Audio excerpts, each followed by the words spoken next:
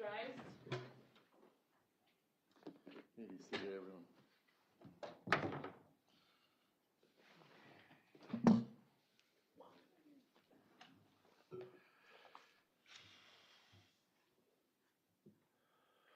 Was Mr. Bowles coming, or is? Yeah, I can wait. I got to get my computer up running anyway, so.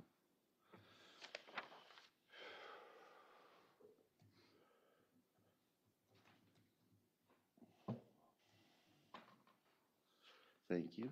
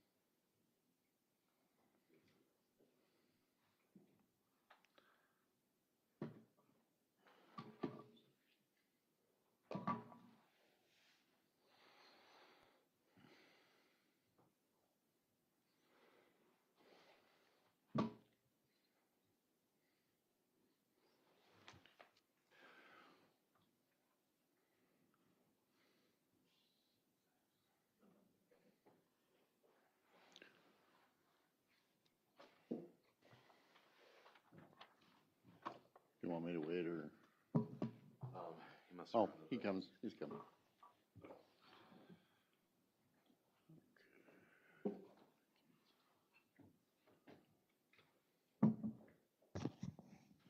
Okay.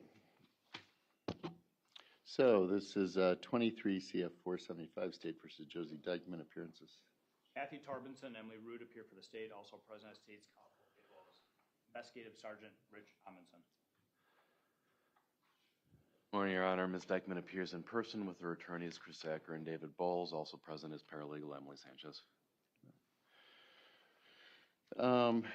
So at the end of last week, we were still in the directive, Investigator Amundsen, so we'll start back up there. Do we have some issues to talk about before we bring?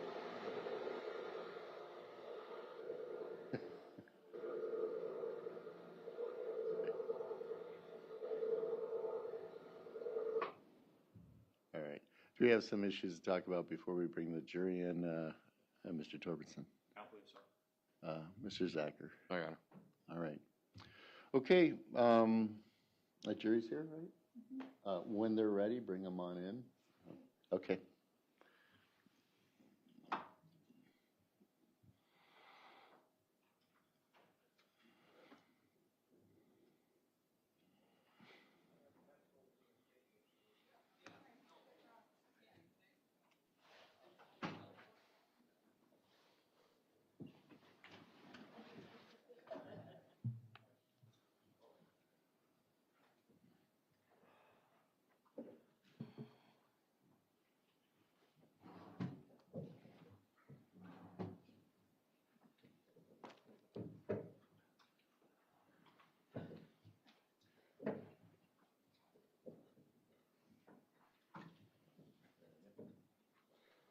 All right, everybody may be seated. Good morning, everyone. Have we had a relaxing weekend? We're actually going to swear you in one more time, just because it's been the weekend. We will start up where we left off, and we'll go from there. All right, go ahead and swear in, investigator. Do you solemnly swear the testimony given in this matter shall be the truth, the whole truth, and nothing but the truth? I do.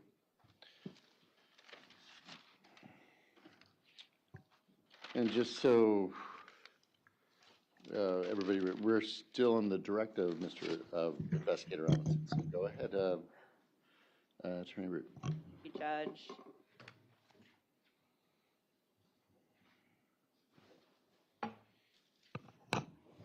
Sergeant, I'll give you the last packet of exhibits here. Hold on to those.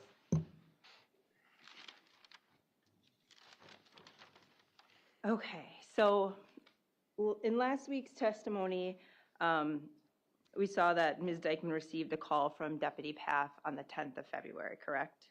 Correct. So if she had concerns after Mr. Pedrin was arrested that night, she could have called Deputy Paff back, correct? Correct. In addition to having the phone number for Deputy Paff, did Ms. Dikeman previously communicate with Lieutenant Williams about a separate and unrelated investigation in the months preceding Alex's death? Objection calls for hearsay. Offer for the truth of the matter or the effect on the listener? The effect on listener. Okay. I'll go ahead then. Can you repeat the question? Did, in addition to her having Deputy Paff's number, did she also have contact information for Sergeant Williams? Yes, Josie Dikeman did. And that was related to a unrelated investigation, is that correct? Correct. And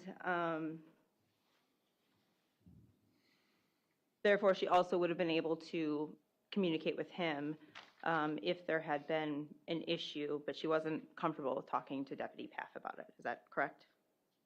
Correct. Sergeant, if I can have you look at Exhibit 129.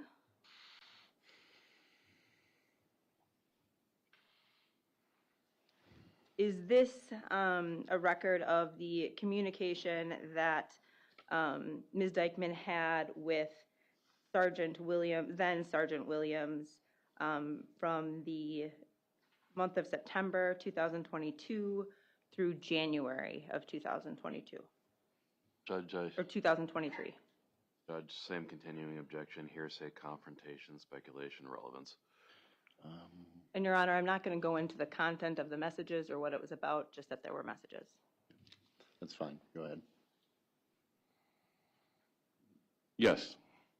And how many messages back and forth does this record contain? 198. And from your review of the records, does it reflect a fair and accurate representation of the communication between Ms. Dikeman and Lieutenant Williams from September 2022 through January of 2023? Yes. And does it indicate that Lieutenant Williams was actually saved as a contact in her phone as Sergeant Williams? Yes. Your Honor, I would move for the admission of Exhibit 129 for the limited purposes it was testified to. Any objection to that? Same objection. Okay. It'll be received for the limited purposes it was used. Go ahead. Sergeant Amundsen, what was the last date of the messages contained in Exhibit 129? January 11th, 2023 at 9:46 a.m.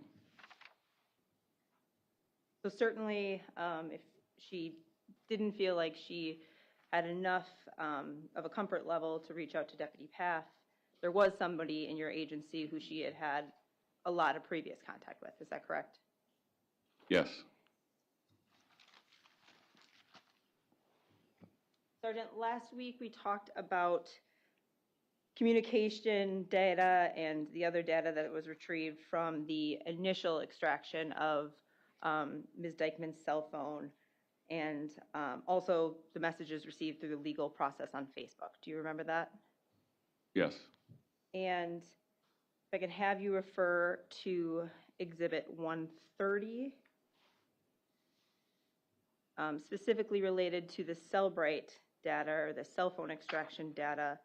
Is this a preliminary device report related to that first Apple iPhone that was seized and extracted related to this investigation?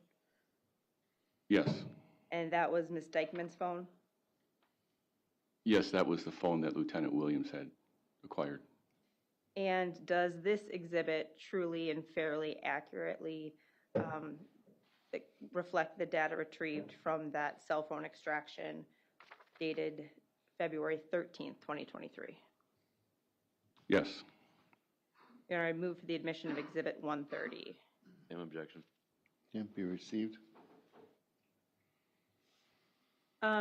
If you review the chart contained in this exhibit, Sergeant, does it indicate that the model of phone was an iPhone 12,1?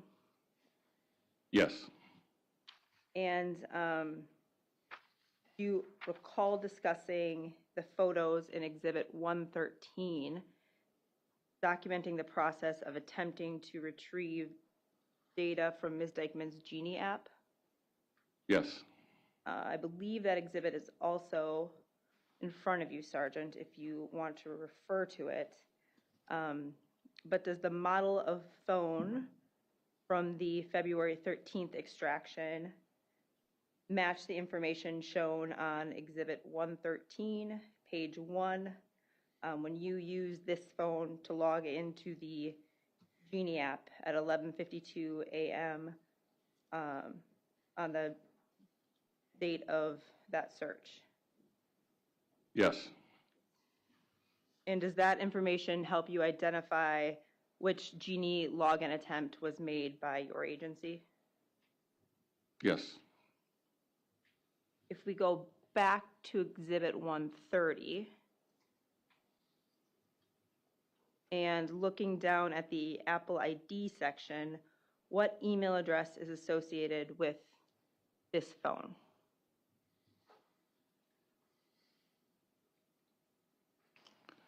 The Apple ID is Josie Marie.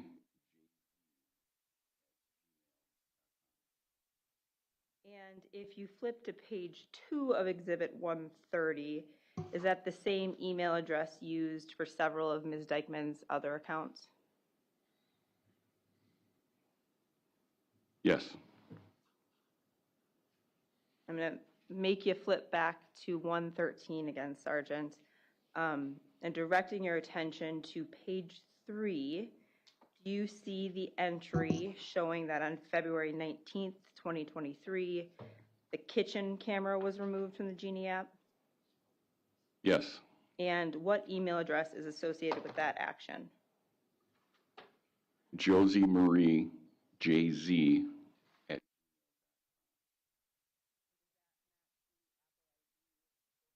With the phone in the preliminary device report. yes. And finally, if you refer to the MSI SDN field in the chart, what phone number is associated with this phone? 1608.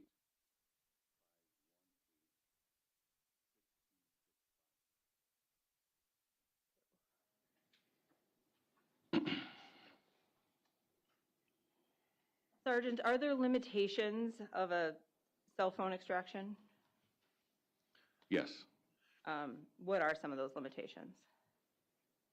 Some of the limitations are you don't always get all the information back, all the data from the cell phone. There could be items that have been deleted that cannot be retrieved. You don't see new data that could be gathered on applications from other devices. You're only going to see what was on that specific one. So it's really a look back, is that correct? Correct. It's looking back in time. You can't look forward in time on a cell phone extraction. You mentioned that sometimes deleted items can be retrieved. Correct. Can you tell me a little more about that? I'm not a Celebrite expert, but I do know that on Celebrite returns that we get, sometimes there's deleted items that can be recovered, and sometimes we don't get any of the information from deleted. I believe it has things to do with what version of Celebrite you're using. Just like anything else in this world, you can get the basic all the way to the premium, and the premium is a lot more. A lot more. Money. Does your department extract cell phones in-house within your own agency? We do not. Who do you rely on to do that? Depending on the case, it could be the Home and Police Department has those capabilities. The city of La Crosse does as well. They will assist us. Otherwise, we would use the Wisconsin Department of Justice. There's either in Madison or Eau Claire. Depending on the investigation, they also have mobile units that can respond as well. Is it necessary for you to have someone's passcode to be able to extract data? Not necessarily.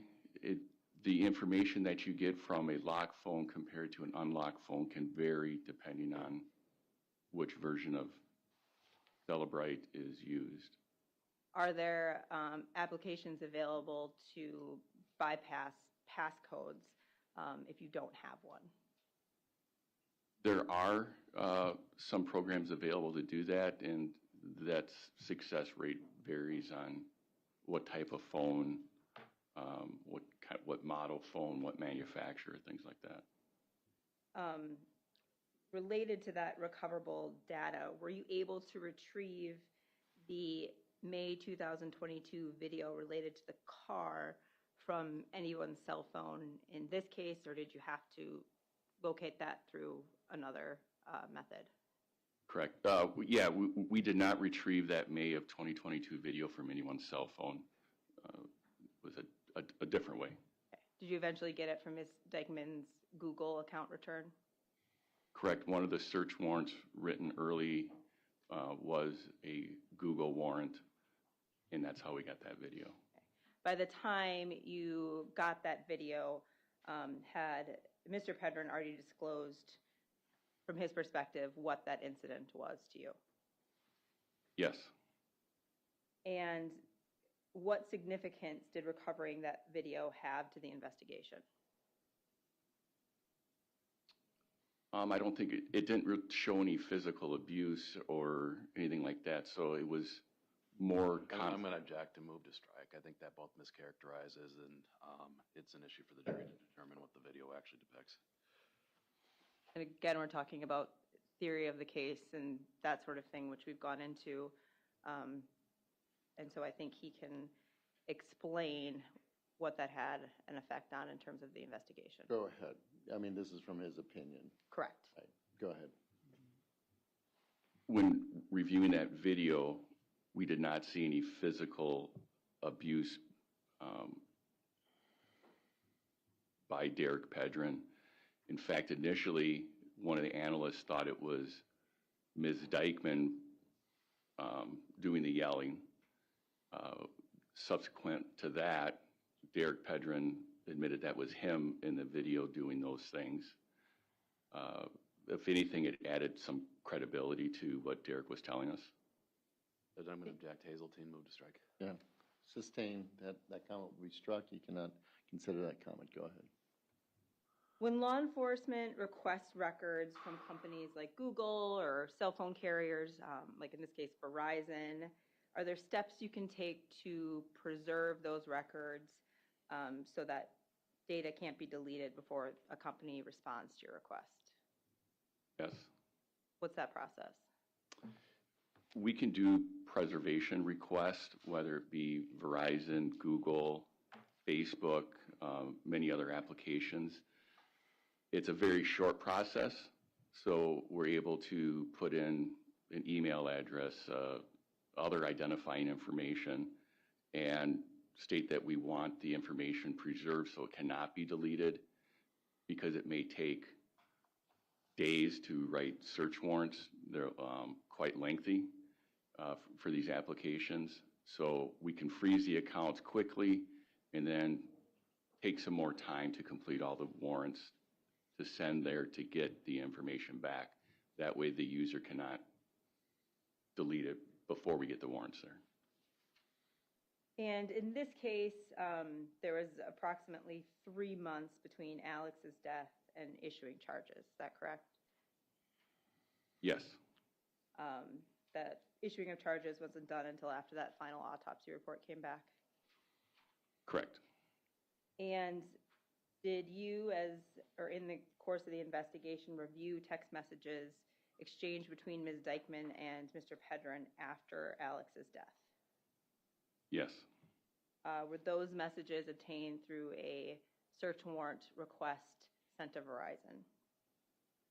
yes, And did those messages give you some insight into the nature of their communications during that time period? yes, Based on your review of those messages, did Ms. Dikeman express frustration in those days after Alex's death related to Derek not coming to be with her? yes. If I can have you refer to Exhibit 131.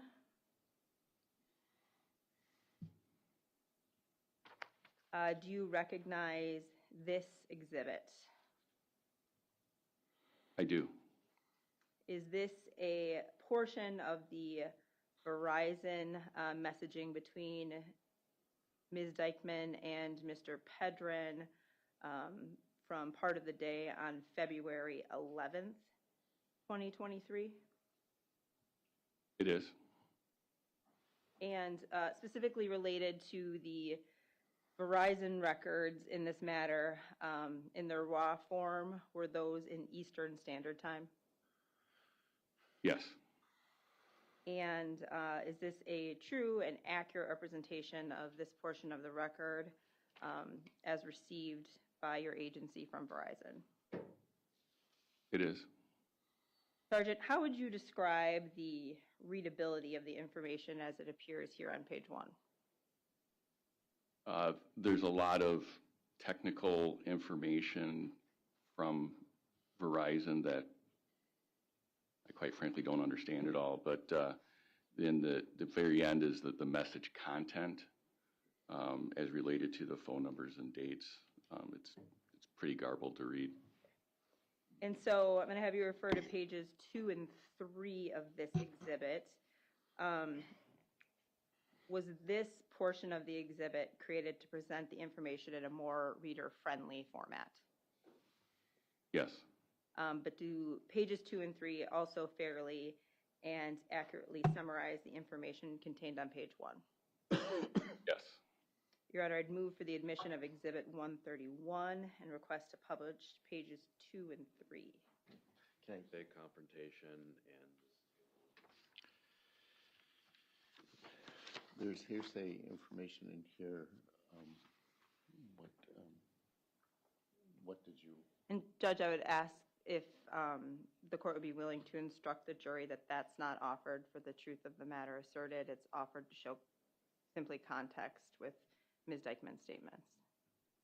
And Judge, it's still a confrontation problem in that the witness who made the statement is not available for, or was not produced for cross-examination at the time of the statement. Well, materials were available at the time.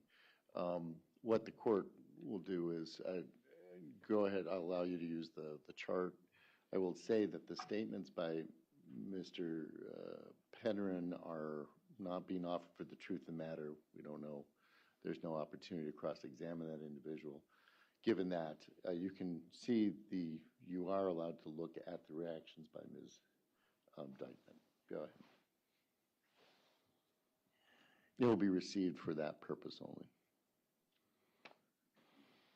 If I can have the computer display, please.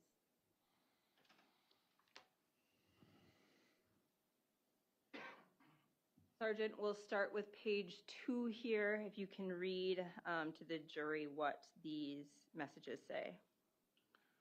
well, the top portion of this graph does show that it's in Central Standard Time, so it's not in the Eastern as we received. This is from February 11th of 2023.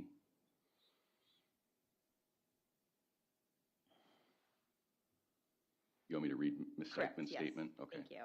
At 10:04 p.m., Josie Dikeman messages, I get you out and you just go to your POS dad's. He didn't give a fuck about Alex, just his motorcycle. Who does that? Someone dies and he is worried about getting his stupid bike. You weren't here for me or anyone else who is falling apart. You go to, you are selfish dads.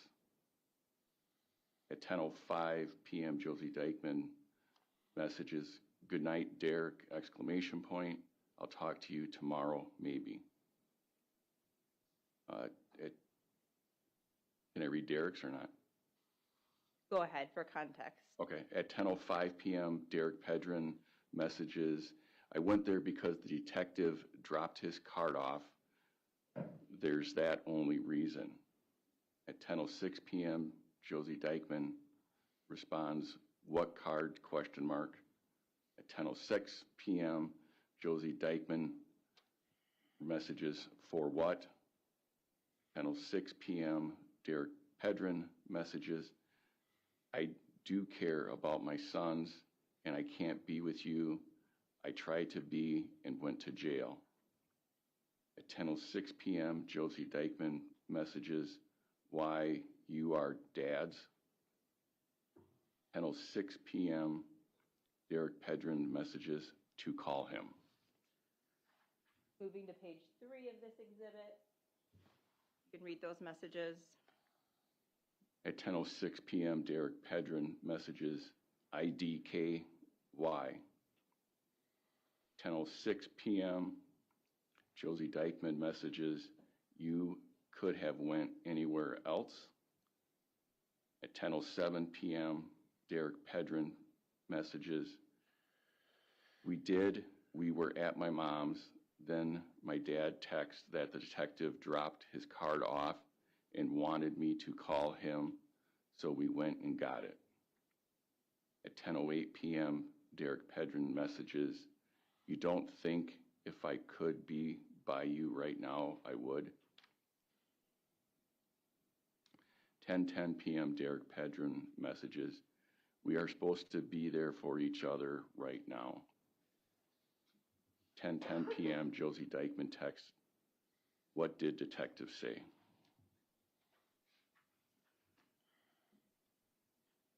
Sergeant, was the phone number associated with Ms. Dikeman in these Verizon records 608-863, or excuse me, 8? Yes. Was that a different phone number than the number that was connected to the cell phone extracted on the 13th of February?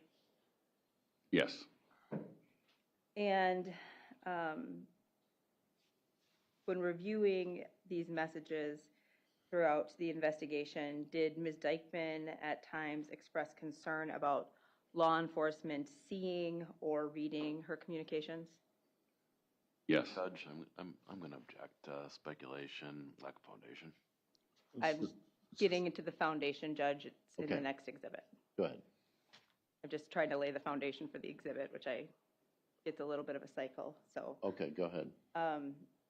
And did you also observe messages where Ms. Dikeman discussed using different accounts or methods of communication? Yes.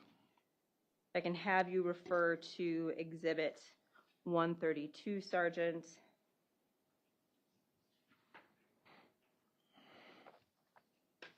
And does this document fairly and accurately reflect a portion of the Verizon records you reviewed in this investigation related to communication between Ms. Dikeman and Mr. Pedrin? Yes. And specifically, again, does page 1 contain messages back and forth between them in the early hours of February 12th, 2023? Yes. Turning to pages 2 and 3, is this portion of the exhibit a fair and accurate summary of the information contained on page 1? Yes. And, Your Honor, would also move to admit this exhibit and request to publish with the caveat that the information pertaining to Mr. Pedrin's responses is not being offered for the truth of the matter, but just to show context in the conversation with Ms. Dikeman. Judge, for the record, hearsay, confrontation again, and once more, this was handed to me about a minute ago.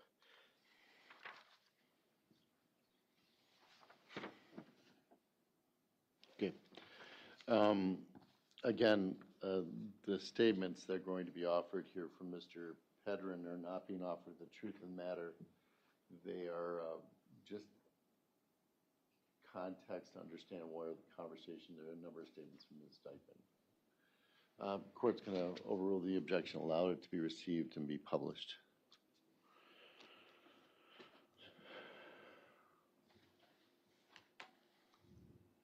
So Sergeant, we're now looking at Exhibit 132, page 2. Can you please indicate the date these messages are from and then the contents of the conversation? It's from February 12th of 2023 with the times converted from Eastern to Central Standard Time. At 12:05 a.m., Josie Dikeman messages, "What's my number?" Again, at 12:05 a.m., Josie Dikeman messages, "I'm going to go smoke and I'll call you. Why? But send me my number fast." 12:05 a.m., Derek Pedrin responds with 608-793.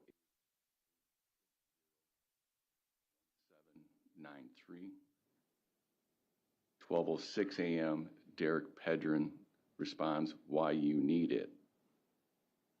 12:08 a.m., Josie Dikeman messages, "Trying to set up Messenger."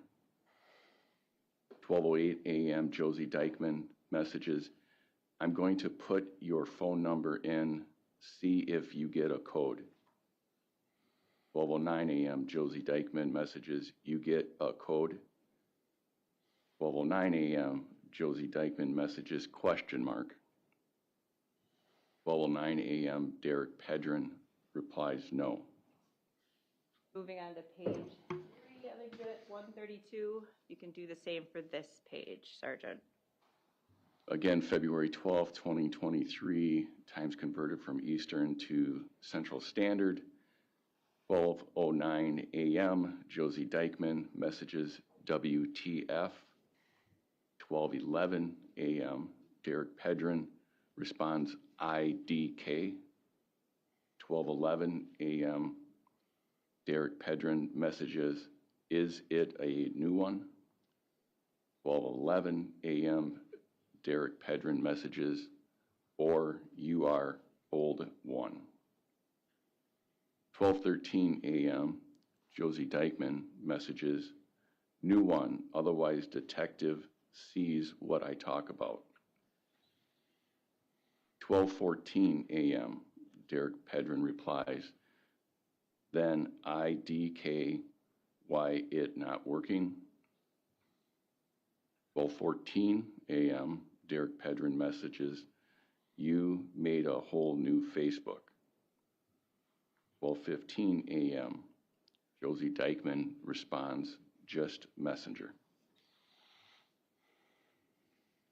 Sergeant, in that same time period of messages, did Ms. Dikeman also express questions or concern about whether the children were going to be interviewed? Yes. And if I can have you refer to Exhibit 133. Is this another portion of the Verizon records which show messaging between Ms. Dikeman and Mr. Pedrin on the 12th of February, 2023? Yes. And is it a fair and accurate, or is the data fair and accurate compared to your review of those records? Yes. Moving to pages 2 and pages 3, do those pages fairly and accurately summarize the information contained on page 1? Yes. And Your Honor, I'd move for the exhibit or admission of Exhibit 133 and request to publish pages 2 and 3 of the exhibit with the understanding that Mr. Pedrin's statements are being offered for context only and not for the truth of the matter asserted. Same objection as before, particularly confrontation hearsay, and I was just handed this document now.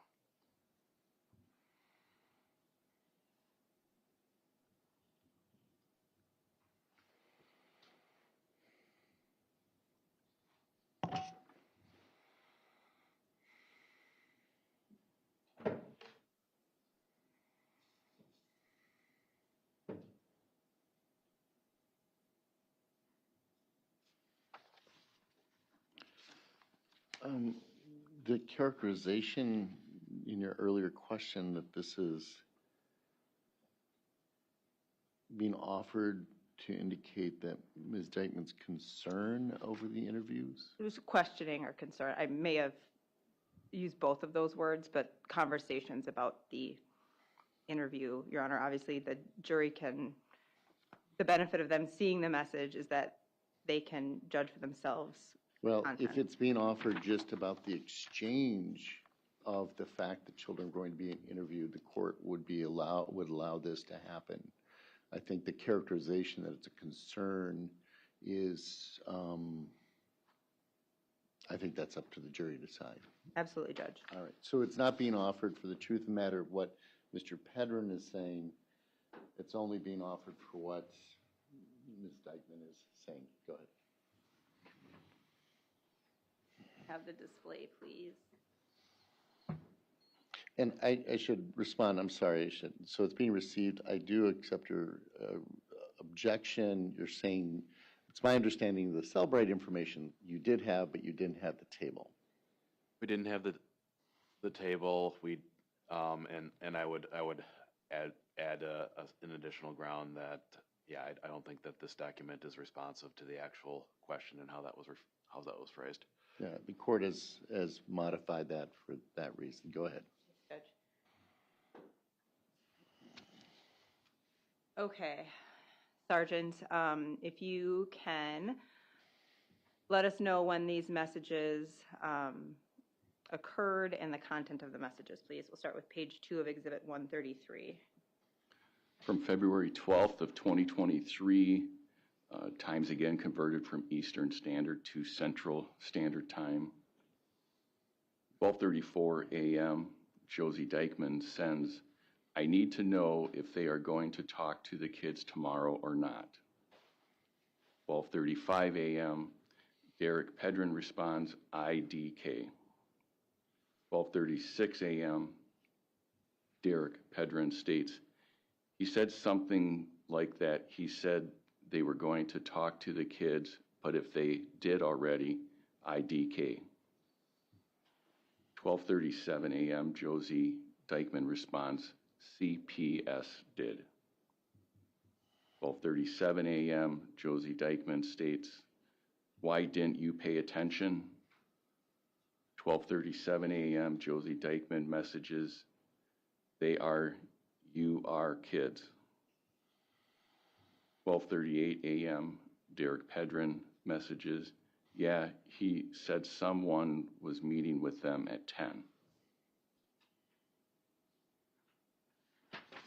And I'll go to page 3 of Exhibit 133.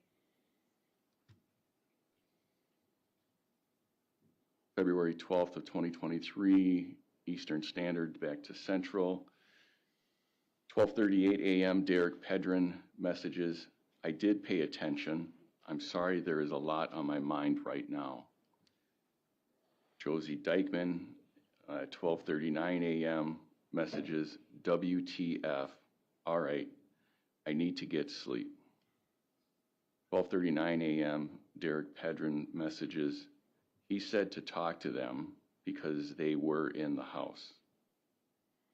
12:40 a.m., Derek Pedrin messages, "Are you going to be able to be with them?" 12:40 a.m., Josie Dikeman messages, "Okay, love you. I gotta try to sleep so I can be there." So in that last message, Ms. Dikeman does express that she's going to try to be there, correct? Yes. And were either Ms. Dikeman or Mr. Pedrin allowed to go to the children's forensic interviews? They were not. And why not? again, we wanted to keep the children separate from the two adults in the house until the forensic interviews.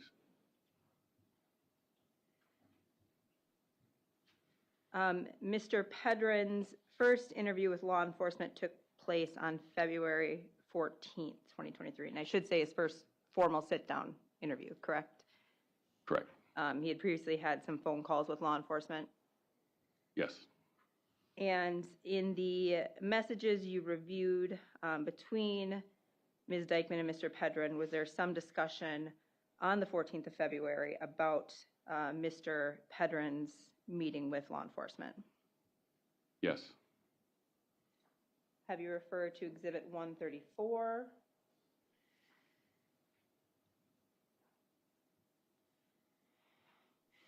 This another portion of the Verizon records that came back through the search warrant related to Ms. Dikeman and Mr. Pedrin's communication. Yes. And to be clear, Sergeant, are these the form of the records that were or would have been handed over to defense counsel in the discovery process? Objection calls for speculation, lack of foundation. And we'll deal with that at a different time. I understand why you're asking, but he doesn't necessarily know.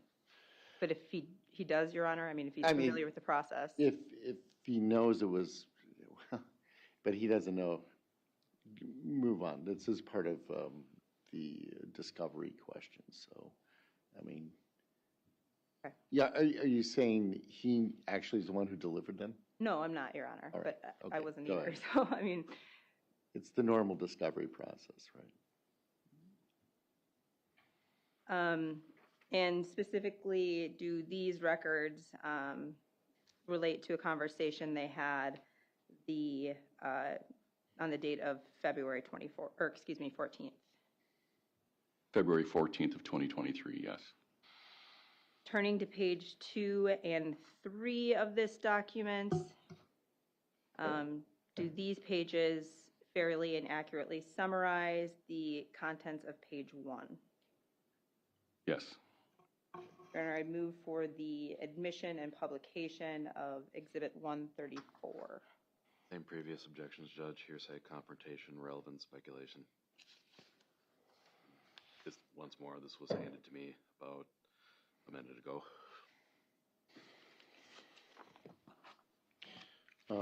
Most of these are comments made by Ms. Dikeman. Again, the statements by Mr. Pedrin are not being offered the truth of the matter, just context in this situation. Please disregard those statements. Just go ahead. Will be received and allowed for that purpose. Judge. Sergeant, looking at Exhibit 134, page 2, can you please explain to the jury the date of these messages and then the contents of the messages? They're from February 14th of 2023 with the times converted from Eastern Standard to Central Time. At 10:35 a.m., Josie Dikeman messages, "I got you pants and your medicine." 10:35 a.m., Josie Dikeman messages, "Good luck with court. Call me when questioning is done. I love you. Good luck, babe." 10:40 a.m., Josie Dikeman messages, "I think you should listen to your attorney and not go talk to the investors." At 10:41 a.m., Josie Dikeman messages, "Can you call me after court?" 10:46 p.m., Josie Dikeman messages, "How did it go, babe?" 12:51 p.m., Derek Pedrin messages, "Okay, where are you?"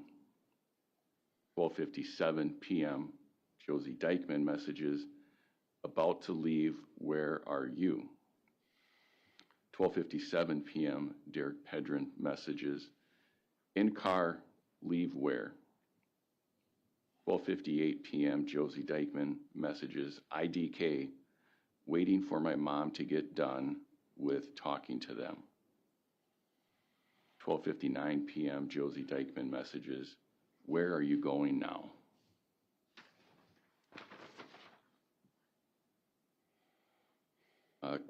continued on to February 14th of 2023, converted from Eastern to Central Standards. Want to switch pages? Oh, thank you, Judge.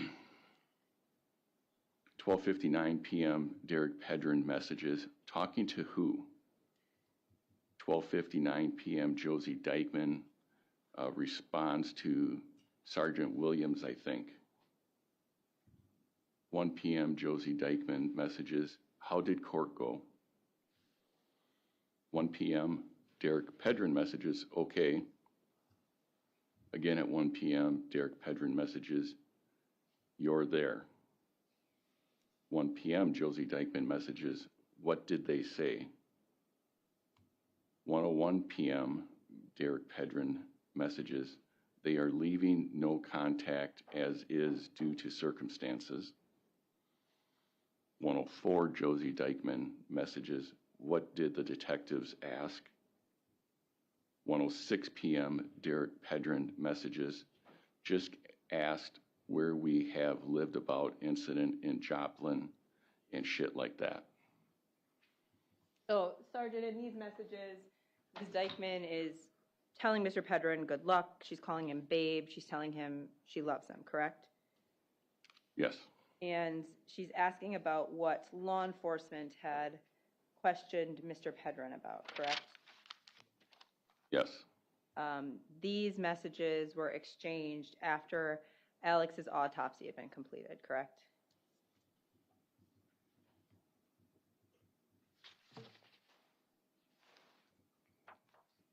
yes, Autopsy was on the 13th. yes, And these messages were also exchanged after the children's forensic interviews had been done. yes.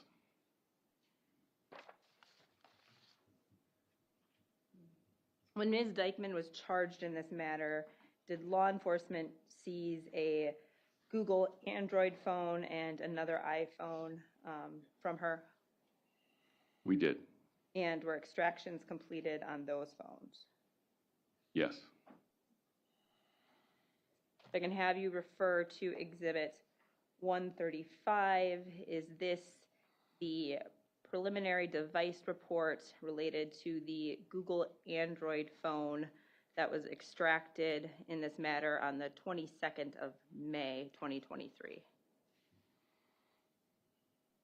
yes, And does this report fairly and accurately reflect the information regarding the device information and user accounts yes, related to the cell phone extraction? it does. Your Honor, I'd move for the admission of Exhibit 135. Judge, once more, I got this about 10 seconds ago. I have not had a chance to compare this for accuracy. Same objections as previously. And Your Honor, this is a report generated directly from the Cellbrite program.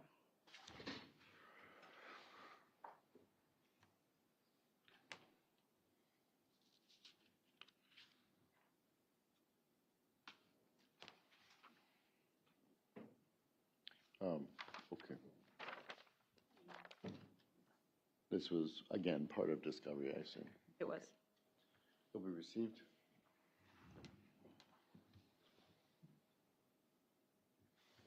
Looking at this device report, Sergeant, does the phone number associated with this phone, or is that phone number 608?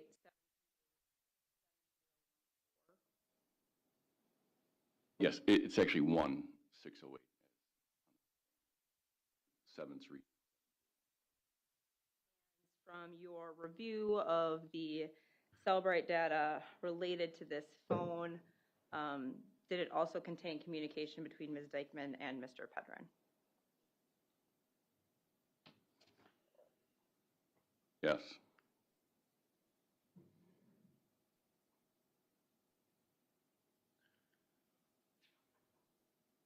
If I can have you turn to Exhibit 136, Sergeant. Is this is this an extraction report from the Google Android phone seized from Ms. Dikeman and extracted on the 22nd of May, 2023? yes, And does this particular exhibit capture the text messages between Ms. Dikeman and Mr. Pedrin that were contained on this phone?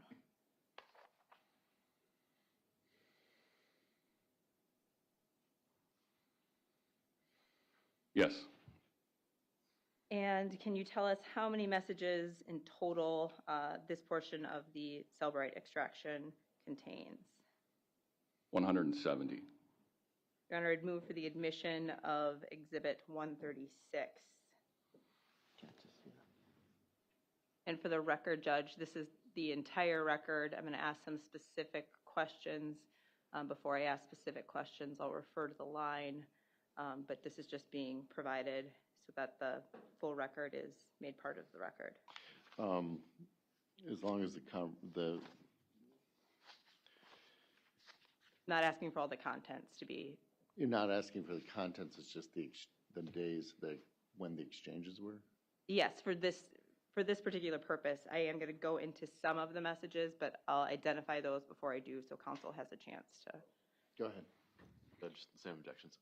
Well, Exhibit 136 is received.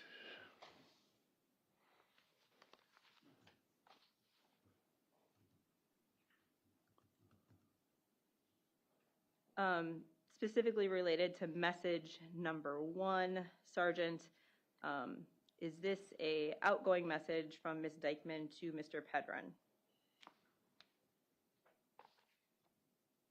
Yes. And in this particular cell phone, is Mr. Pedrin's phone number associated with the contact name T, and that's just the letter T? Yes. And what is the content of that first message? Why did you block me? And can you give us the date and time that that was sent? 4/25 of 2023 at 12:13 and 47 seconds. Again, that was a message from Ms. Dikeman to Mr. Pedrin. Yes. Is that AM or PM? Or military time? PM.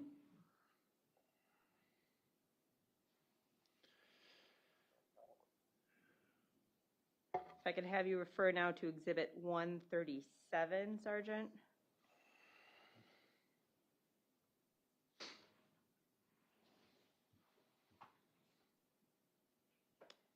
Does this exhibit contain a summary of the text messages contained in the Cellbrite extraction from Ms. Dikeman to Mr. Pedrin on 4/26 or April 26th of 2023? Yes. And specifically, is this a summary of the messages Ms. Dikeman sent to Mr. Pedrin on lines 36 through 40 of Exhibit 136?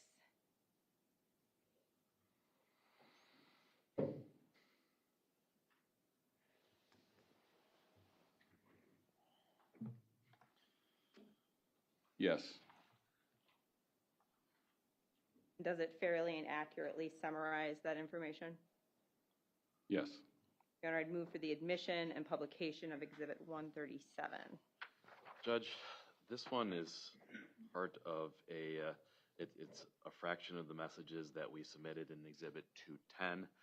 I'm not going to object to it for that purpose, but under the rule of completeness, I'll ask to include the remaining messages in that sequence from 210. And when you get to the point of cross, you can do that.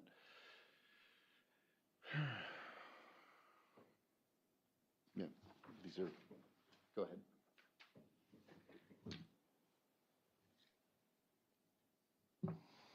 Okay, Sergeant, can you please let us know when these messages were sent and the contents of the messages?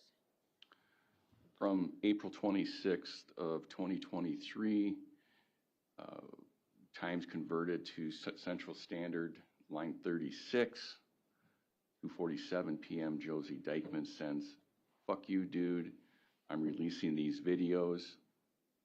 Line 37 at 2:47 p.m., Josie Dikeman messages, the world can see the true Derek.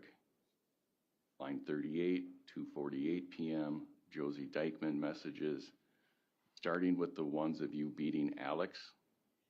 Line 39 at 2:51 p.m., Josie Dikeman messages, don't forget to check the news tomorrow, exclamation point. They will have the SD card, exclamation point. I'm done with you acting like you were perfect, comma, you will see how perfect you are, or were, exclamation point. Line 40 at 2:53 p.m., Josie Dikeman messages, I'm sick of you constantly putting me down, acting like you were some sweet Prince Charming, exclamation point. I think everyone needs to know the truth. And Sergeant, did law enforcement ever receive an SD card from Ms. Dikeman after this date, April 26, 2023?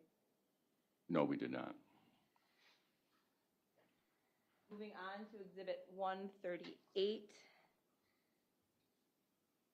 Is this the preliminary device report for the Apple iPhone that was seized from Ms. Dikeman and extracted on the 22nd of May, 2023? It is. And does the information contained in this report represent true and accurate reflection of the device information and user accounts that were generated as part of that cell phone extraction?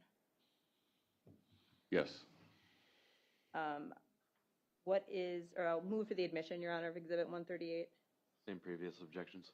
Should be received. Sergeant, is the model of the iPhone as indicated on the device report an iPhone 13,2? Yes. And on this phone, is Ms. Dikeman, again, using her original number of 1?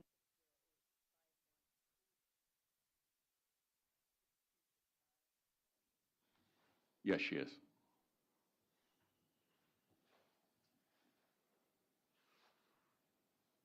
Moving to Exhibit 139, Sergeant.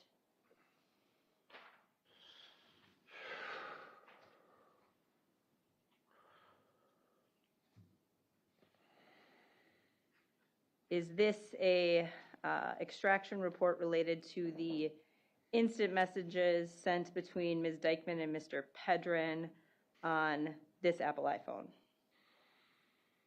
Yes, it is. And how many total messages are represented in this report? 1,288. And is this a fair and accurate reflection of the data that was downloaded from the phone and your review of it? It is. Your Honor, I'd move for the admission of 139. Again, not at this point for specific messages, but just to complete the record. Okay. Same objections, I assume. Same objections, and I'd also note this was just handed to me recently, and I haven't had a chance to check these for accuracy. Okay. Be received. Again, Sergeant, in this phone is Mr. Pedrin's cell phone number saved under the contact with the letter T? Yes. And in this selection of messages is the first message in the series a message from Ms. Dikeman to Mr. Pedrin? Yes, it is. And can you please tell the jury the date and time of that message and what the content is? The first message is from April 28th of 2023 at 2:08 and 1 second p.m. The content states, from Josie Dikeman to Mr. Pedrin, my point is this phone should be clean. Sergeant, if I can have you flip to page 24 of this exhibit.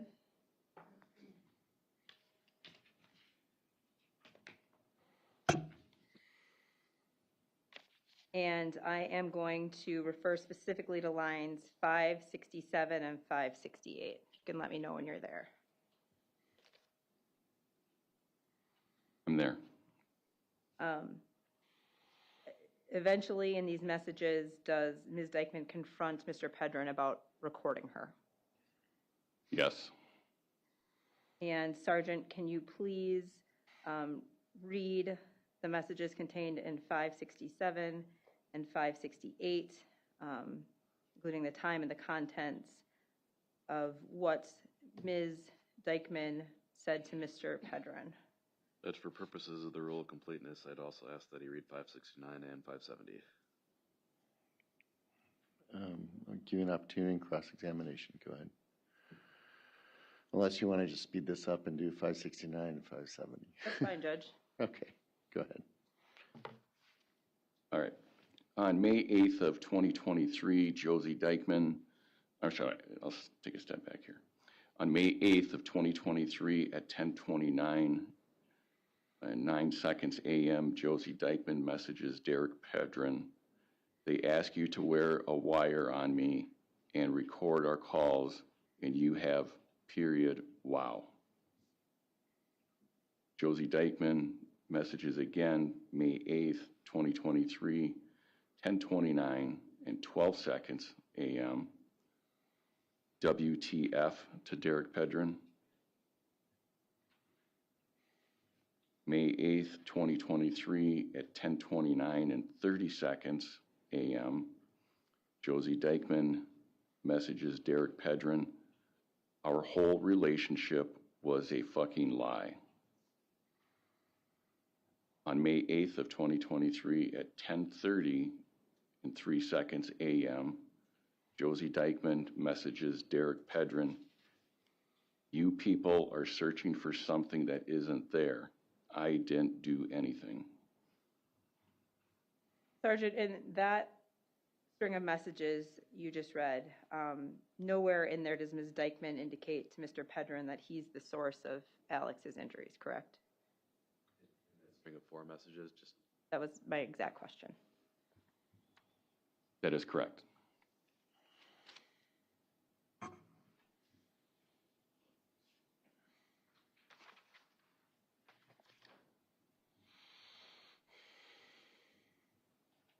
Almost done, Sergeant. If I can have you refer to Exhibit 140, please.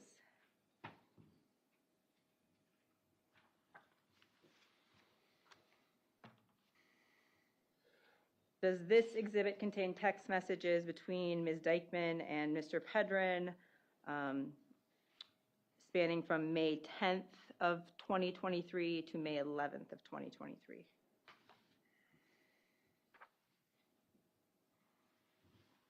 Yes. And is this, again, a summary of the data contained in Exhibit 139?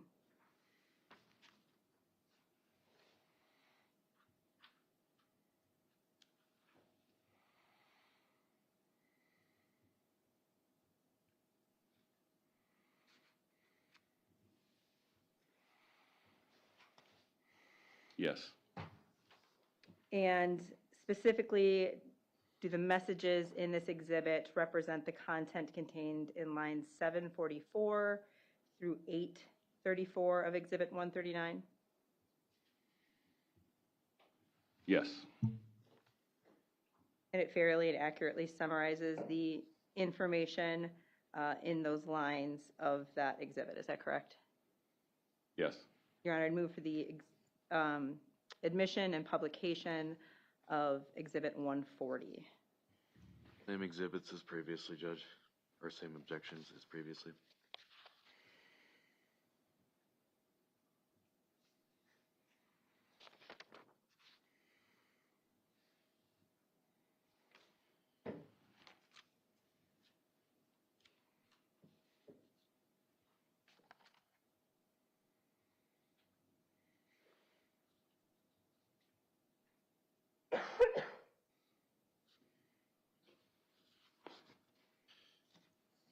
This is a particularly long one. The last one, Judge.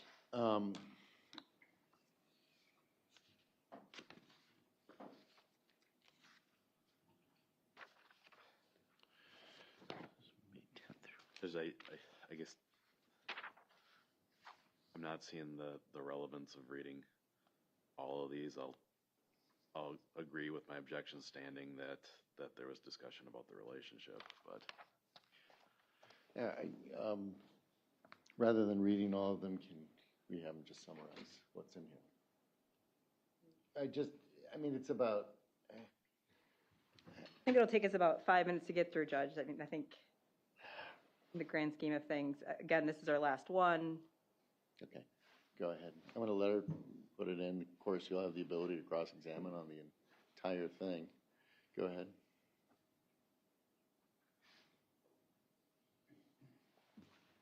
Okay, Sergeant, if you can explain to us when these messages were sent, and then the contents of the messages, please.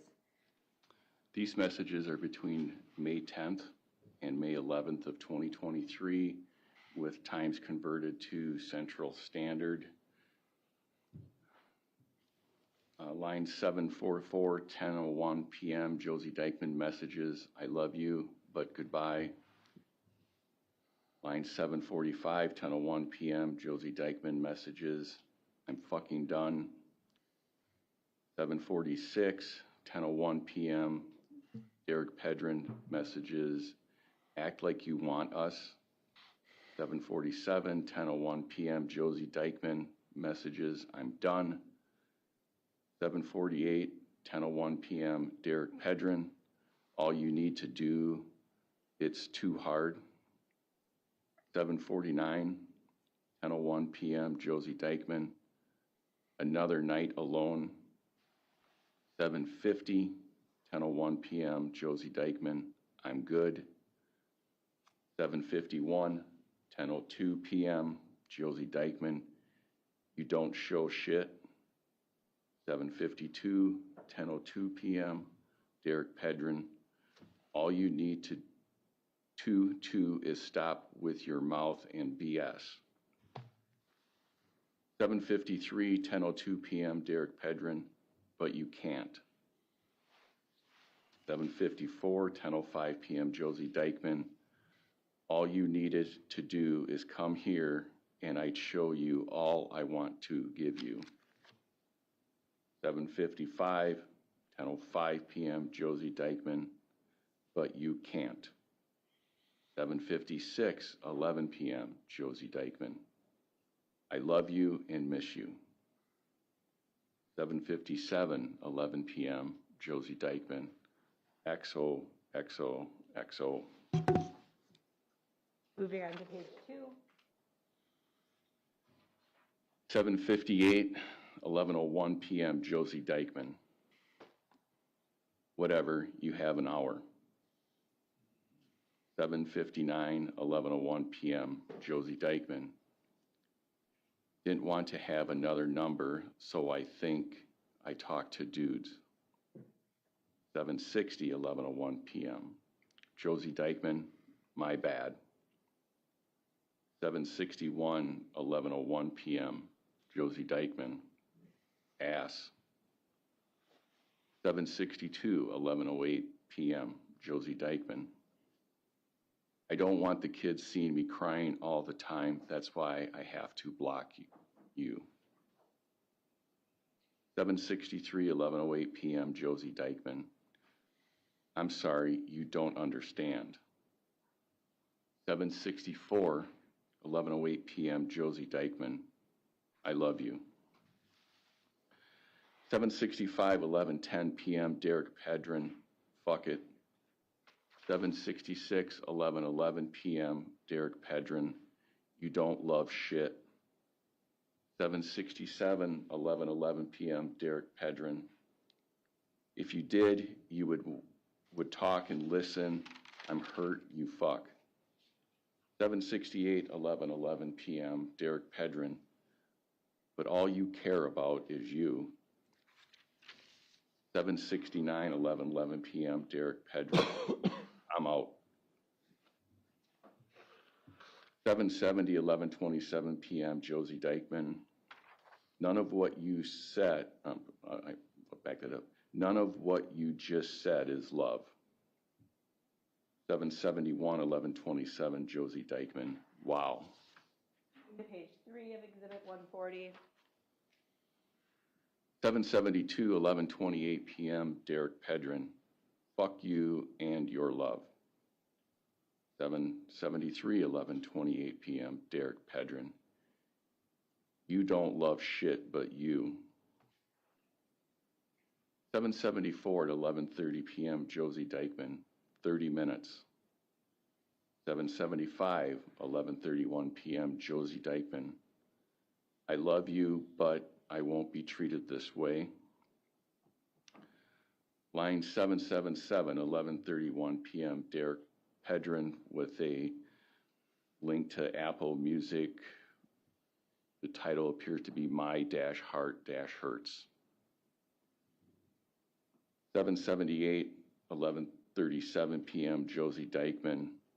I love you, but I give up at midnight. 779, 11:37 p.m., Josie Dikeman. I told you that.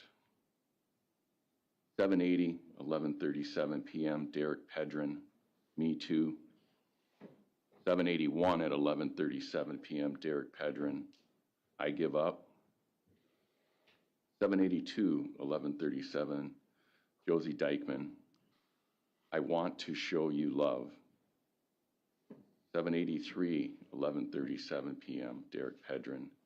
You can't be a normal person. 784, 11:37 p.m., Derek Pedrin. Everything is always a fight. 785, 11:37 p.m., Derek Pedrin. Everything. 786, 11:37 p.m., Josie Dikeman. Either come here or lose me. Moving to page 4 of Exhibit 140. 787 at 11:38 p.m., Josie Dikeman. Don't want to fight. 788, 11:38 p.m., Derek Pedrin. You always got to be the victim or one up. 789, 11:38 p.m., Josie Dikeman. Only love you. 790, 11:38 p.m., Josie Dikeman. LOL, okay. 791, 11:38 p.m. by Derek Pedrin. Laugh. 792 at 11:38 p.m., Josie Dikeman. You are running out of time. 793, 11:38 p.m., Derek Pedrin, IDC. 794 at 11:38 p.m., Josie Dikeman. Clearly, you are not coming. 795, 11:38 p.m., Derek Pedrin. It's not funny to me. 796, 11:38, Derek Pedrin. I'm serious. 797, 11:39 p.m., Derek Pedrin. Actually, you are. 798, 11:39 p.m., Josie Dikeman. Good, no. 799, 11:39 p.m., Josie Dikeman. Night. 800, 11:39 p.m., from Derek Pedrin. Treat me good and stop making me mad and purpose. Moving on to page 5 of 140. 802, 11:39 p.m., Josie Dikeman. I'll leave stick out a door till midnight, dude. 803, 11:39 p.m., Derek Pedrin. Be an adult. 804, 11:39 p.m., Derek Pedrin. Good for you. 805, 11:39 p.m., Derek Pedrin. You want me there, talk to me right. 806 at 11:40 p.m., Josie Dikeman. You want my love, come get it. 809, 11:40 p.m., Derek Pedrin. Show me first. 812, 11:40 p.m., Josie Dikeman. It's always something. 813, 11:40 p.m., Derek Pedrin. This is how you love, LOL. 8:14, 11:40 p.m., Josie Dikeman, 20 minutes.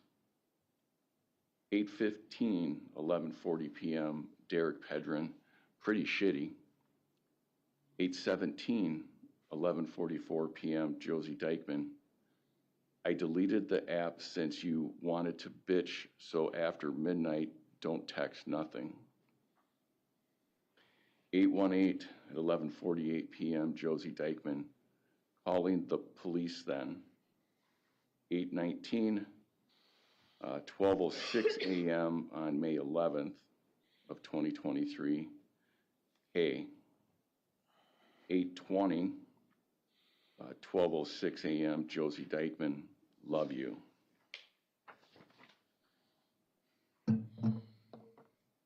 Last page, Sergeant. 8:21, 12:06 a.m., Josie Dikeman, always will. 8:22, 12:06 a.m., Josie Dikeman, with all my heart. 8:23, 12:07 a.m., Josie Dikeman, just wanted you to know that. 8:24, 12:09 a.m., Josie Dikeman, don't want me to talk now. 8:25 at 12:11 a.m., Josie Dikeman, I'm calling the police. 8:26 at 12:20 a.m., Josie Dikeman, you sure it's not Jenna? 8:27, 12:20 a.m., Josie Dikeman, I wanted you tonight and you ruined it. 8:28, 12:21 a.m., Josie Dikeman, I have feelings too. 8:29, 12:29 a.m., Josie Dikeman, whatever, good night. 8:30, 12:30 a.m., Josie Dikeman, I'll send you the new number I made to talk about kids. 8:31, 12:32 a.m., Josie Dikeman, IDK when I need time. 8:32, 12:33 p.m. from Derek Pedrin, wow, K. 8:33, 12:36 a.m. from Josie Dikeman, love you. 8:34, 12:36 p.m., Josie Dikeman, sorry we couldn't be together.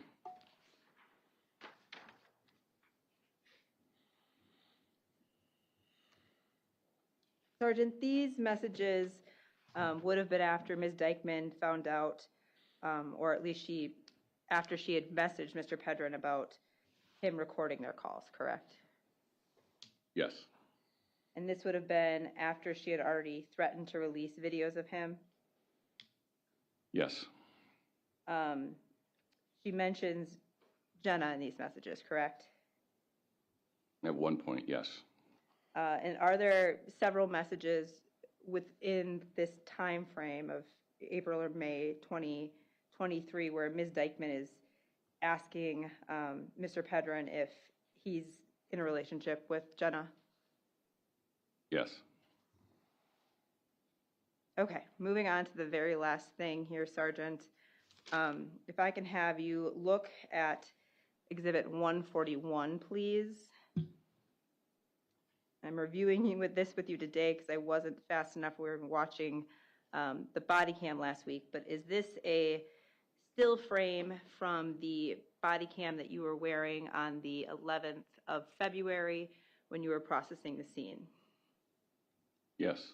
And is this particular still frame from the timestamp 3 minutes and 21 seconds? Yes. And is it a fair and accurate representation of the body cam or the view that your body cam had at that time? Yes. I'm going to move on now to Exhibit 142. Can you tell me what we're looking at here? This is a photo from the front door of Major's bedroom. And is it a fair and accurate representation of how the room looked on the day you were processing the scene? Yes. And then if I can have you look at Exhibit 143, is this a photo that was taken as part of the TRU mapping process? Yes. As part of that process that they snap hundreds and hundreds of photos of the inside of a house if they're mapping it? Yes. And is this a fair and accurate representation of that residence on the 14th of February when they were doing that process? Yes. Your Honor, I'd move for the admission of Exhibits 141 through 143 and request to publish. No objection. To receive, publish.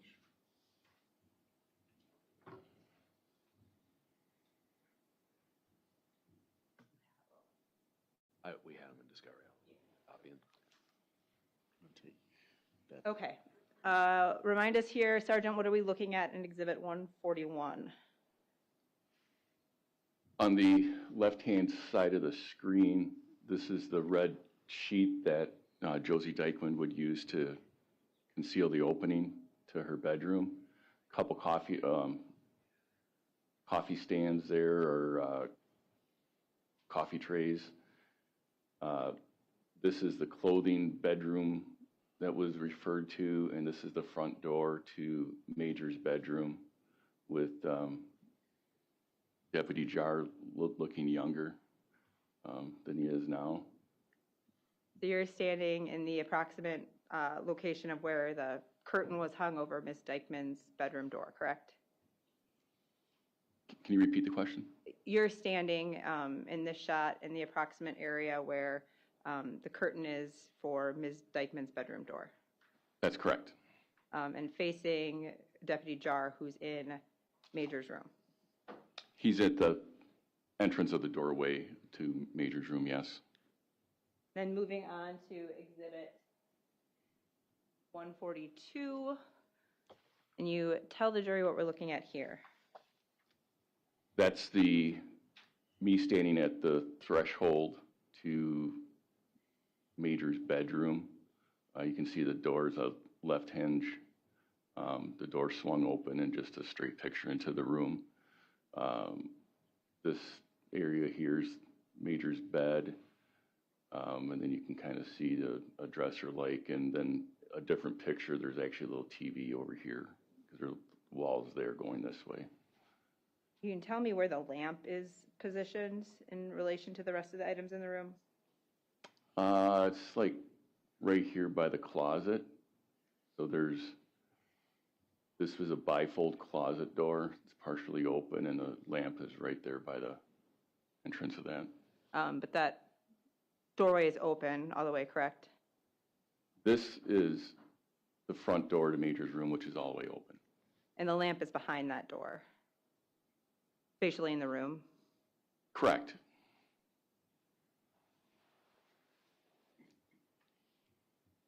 Moving to Exhibit 143, Sergeant, what are we looking at here? This is a view from just inside of Major's bedroom, looking towards the opening to Miss Dikeman's bedroom. So you can see the red sheet here.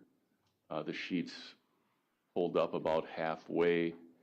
You can see some of the items next to her be the left-hand side of the bed, like that dresser nightstand thing. These are the two coffee table things I was talking about, TV trays. You will notice that in this picture, it's different than in the previous picture because this electronic pad is not there on February 11th. Also missing is the gummies for the sleep aid. That's gone, but then the nap pad is there. So that's why the pictures are a little bit different. And then this is the lamp that we could see in Major's room from the previous picture. So from this perspective, in the photo, we see both that door fully opened and also the lamp in the room, correct? Correct. And from that angle, you can see the doorway of Ms. Dikeman's room. Well, you can see into Miss Dikeman's room, not just the doorway. Thank you, Sergeant. I'm finished. The court exhibits then, or? Okay. Why don't we, just a second. Those are ours. Okay. Are you done with? I am, Judge. Yes, Okay. we're done. Why don't we take a morning break for 10, 15 minutes, whatever you need. We'll see you after the break.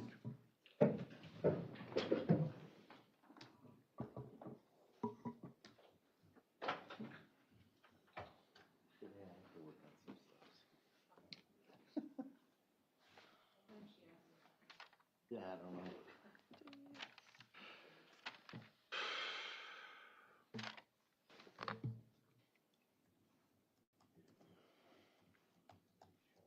Transcript ready to go? Yeah. That marked. So, oh, Mr. Bowles is not here yet.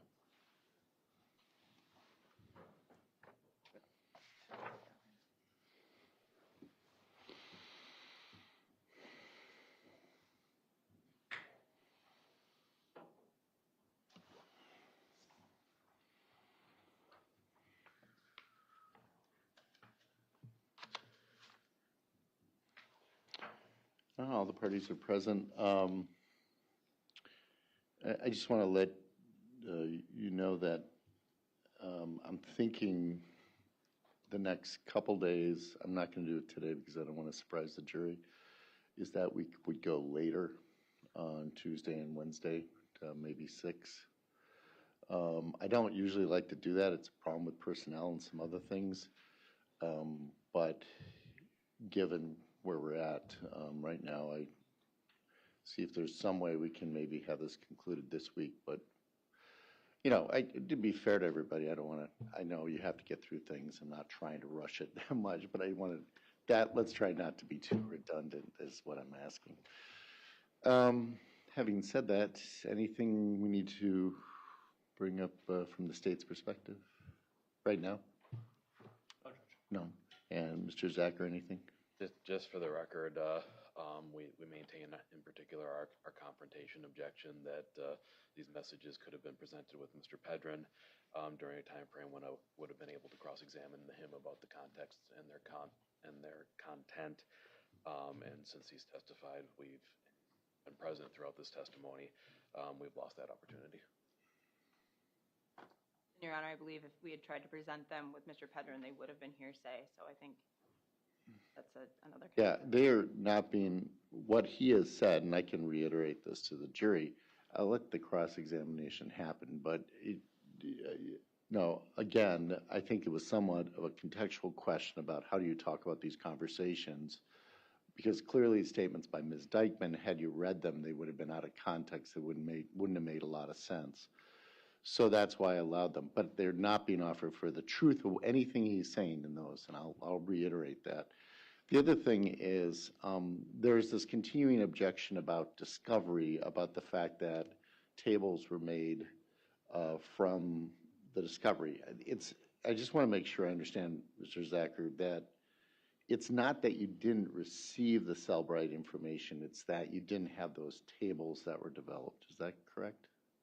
That's correct, and just like some of these other ones where there's 1,000+ messages, we didn't get any chance to check it and make sure that it's an accurate representation. Okay. I think that's an issue if, you know, in the future, if that was true, we'd have to deal with that at some point in time. But for right now, let's move forward. Anything else? I'm sorry. Oh, yeah. Okay. Why don't you come up and have a seat, and let's bring the jury in.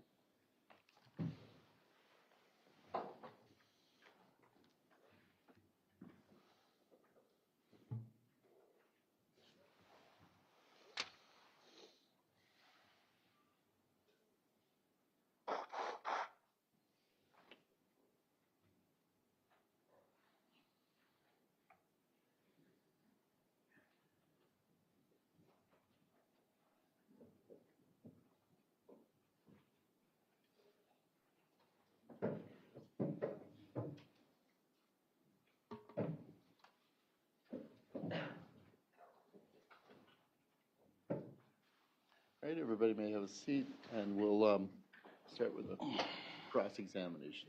Go ahead, Mr. Zachar. Thank you. So, Sergeant, I am not going to go through the same content I did with Lieutenant Williams about the process of a good investigation, but did you agree with Lieutenant Williams's answers to those questions? For the most part, yes. Now, Sergeant, at this point, it appears that you are the lead investigator on this case. Is that accurate? I wouldn't say that I'm the lead investigator. I'm part of a investigative team that we have. Who's the lead investigator? I'm the last man standing of the group that started the original investigation. Okay. In other words, Lieutenant Williams was not involved with this case after a couple of months, correct? Correct. And the former captain of your department is now the sheriff, is that correct? Correct. So, and Investigator Leinfelder has since retired, Correct. as has Investigator Valencia? Yes. So you are the sole remaining Sheriff's Department investigator involved in this case, is that correct? Correct. Who was in charge at DCI? Mike Haverly. All right. And do you agree with Special Agent Haverly that the Sheriff's Department gets the lead in this investigation? Yes. All right. Making you effectively the lead investigator at this point. Is that correct? Sure. All right. So I want to talk to you a little bit about some of the process involved in that. In that capacity, have you reviewed all of the police reports from the Sheriff's Department and the Division of Criminal Investigation? I have not. Are you aware whether anybody has reviewed all of the police reports from the Sheriff's Department and DCI? I would say the District Attorney's Office. Okay.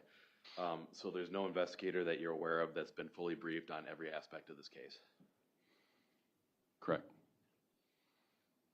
Now, do you agree with Lieutenant Williams that it's important to keep up to date on what other investigators have done in the course of an investigation? Yes. Because that's how you ensure that you're not missing things in the course of your investigation. Yes. All right. I want to start where the state started yesterday with Investigator Leinfelder's comments about thinking like defense attorneys. This is something that you testified you were familiar with from his September 8th interview. Is that correct? I recall the conversation, yes. Do you agree with Lieutenant Williams that those comments were not proper? I don't think they were improper. Not something you would necessarily say to a witness if they have more information to give. Is that fair to say? I guess I would have to have the whole contextual part of it, not just one sentence. Now, that September 8th meeting that you reviewed was contained only on a body camera and then a transcription. Is that correct? I don't know for sure. In other words, you don't claim to have seen a police report on that interview of Mr. Pedrin. Is that correct? Correct. Generally speaking, if police were to interview a witness who admitted that they were a source of drugs that may have killed a child, that is something that should be documented in a police report. Is that correct? Correct. And if somebody refused to produce a cell phone, that is something that should be documented in a police report. Is that correct? It depends on the context of refusing to produce a cell phone. If somebody were to tell investigators that they had the same cell phone during the time frame of an offense still on their person, were still using it, but then later claimed to have broken the cell phone in the same interview, you document that, correct? I think I would note that, yes. And to your knowledge, there was never a police report produced of that September 8th meeting. Is that correct? I don't know. Now, you're aware that Investigator Leinfelder and I believe Special Agent Frederick also met with Mr. Pedrin on February 21st. It would be Adam Fredrickson. Fredrickson, okay. Special agent, yes. All right. Who else was present for that meeting? I don't know. Sergeant, do you agree that in that meeting that Investigator Leinfelder used the same language with Mr. Pedrin, that you need to think like defense attorneys? I don't know.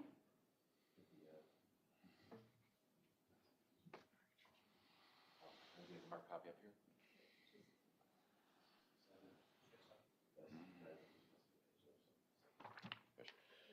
All right. Page 58.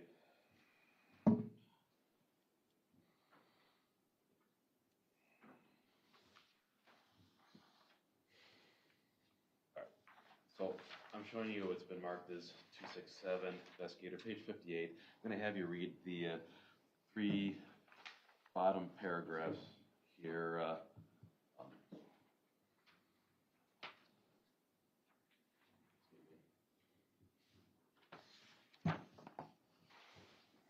On the same page here. And then over to the edge of 59. It looks like there's a half paragraph difference between our transcript and the state's.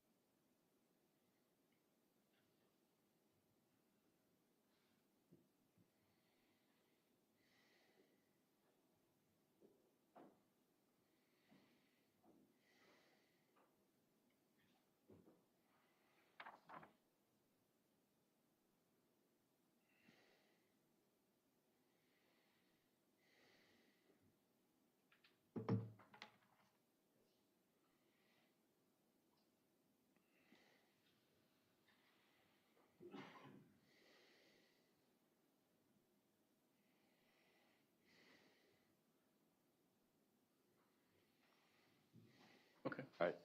So it appears that Mr. Pedrin was present at that meeting with his mother, Brenda McCormick. I didn't read that part until you had me refresh. Okay, sure. There are some initials in there for BM. Is that correct? Like me to go back to the beginning and look? Yeah, you can look at the very beginning. Should be on the top page there. There are initials for BM, yes. Brenda McCormick. Brenda McCormick, thank you. All right, so back on page 58. Here's that Mr. Pedrin on February 21st asked how long it was going to take for she to get into trouble. Is that correct? Yes. And presumably she, in this context, is Josie Dikeman. That's fair. Now, after that, Investigator Leinfelder responds that, in part, that they have more investigation to do because you want to get it right, correct? Correct. And then says that, and I'm quoting here, quote, the way that you can eliminate that, you know, we have to do a lot of thinking like we're a criminal defense attorney, and then like that to make sure we're doing everything, ruling everything out until we can, you know, we look at this big picture and we, you know, we eventually bring it into this is what we have. That takes time, especially, sometimes especially with talks, it takes longer so. Did I read that correctly? I lost you in there, but it sounds accurate. And Mr. Pedrin interjects briefly again and says something to the effect of what of? Yes.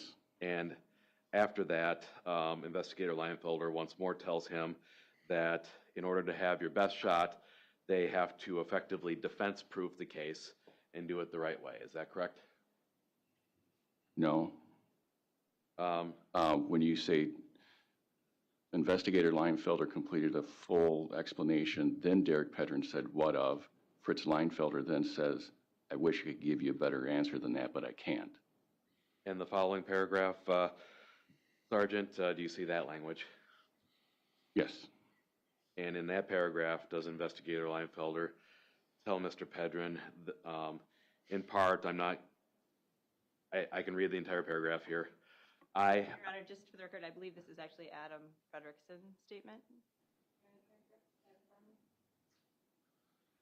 I think it was Leinfelder, but I'll just ask law enforcement at that meeting tells Mr. Pedrin, I can give you a real life example, and I just did, and it's still kind of ongoing, but it took us almost, and I think and I hope I'm not wrong on this, but I want to say it was close to 8 months before we made an arrest, and the reason why it took so long is exactly what Fritz is telling you. That correct? That would be Adam Frederick then.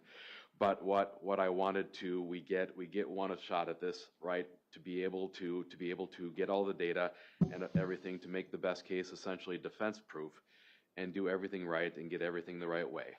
And when we're end quote, did I read that correctly? Yes. And Ms. McCormick interjects at the end there, beyond a reasonable doubt. Is Your that Honor, correct? object to that last one as being. Sustain. All right. Derek Pedrin ruled out as a suspect as of February 21st of 2023. No. It's clear from this part of the conversation, at least, that they're talking about Josie being a suspect in Alex's death. Is that fair? Yes. And you're meeting with or law enforcement is meeting with Mr. Pedrin and his mother discussing that prospect. Is that fair? Yes. So, all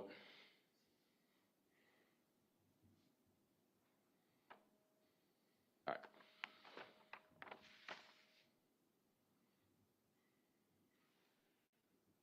Investigator, is it proper to share the results of scientific and medical testing with somebody who is still a suspect? Depends on the context. It could be proper. So, for instance, if you're confronting somebody in interrogation with an inconsistent fact, that's one area where you might do it, correct? Yes. But if somebody is simply a suspect that you're looking into as somebody who caused the death of a child, generally speaking, you're not going to release information about medical, toxicology, or other scientific testing results to that suspect in a casual interview like this. Once again, it's the context of it. You're aware, Sergeant, that throughout the course of this investigation, investigators shared with Mr. Pedrin medical and autopsy results? At different points, yes. Shared toxicology results? I believe when they became available, yes. Shared results of shared the fact that they were interviewing other specific witnesses?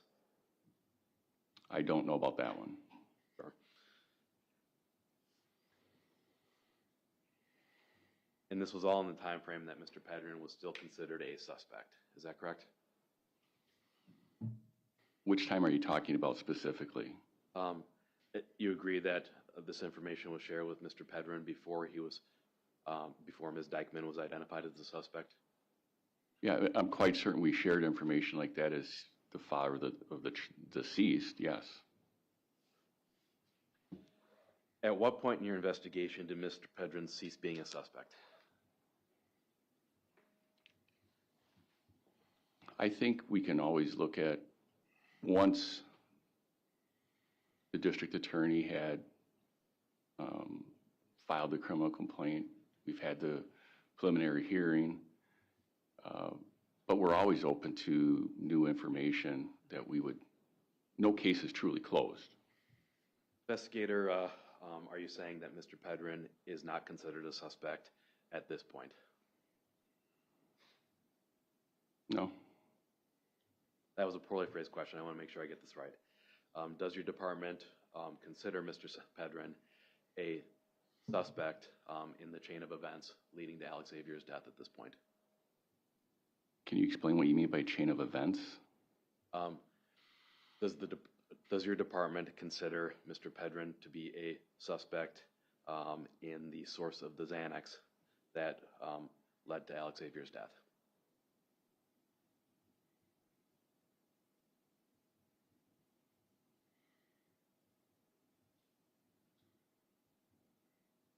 I think in this situation, we are open to whatever information we can find out. So Mr. Pedrin, as far as I'm concerned, is not totally in the clear. That's up to the district attorney's office. Does the department consider Mr. Pedrin a suspect as somebody who could have caused Alexavier's injuries at this point? I would say no. All right. And you stopped considering him a suspect for that at the time that the criminal complaint was filed? Well, we had a preliminary hearing. I think when you start looking at the totality of the facts, at some point you have to move on, yes. Okay, so right around the time of the preliminary hearing, is that correct? Correct. And Sergeant, generally speaking, a preliminary hearing happens within 10 days of the filing of the criminal complaint? It can. Sure. So I want to talk a little bit about the department's investigative theory here. So my understanding from the testimony throughout this trial is that the theory is that after Mr. Pedrin was arrested around 7:30, Ms. Dikeman snapped, beat Alexavier severely, and then gave him Xanax and staged the scene to make it look like an overdose. Did I summarize the department's theory accurately? I think that summarizes the working theory, yes. All right. You said working theory. Are there other theories that have been considered along the way? Certainly. Sure. And you agree that under the context of what we know here, Ms. Dikeman would have had to do that in the presence of at least one, possibly two other children. Is that fair? There were one or two other children at the residence, yes. You sat through all the testimony in this case as the state's court officer, correct? Correct. And you recall seeing the photographs of Josie and Brantley in bed around 9:15, I believe? On which day? On February 10th? Yes. Appeared to be that Brantley and Josie were laying on the same surface in that photo. Yes. And you heard Brantley's testimony that at the very least Araya spent time downstairs in Josie's bedroom. Is that correct? I believe so, yes. And presumably at least one, if not both children, would have been in a position to observe this severe beating that Alex would have received after 7:30. Is that fair? Objection, speculation. Overruled. If they were awake and present, yes. All right. So did you or any other investigator question why Ms. Dikeman would do something like this? Of course.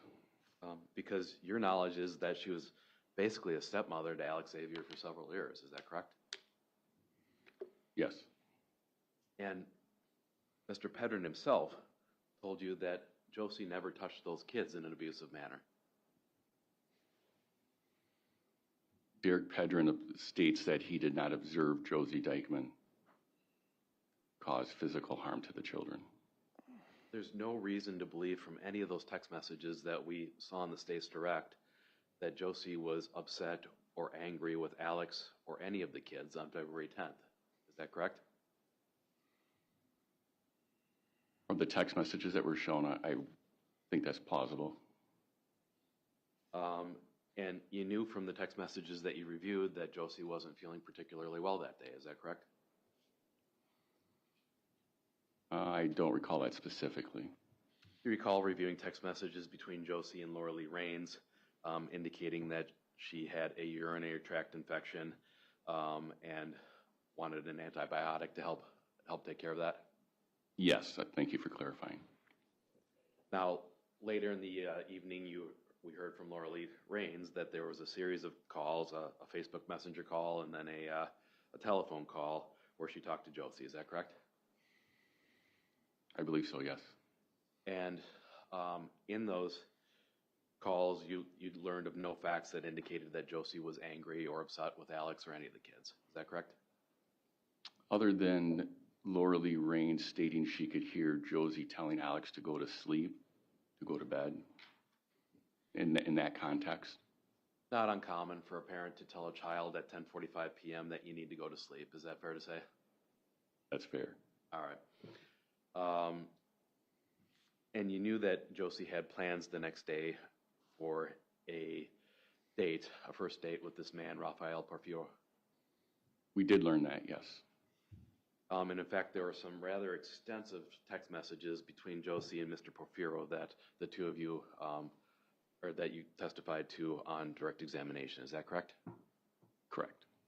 And generally speaking, those were flirty type text messages? Yeah, flirty, get to know someone, yes. Nothing about those text messages indicated that Ms. Dikeman was feeling angry or homicidal. Is that correct? That's fair. And I think between the two exhibits, I counted, I believe, 164 total text messages between Ms. Dikeman and Mr. Porfirio in the time frame between about approximately 6:30 and about 2 a.m. Is that correct? I don't have that exhibit in front of me, so. We'll go back to it in a second, but take my word for it that there were a lot of them.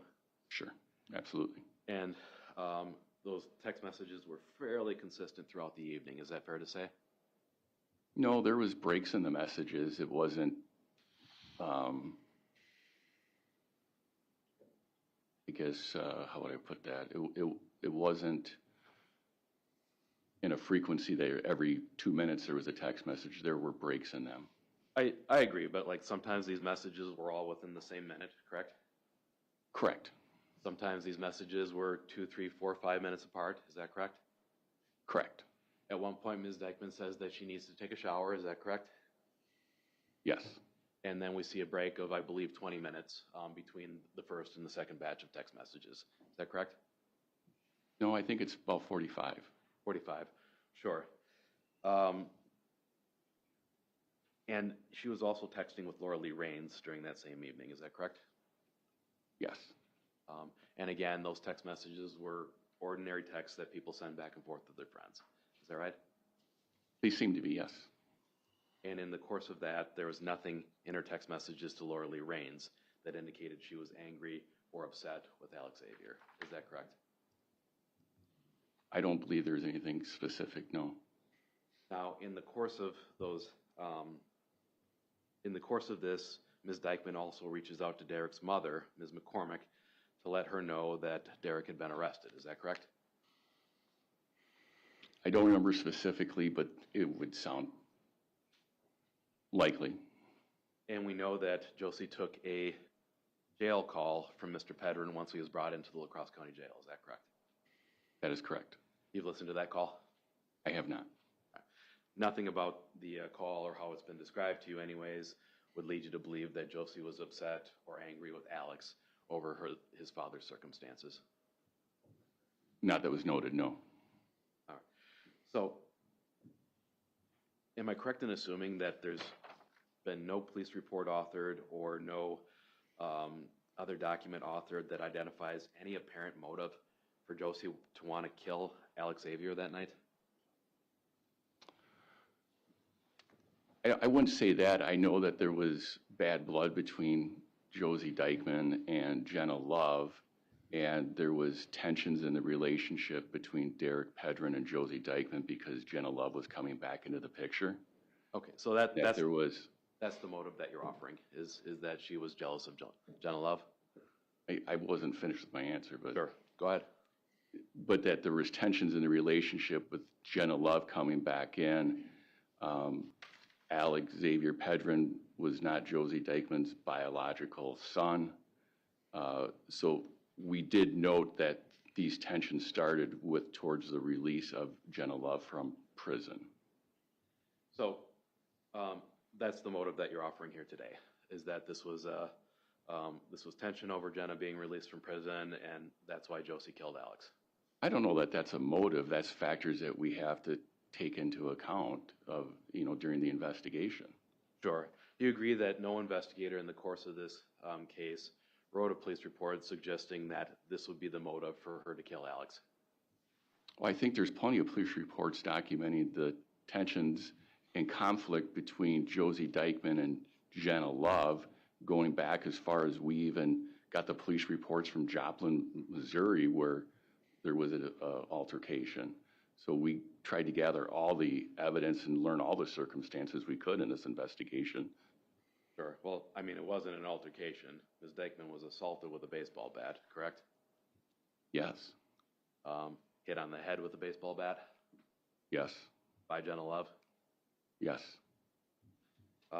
Now, you watched some of the videos and saw some of the text messages between Josie and Derek towards the end of Alex's life in the course of this trial. Is that correct?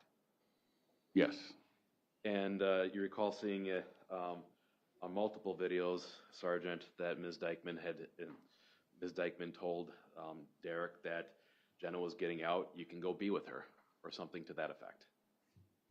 there was messages with similar content, yes. Didn't appear to be jealous and controlling of Derek in those videos or those messages. Is that correct? I wouldn't categorize it that way, no. You recall seeing other text messages where Ms. Dikeman makes clear to Mr. Pedrin that she wasn't interested in fixing their relationship because of his abuse. I recall some of those, yes. So I want to talk to you about another theory that was a working theory back in February. You yourself, Sergeant, issued a search warrant application to Verizon on February 27th of 2023. Is that correct? Sounds accurate, yes. And in that search warrant application, the crime that you stated you were investigating was negligent homicide. Is that correct? I believe so. Didn't say anything about intentional homicide in that search warrant application. Is that correct? Correct. Did not say anything about child abuse causing death in that search warrant application. Is that correct? I don't believe it did. Sure. Now, you agree, and I assume that you agree that with Special Agent Haverly that Mr. Pedrin was appropriately treated as a suspect? Could you repeat the question? Do you agree with Special Agent Haverly that Mr. Pedrin should be treated as a suspect or a person of interest under these circumstances? Certainly. Sure. And in the course of your investigation, you knew that Mr. Pedrin was violent with others inside of that home. Is that correct? I knew of prior domestic abuse incidents between Derek Pedrin and Josie Dikeman. You knew that he was on criminal bond at the time of this incident for battering and strangling Ms. Dikeman. I don't know about the strangulation, but I know the battery. And when somebody has a domestic history like that, it's very fair to ask yourself the question whether or not he's capable of harming children as well. I think in this type of investigation, we want to see if any adult that's capable of harming a child, yes. You agree with Lieutenant Williams' testimony earlier in this case that Mr. Pedrin had lied to him at the outset of the investigation about his communications with Ms. Dikeman. I object to vagueness here. If you can have the subject matter about the lie. So you were present when Lieutenant Williams testified, is that correct? Yes. And Lieutenant Williams testified that Mr. Pedrin initially told him that he was done with Josie and wanted nothing to do with her, correct?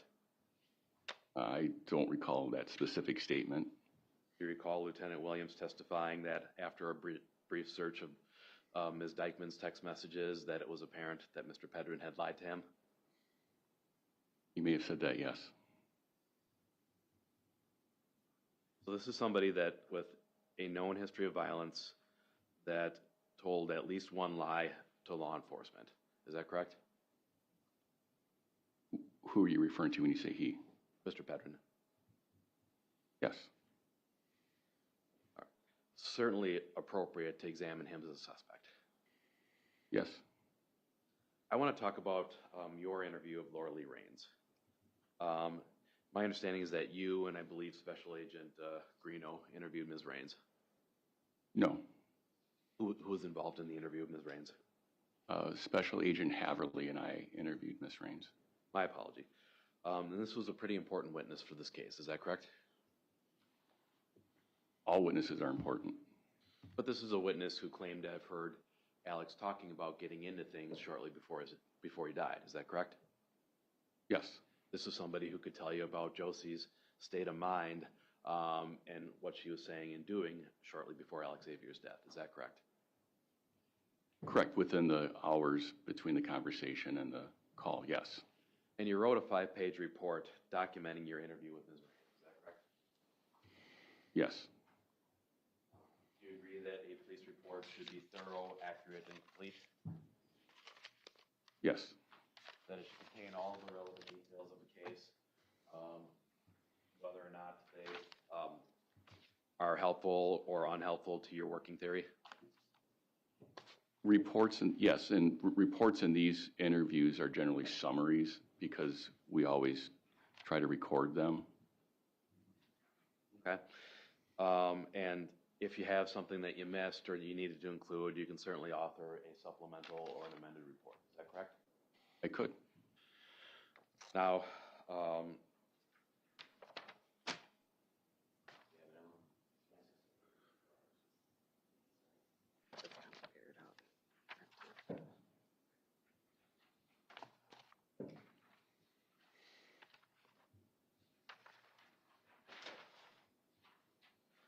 Sergeant, before we do this, the Sheriff's Department tends to include all investigative reports in the same set of discovery. Is that fair?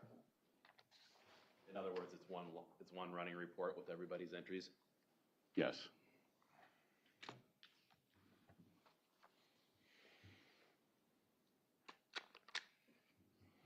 We're out of staples, but I'll take that.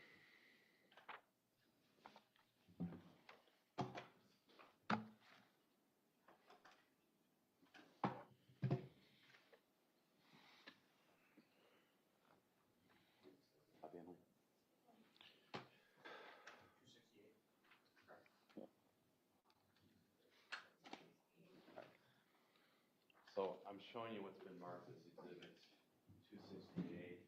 It starts on, we have it base stamped at LCSO 25, but really what we're talking about starts on page 26. Just give that a quick glance. Let me know if that's your report.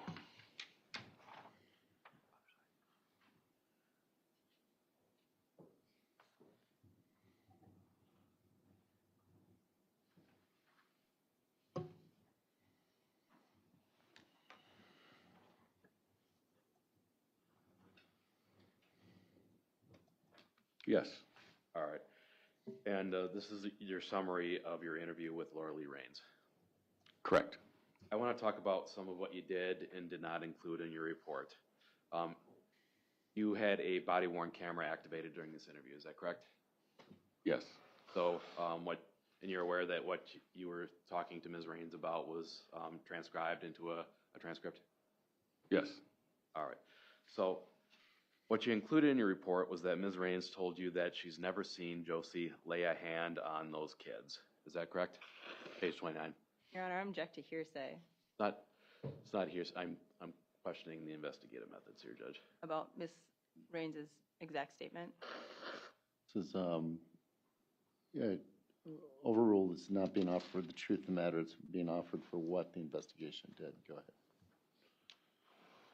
Can you tell me where that's at? Page 29.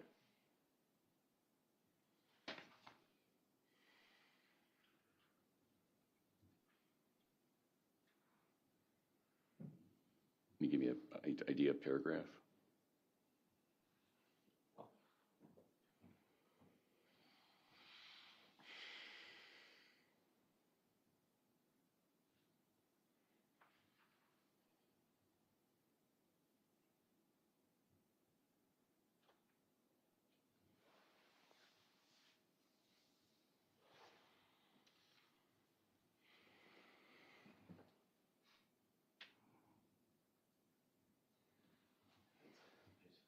Page 29. If you want to give it a chance to read it again. I didn't see that statement in there on page 29. That is a statement that should be included in a police report, is that correct? Your Honor, I guess I'm confused on what the question is right now, is if it should be included or if it was included.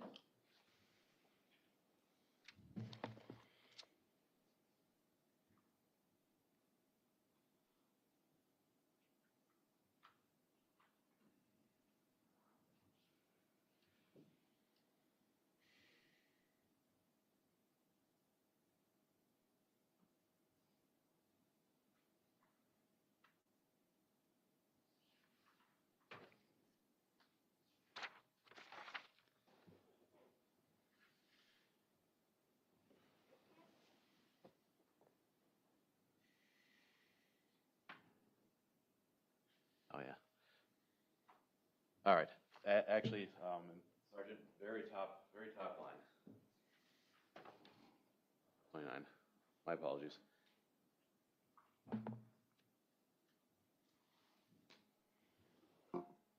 What's your question, sir? Ms. Raines told you that she's never seen Josie treat the children poorly. Is that correct? Correct. And that's an important thing to include in a police report, correct? Yes. Along the same line, she describes Derek's treatment of the children as, quote, bad. Did you include that in your police report? Your Honor, these are, I think, being offered as statements that would be Overruled for the hearsay. same reason. It's the issue of why they focused on one individual, not the other. Go ahead. Yes, that completes the sentence that I wrote. You agree with me, investigator, that neither you nor Special Agent Haverly asked Ms. Raines what she meant when she said that Derek treated the children bad? There's nothing expanded on that, no. Okay. Nobody ever asked that question, is that correct? Not that I recall. Be pretty important to know what she meant by that. Would you agree with me? Well, I think you have to take the whole context of the interview with Laura Lee Raines that Derek is a bad parent. Well, she said that Derek treated the kids bad. Is that correct? I believe that's what she said, yes. And is it your testimony that you didn't want to know what she meant by that when she gave you that information? No. Contextually throughout the whole interview, I think I can draw the inference on what she means by bad. Nobody ever asked her if that meant that Derek was hitting the kids. Is that correct? Laura Lee Raines never disclosed that Derek was hitting the kids. And nobody asked her that. Is that correct? We did ask a lot of questions in this interview, so I would say yes, we asked those questions. Sergeant, if I told you that that appears nowhere in the transcribed interview, do you believe that you asked her whether or not Derek was hurting the kids? I believe I asked her how Derek treated the kids, yes. And her response was bad. Yes. All right. So one of the items that you did not include in your report was Ms. Raines telling you that Derek treated Alex poorly, quote, a lot. I would have to see the transcript. Sure.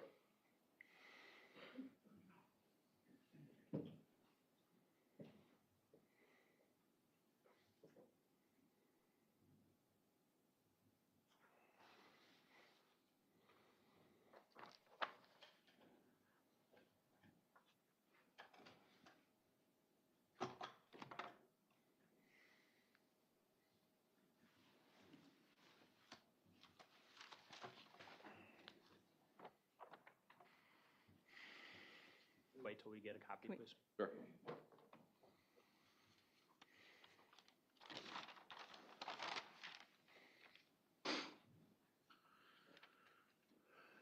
Get a copy.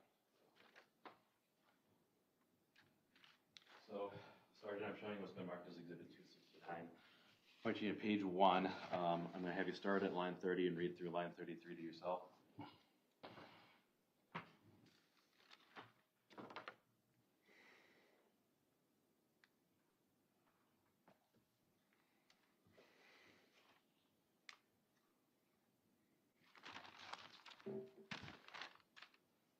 Yeah. Does that refresh your recollection? Yes. All right. And during that interview, Ms. Raines was asked, does Josie treat Alexavier differently than the other kids?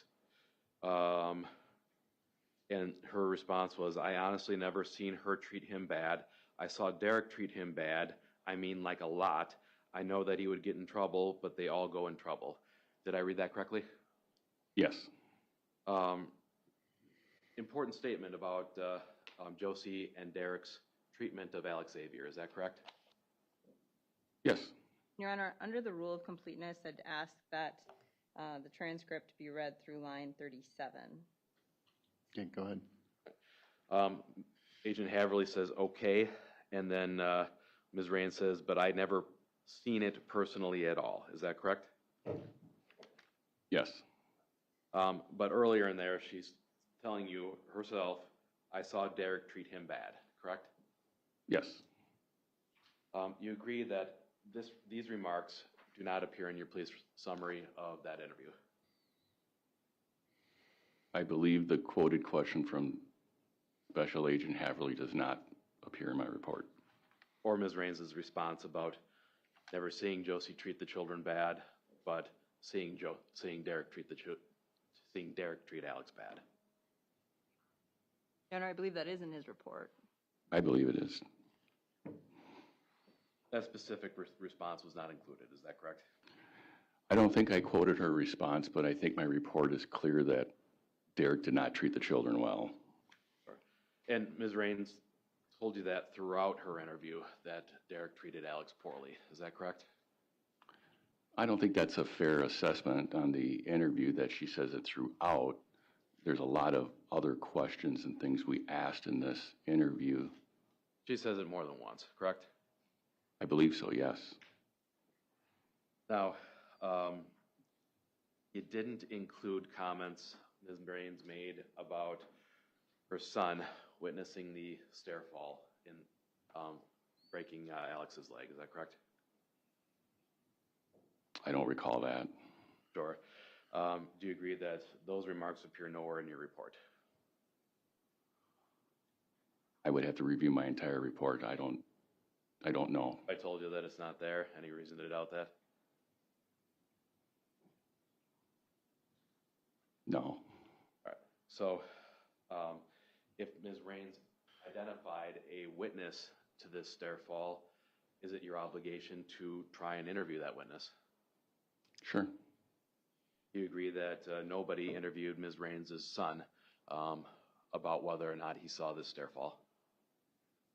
And I do believe that there was something about Mrs. Raines' son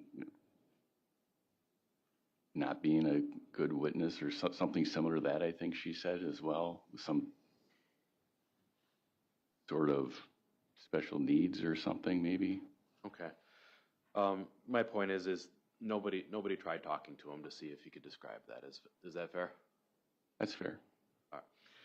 So one of the facts that you did include, and this is offered for purposes of impeaching Ms. Raines, Your Honor, prior and consistent statement, is that she reported to you that Josie wanted to take Alex into the hospital the night of the birthday party. Is that correct? I'd have to look at my report. Your Honor, I believe she did testify that Ms. Dikeman wanted to take Alex in that day.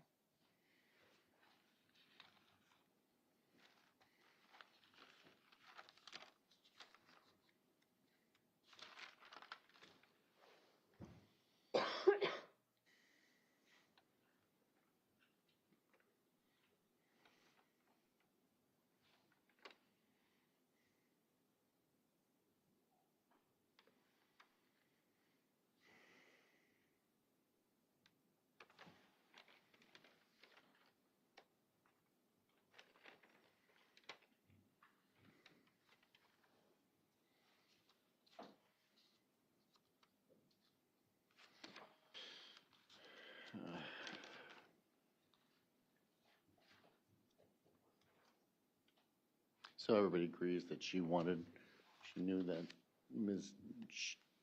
Dikeman wanted to take Alex in that day? If the state concedes that Ms. Dikeman told Laura Lee Raines that she wanted to take Alex into the hospital, but Derek did not the evening of the birthday party, I will move on.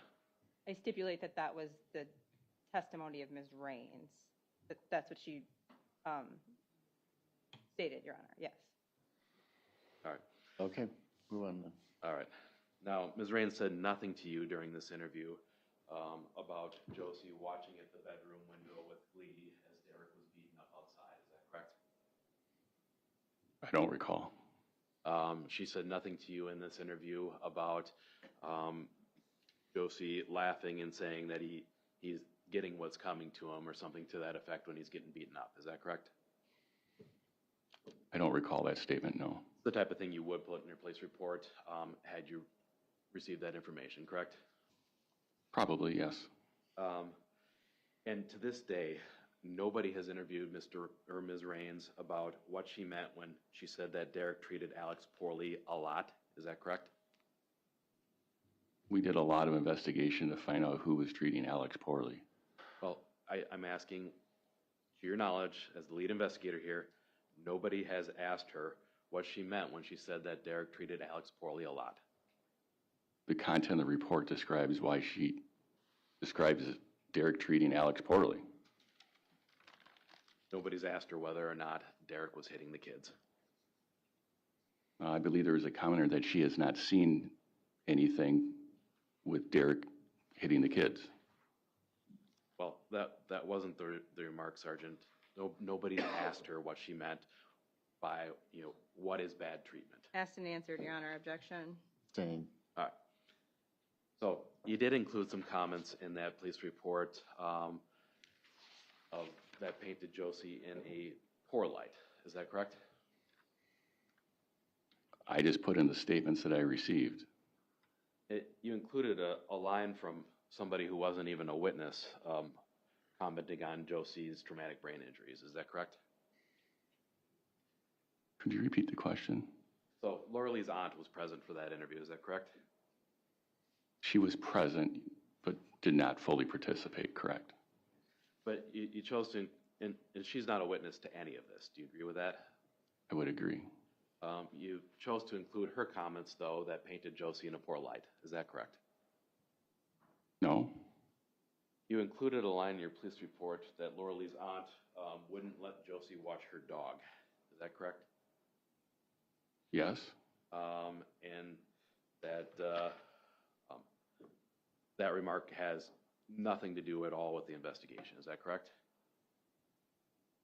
I would say that's applicable. If somebody doesn't trust them with their dog, they wouldn't trust them with their kids. Well, this is somebody that doesn't even know Josie, to your knowledge. Is that correct? She must know something to be able to make a statement like that. And you're including that comment, but not including a discussion of what Laura Lee meant when she said that Derek was the one who was treating the children poorly. Your Honor, asked and answered. Move on. All right. Sergeant, if facts that were favorable to Ms. Dikeman were omitted from your report, can we agree that the report was not thorough, accurate, and complete? No. So, one of the things that you learned from Ms. Raines is that she had videos that Josie had sent her of Mr. Pedrin being abusive in the home. Is that correct? She referenced receiving a video, a singular video from Josie Dikeman. Certainly something that you wanted to get a hold of in the course of this investigation. Is that right? Yes. And she sent you an email attachment that, for whatever reason, you weren't able to open? Correct. And the follow-up decision was to send out Investigator Valencia to try and retrieve this attachment. Is that correct? Correct. And you're aware that Investigator Valencia decided not to do so because the download was taking him too long. Is that correct? I recall Sergeant Valencia having Investigator Hogg from the Home and Police Department with a mobile Celebrate program and try to download Laura Lee Raines' phone, and that due to her time constraints, they couldn't get it all done because it was going to take a very long time to get all of the video content in the how much memory was on the phone. There was no follow-up attempt to try and get that video after that attempt, is that correct? Your Honor, I'm going to object to that. Based on the dates of the police reports and the emails, I believe that this is misconstruing the facts related to when the phone download was attempted and the email was sent. Was the email sent after the download? Yes, Your Honor. All right. And the email after the download, you weren't able to open that up, is that correct? Correct. After that point, nobody attempted to recover this video that Laura Lee Raines told you Josie had sent you of these circumstances. That is incorrect. Which investigator went out to recover that video from Ms. Raines after the email? We recovered the video after we did the Google search warrant and got it that way. You're assuming that this is the same video she was referring to. Yes. Nobody went back and showed Ms. Raines the video from the Google search warrant and said, is this the one? No. You agree that that video should have been recovered in the course of this investigation? It was recovered. A video from Google was recovered, not from Ms. Raines' phone. Is that correct?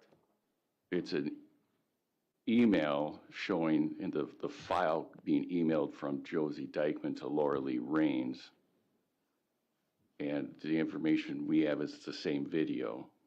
You're aware that Ms. Dikeman had reported to investigators that she frequently sent videos to Laura Lee Raines of behavior in the home.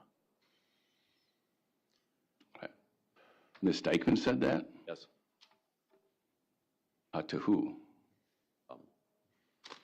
To multiple people. Mr. Pedrin, for instance. You're familiar with the recordings? I saw the recordings that were played in court, but I don't know who Ms. Dikeman is referring to that sent these videos to who. I mean, let's start with those recordings then. Like one of those recordings, Ms. Dikeman said that she sent the video to Laura Lee of Mr. Pedrin threatening to kill her early in the day. Do you recall that? Which video are you talking about so I make sure I'm being accurate for you? This is the video where Major is hiding in the closet and Mr. Pedrin assaults Ms. Dikeman at the end of the video. The videos that we recovered from Ms. Dikeman's phone you're talking about? This is the video that we watched in court in this trial. Do you recall seeing that? I recall seeing that video. Okay, and do you recall Ms. Dikeman saying out loud that you already threatened to kill me that day? That video's been sent to Laura Lee. I would have to watch the video again. I don't recall that specific. Do you agree that if Ms. Raines had content like that, Mr. Pedrin behaving abusively in other circumstances, that would be relevant information to obtain in the course of your investigation? Yes. And you agree that because the Cellbrite download was taking too long, the full content of Ms. Raines' phone was never downloaded? Correct. Now, you're aware that Mr. Pedrin and Ms. Raines have since gotten married? Yes. When did you learn of that? I think it was during trial prep I learned about that. Did anybody think to question either of them about why two people who said they didn't like each other would suddenly get married under these circumstances? Well, I think you're bringing it into a very short context. This is over a period of 3 years since this incident happened, and I think people change, and a common tragedy might bring two people together. I don't know the answer to that. You'd have to ask them. In other words, you didn't ask them? I didn't know about it until trial prep. I was shocked. Sergeant, would it strike you as suspicious if the parties had told others that they were getting married with the apparent goal of excluding certain testimony at trial? Objection, hearsay. I'm asking this as a hypothetical in the investigation, Judge. Okay, hypothetical, go ahead. Could you repeat the question, please? Would it be suspicious in your mind if witnesses told others that they were getting married for the purpose of trying to exclude testimony from a criminal trial here? I would want to know more about that, yes. Because that is not a good reason to get married. Fair? You can get married for a lot of reasons. I'm not going to question motives on why people get married. So let's talk about the video with Alex. You know the one I'm talking about in the vehicle that we've seen a couple times in trial? Are you referring to the one in the minivan? Yes. Yes, I recall that video. This is the video that you obtained at some point before Ms. Dikeman was charged in this investigation. Is that correct? Yes. Investigator or Sergeant, do you agree that Mr. Pedrin's conduct in that video was out of line? I thought his words to his children were very harsh, yes. And did you hear the sounds of a child coughing or choking in that video when it was played? I heard sounds of coughing, yes. Did you hear the sounds of an apparent slap or something being struck when that video was being played? I heard a noise. I cannot tell you if it was a slap. Did anybody watch this video before Ms. Dikeman was criminally charged? I'm certain, yes. And am I correct in assuming that nobody took this video to Mr. Pedrin and said, "What are you doing to your child?" before this trial? I believe that was addressed by Agent Fredrickson and Investigator Leinfelder because Derek Pedrin disclosed that video to them without us even having it. You agree that that was the September 8th conversation? No, I believe it was before then. I believe it was the first interview that those two did. The first interview that they did on the 21st of February? I believe so. And if that comment or those remarks are nowhere in that transcript, is it your impression that this conversation happened off of the body camera? I wouldn't say that, then I would say I'm probably wrong on the date. Sure. You reviewed the transcript from September 8th, correct? No, You've reviewed the body camera from September 8th? no. And we've already discussed that there's no police report. Where is your information about September 8th coming from? I didn't say it was September 8th. No, you previously offered testimony on this comment made on September 8th about a number of things. The state offered on direct examination that the comment about thinking like defense attorneys was only occurred after Josie was arrested in the September 8th interview. Do you recall having that question asked of you on direct? Yes. All right. And your testimony at that time was that you were familiar enough with that interview to say that that was the case, correct? I answered the question that I knew about, yes. My question here is, how would you know what was or wasn't said on September 8th if there was no police report, no video, or you didn't watch the video and you didn't review the transcript? Just investigative knowledge of us conversing, that's it. All right. We talk amongst each other. So you have no idea how this subject of the video came up on September 8th. Is that correct? Your Honor, I believe his testimony was that he thought the incident was discussed in a previous interview, not in the September 8th interview. Either way, the question is legitimate. Go ahead, you can ask the question. You have no idea how that came up in the September 8th meeting. Can you repeat the question? You have no idea how the subject of this video of Derek behaving that way in the minivan came up in the meeting between Investigator Leinfelder and Agent Fredrickson on the 8th. Correct.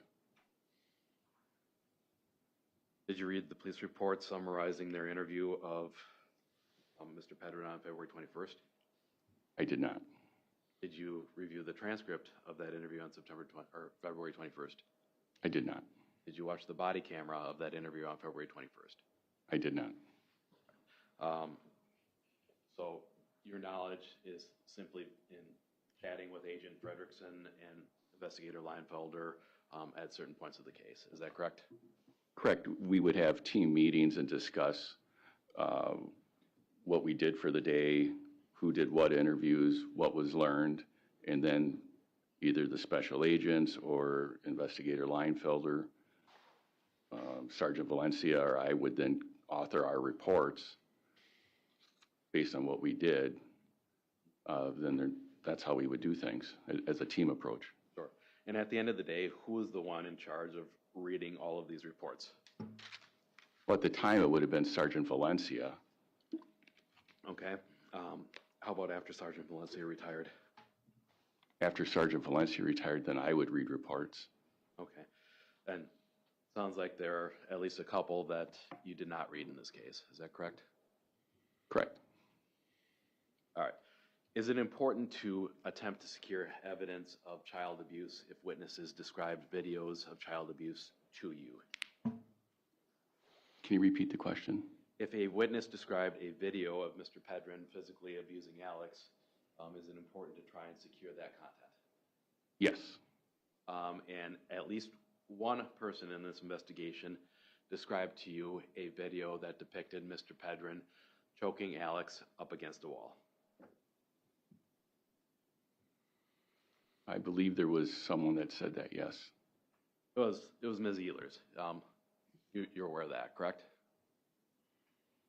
Becky Ehlers sent that? Yes. Okay, I don't recall that. I was thinking of someone different, but. Okay. There's another one we'll talk about in a second. But if that video was described as existing, is it important to try and locate that video? Yes. And if Ms. Ehlers told you where the video had been sent to, is it important to interview the person it had been sent to? Yes. And if you learned that that person was Laura Lee Raines, would it have been important to try and identify that video and collect it? Yes. You agree that no attempt was made to secure this video as Ms. Ehlers described it? I do not agree with that. We attempted to get the videos from Laura Lee Raines, and then we got the video through Google. Ms. Raines was never asked about whether or not she had that video that Ms. Ehlers described. Is that correct? I would have to refer back to my report. I would assume when Ms. Raines was willing to share the video of this, as you described, that's what we got from Ms. Raines. I'm asking about, did anybody contact Ms. Ehlers or contact Ms. Raines after Ms. Ehlers relayed this information to your department? Ms. Ehlers was interviewed early on in this investigation. I believe it was February 14th, and we didn't talk to Laura Lee Raines until March, the first part of March. And in that March interview, do you agree that you were either unaware or didn't think to ask her whether or not she had seen this video of Mr. Pedrin strangling Alex against a wall? I'm not sure that I recall that specifically about the video of strangling Alex against the wall. Come to that in a second. Now, do you agree with me that not all conversations with Derek Pedrin were documented in police reports in the course of this investigation? I would say that's accurate. There are at least a number of phone calls that we know were not documented in a report or recorded. Is that correct? With who? Investigator Leinfelder. I can't speak to how many phone calls Investigator Leinfelder did or did not get from Derek Pedrin. When you have a conversation with a witness or an alleged victim, it's important to document that. Is that correct? It would depend on the content of the conversation, yes. Does it appear from your review of this record that phone calls between Investigator Leinfelder and Mr. Pedrin were documented? I'm not sure which ones you're referring to, sir. For phone calls a series of phone calls that Investigator Leinfelder mentioned having with Mr. Pedrin before that September 8th meeting documented to your knowledge? I don't know what Investigator Leinfelder documented, sir. Okay.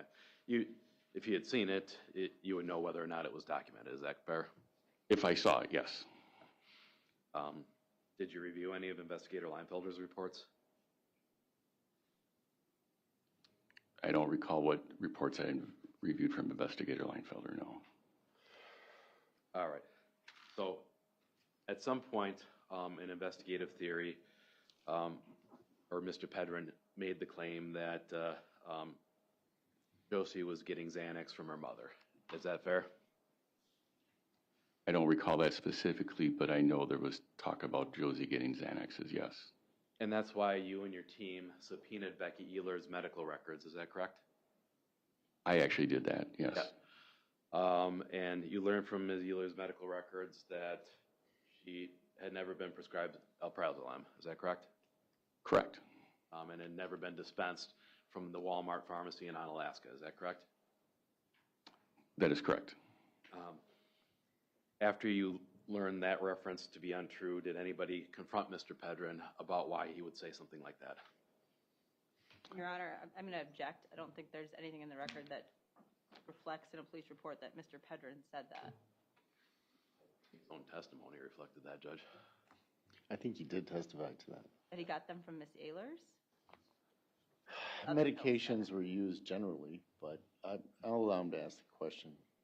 Go ahead. Nobody asked Mr. Pedrin why he would say something like Josie's getting Xanax from her mother from her pharmacy after you found that to be untrue.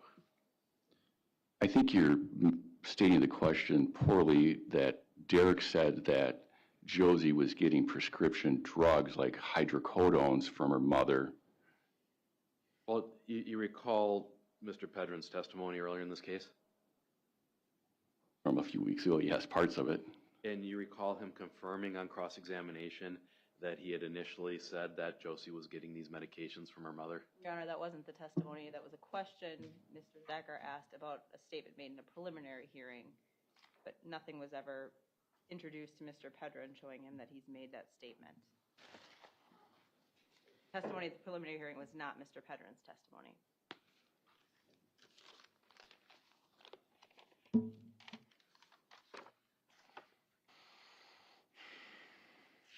All right.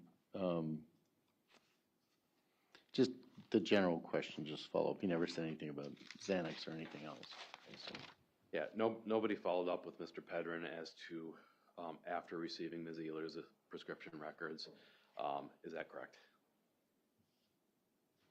About what? About whether or not that lead was an honest lead. It was an honest lead about the prescription pills, the hydrocodones. I don't reference what you're asking me, sir. Is Agent Fredrickson somebody that you found to be reliable in the course of your career? Yes. Would you expect him to tell the truth if questioned under oath? Yes. And did you attend the preliminary examination in this matter? I did.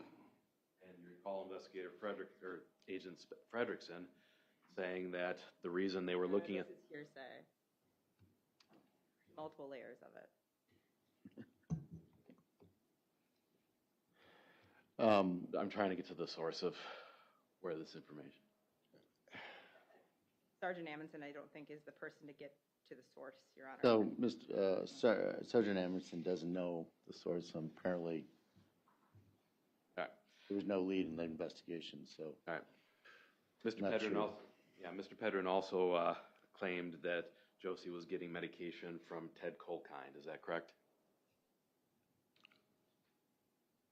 I don't know specifically if it came from Derek, but I did learn during the course of this investigation that she was getting medication from Ted Colkind. Well, let me ask you this. If I told you that Derek made that claim, any reason to doubt that? I would like you to know where the claim came from, During Mr. his Zachar. testimony in this trial, do you recall him saying that? I don't recall if Derek said that. Prior to trial, nobody went and interviewed Ted Colkind. Is that correct? During the trial, yes, we went and interviewed Ted Colkind. During the trial, you went and interviewed. Prior to this trial, for 3 years, nobody interviewed Ted Colkind. I don't believe so. Do you agree with me that the moment that Derek admitted that he was purchasing Xanax and bringing it into the home, his telephone should have been seized and searched? When was that? Mr. Pedrin admitted that to you as early as March. Is that correct? I don't know. If Mr. Pedrin had admitted that to investigators in your case, you agree that that would be probable cause to seize his phone and apply for a search warrant?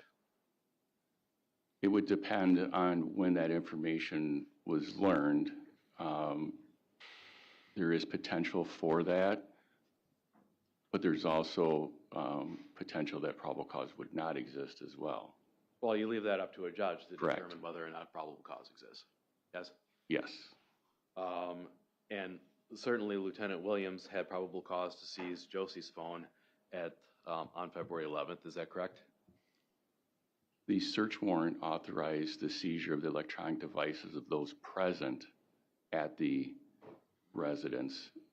It didn't specifically say Josie Dikeman's cell phone, but those present. Derek Pedrin was not present when we served the warrant. Therefore, we couldn't seize his phone with that search warrant. And the source of this Xanax that contributed to Alex's death here, that's an important aspect of this case that should be examined. Is that fair? Correct, and we didn't know about Xanax until we got the final toxicology report. The working investigation was set up that Alexavier Pedrin had overdosed on prednisone based on the prescription pill bottle and things found at the initial scene. Did you review any police reports from Special Agent Jay Greeno? No, have not. And Special Agent Greeno is a law enforcement officer that you found to be reliable? Yes, And you're unaware then that Special Agent Greeno documented a meeting with Mr. Pedrin in April where he disclosed that he had been purchasing Xanax? I'm unaware of that. April is only a couple months away from February, correct? Correct, it's 2 months. And if you have somebody admitting that I'm bringing Xanax into the home and you knew Xanax caused this death, it'd be pretty important to lock down the information about what Mr. Pedrin knew. If we knew that, if we had the toxicology report back yet, I don't think we had that until May, if I'm not mistaken. Well, even when you get the toxicology report back, you've got a witness who's telling you, I am buying illegal drugs and bringing them into the home. You're saying that there wouldn't be probable cause to get a search warrant at that point. It would depend on the circumstances.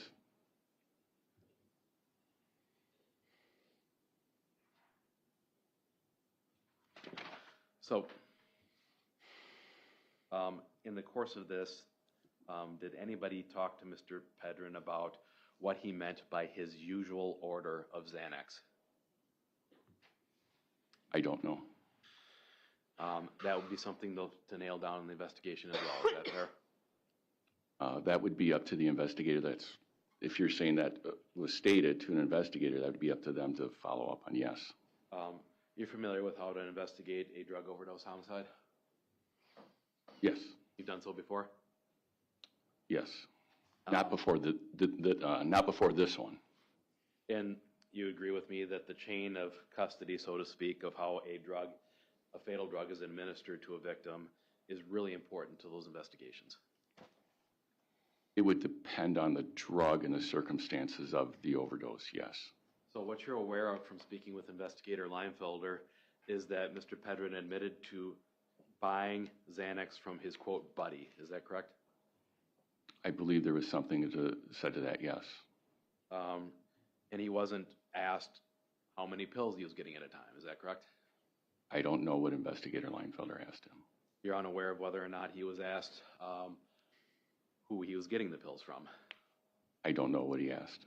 In fact, the first time that you found out who Mr. Pedrin's supplier was when I asked him that question on cross-examination. Is that correct? First I learned? Yes. To your knowledge, nobody asked him who his drug supplier was when he made this admission. Not that I know of, no. Nobody asked him what the pills looked like generally. Is that correct? Not that I know of. Nobody asked him what the dosage was. Is that correct? Not that I'm aware of. Nobody asked him how much he was paying per gram of Xanax. Is that correct? Well, Xanax generally isn't sold by the gram, it's sold by the bar, and it's how much per pill. It's not like other street drugs like heroin or methamphetamine that's sold by the gram or the point. Well, I asked that poorly.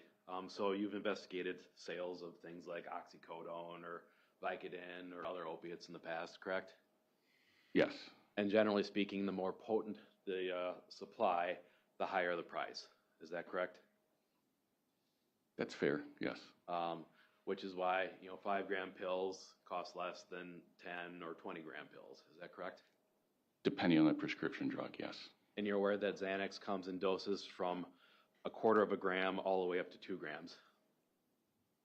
I don't know that without researching it for certain. You didn't look that one up on rxlist.com? I did not look that up. You didn't look that up to determine what colors and formulations Xanax come in? I do recall looking at images to see what colors and they come into, yes. Is it important to note that Xanax comes in white, blue, peach, and a variety of other colors? I don't recall the peach. I recall white. I recall some different shades of blue. All right. When the investigators, in this case Special Agent Fredrickson and Investigator Leinfelder, interviewed Mr. Pedrin, do you agree that it was an investigative failure to not get the specifics of these purported drug transactions?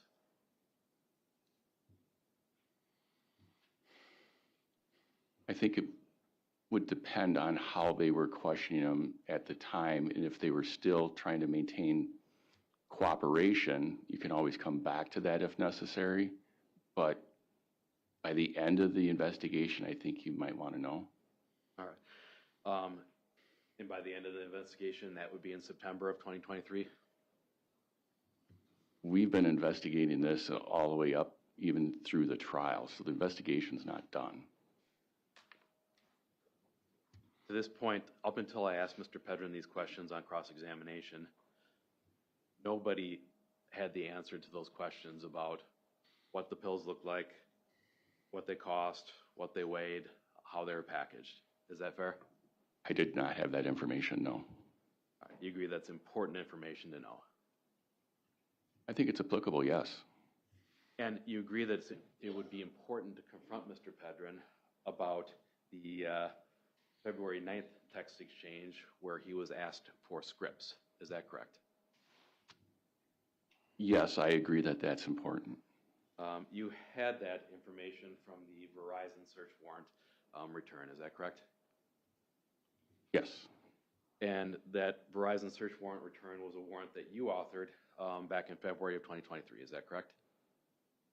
I believe so, yes. And my understanding of the Verizon records is that we only have 5 days of Mr. Pedrin's text activity from Verizon. Is that correct? I don't know the exact number off the top of my head. If I told you 5, any reason to doubt that? No.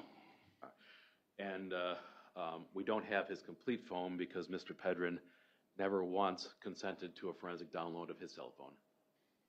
We never did a Celebrate download of Derek Pedrin's phone.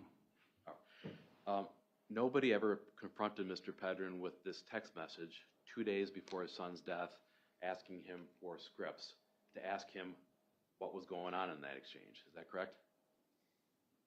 Not that I'm aware of, no. Certainly that's a question that you would like answered. Is that correct? Yes.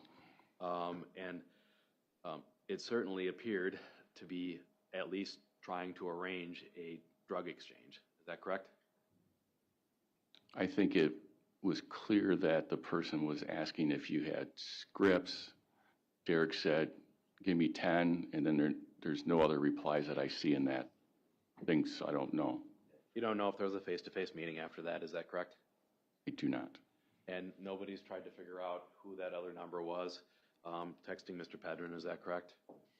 No, I actually, when that was brought up, I did interview that person and identified the phone number. Okay. Not until trial was well underway, is that correct? When you first brought it up, that's when, that afternoon, I tracked down the person, found out the circumstances of it and what the drug was that was talked about and the reasons why. Nobody thought that this was important enough to ask Mr. Pedrin in the last 3 years. I didn't ask him, no. Now, if it was Xanax, it would appear to be a relatively fresh supply before Alexavier's death. Is that fair? I don't know that there's a freshness of Xanax. It would appear that it would be a relatively recent re-up. That's another way of asking it. I don't know what you're referring to. Never heard the term re-up before in drug investigations? I have, for sure, but not in the way that it's worded right there in those 4 lines. This would be 2 days before Alex died. Fair? That's when those messages were, correct.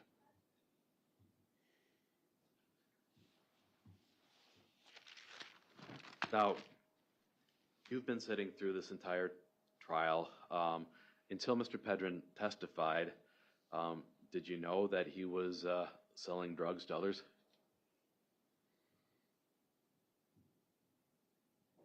I don't believe so.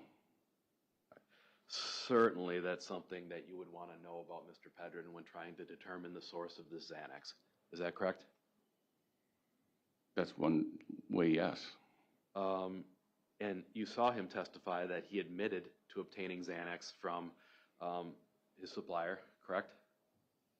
Yes. He admitted to arranging a transaction for scripts on February 9th. Is that correct? Your Honor, I don't think he admitted to a transaction. He admitted that those messages were contained in his cell phone record. Okay. Modify the question. He admitted to that message or that message chain being present on his cell phone. Is that correct? Yes. And then we learned on redirect that Mr. Pedrin was also apparently selling Adderall. Is that correct? I believe yes, so yes. Now, he didn't. You're aware, certainly in this case, from listening to Dr. Quinton, that Xanax was sufficient to cause death in and of itself. Is that correct? He did testify to that, yes. And in fact, he testified that Xanax was crucial to the death. Is that correct? I don't recall his specific wording of crucial. So we've got a case here where you have somebody who died, quite possibly, by the ingestion of this illegally obtained drug. Is that a fair way to summarize it? Yes. And that is a very serious crime in this state, to deliver a fatal drug to another, causing their death. It can be, yes. It's what we call the Len Bias homicide, correct? Again, Your Honor, I'm going to object to the specific. Ask more specific questions. And in that case, you're going to want to identify the source of this drug that killed somebody. Is that correct? Can you repeat the In question? the case of a drug overdose death, you're going to want to identify the source of the substance that killed somebody. Potentially, yes. And just to clarify on the information about Adderall, was Jenna Love in prison still as of February 9th of 2023? Yes. In other words, it appears unlikely that he would have been getting Adderall from her during that time frame. Is that fair? Correct. Now, at the point that Mr. Pedrin testified, he identified his drug supplier. Is that correct? I believe he did, yes. Will that person be investigated as a source of this Xanax in Alexavier's death? Your Honor, objection to relevance. Overruled. I guess we'll have to see where we go from here. Yes, potentially. Will Mr. Pedrin be interviewed or investigated about his role in procuring Xanax to that home? Your Honor, I would object to this. Mr. Pedrin has admitted since March of 2023 that he was the one who brought the Xanax into the home. The question is who gave it or was using it. I think we're going down this line of questioning when the facts are already in evidence that he admits that he brought it into the home. I think it's getting redundant. The answer is yes, they'll investigate. Go ahead. Okay. And you've investigated many drug cases in your career, is that fair? I've investigated some, yes. You're familiar with people who use drugs? Generally, you've interviewed addicts? Yes. You've interviewed drug dealers? Yes. Is it fair to say that when somebody's buying illegal drugs, they tend to know what it costs going into that transaction? I would say that they know the ballpark of what the cost. Generally speaking, after a transaction, somebody's going to know what those drugs cost them? Yes. All right. So of the text messages that we've seen, and we've seen a lot, do you agree with me that there was not a series of 10 or more text messages of Ms. Dikeman asking Mr. Pedrin to procure her Xanax? I don't know the total number. Well, we didn't see any of them. Is that fair? I don't believe so. And you're aware that Mr. Pedrin claimed that these text messages would exist?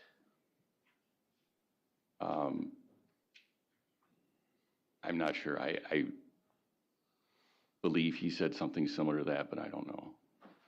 Did it concern you at all that this comment of Mr. Pedrin arranging these drug transactions was not corroborated by the telephone record?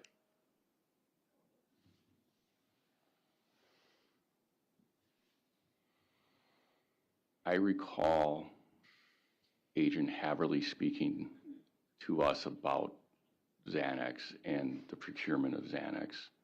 I don't remember the specific conversation. You agree that in the texts that we've seen and we reviewed in this trial, that content is nowhere to be found. Is that correct? Correct.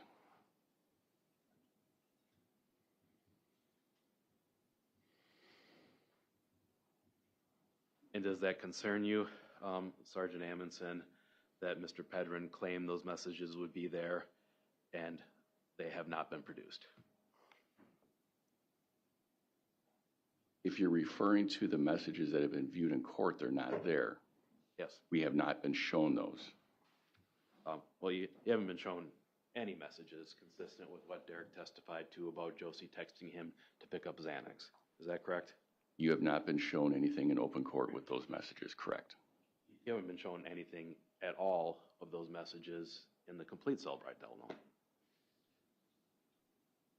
I believe there are messages in the complete Cellbrite downloads that include talk about picking up prescriptions.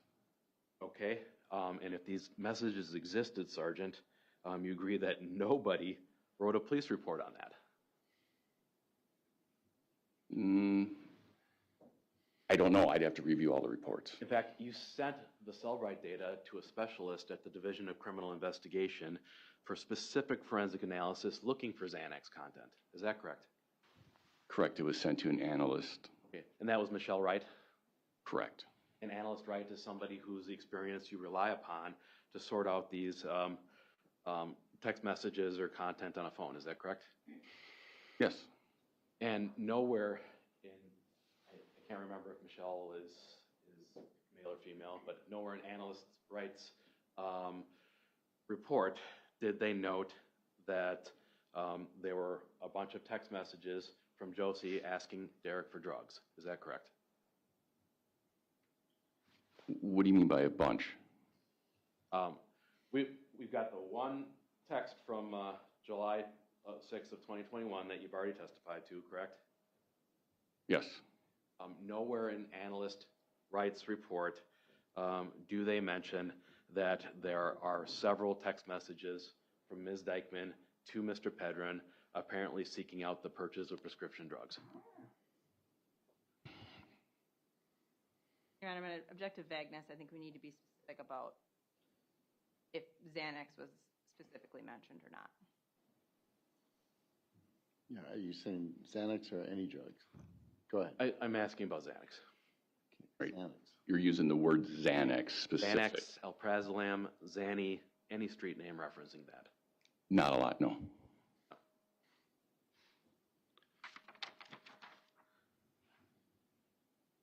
Now, prior to Mr. Pedrin's testimony, were you aware that he was threatening to kill Ms. Dikeman? No.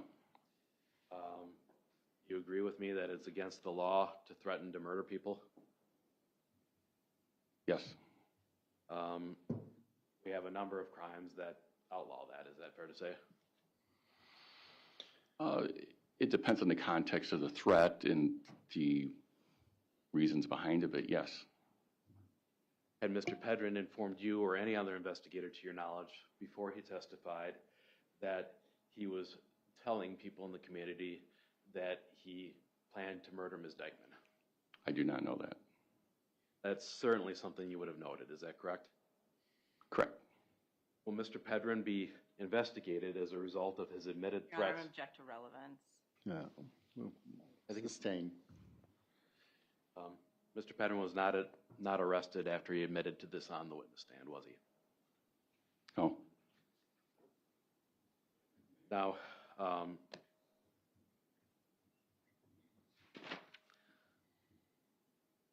here. In terms of the source of the Xanax, you heard from multiple people in the course of your investigation that Alex was known to get up and get into things in the middle of the night. Can you repeat that? Because you talked about Xanax and then something Sure. else. You heard from multiple witnesses that Alex was known to get up, move around, and get into things at night. Is that correct? Correct. And you heard that from Mr. Pedrin himself. Is that correct? I believe you said that, yes. Laura Lee Raines? Yes. Ms. Dikeman? I believe she told that to Lieutenant Williams. Sure. And you're unaware, Sergeant, whether or not Mr. Pedrin was in possession of Xanax on February 10th of 2023. I am not. You are aware that Mr. Pedrin was on the ground floor prior to his arrest in February of 2023? Yes. You have no idea if Mr. Pedrin concealed Xanax in an area close to where Alexavier would have been? I do not know that. You have no idea if Mr. Pedrin gave Alexavier a Xanax to calm him down before that welfare check? I do not have that information, no. You have no idea whether or not Mr. Pedrin concealed that Xanax in front of Alex where you would know where to look for it? I do not know. And nobody can rule out that Alex got into Xanax that Mr. Pedrin brought into that home. Is that correct? Correct.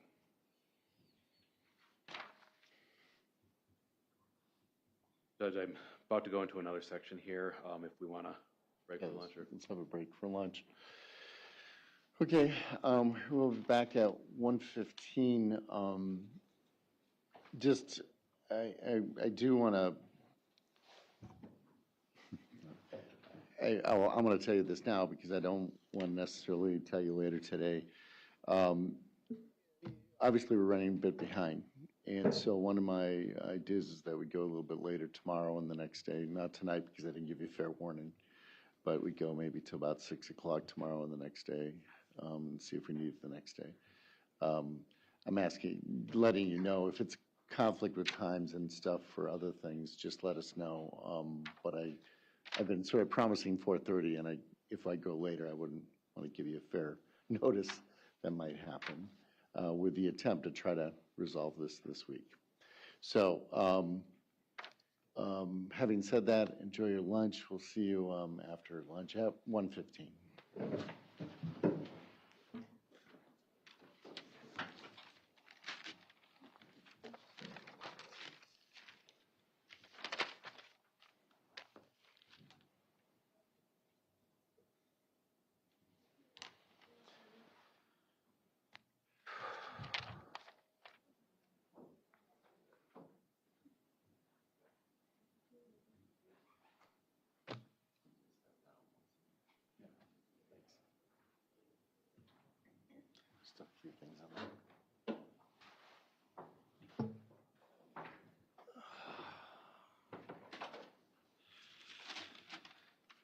Okay.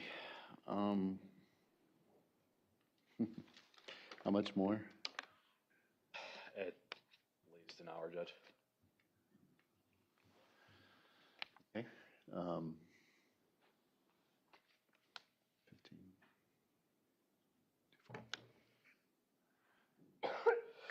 15. Our witnesses are gonna start arriving around 1. I'm just trying to guess here, 3:45 or 4, maybe be done with. I should ask the state, do you intend to call another witness or? Not at this point, Judge. All right. All right, be back about 1:10. Go from there. Oh, I'm sorry. Was there anything we need to talk about from this last bit of testimony from the state's perspective No, Your Honor. or defense? I don't think we had a sidebar.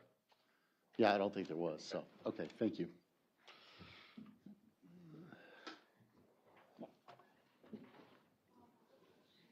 What is 260?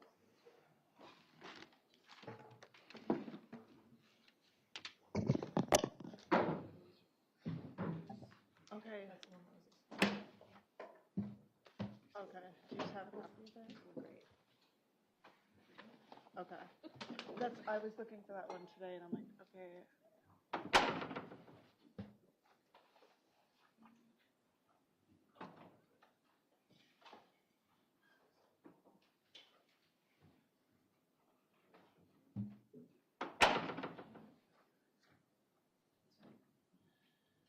Yes, okay. Should I take it now if we're gonna need it Yeah, after lunch? that's fine. Okay, thank you.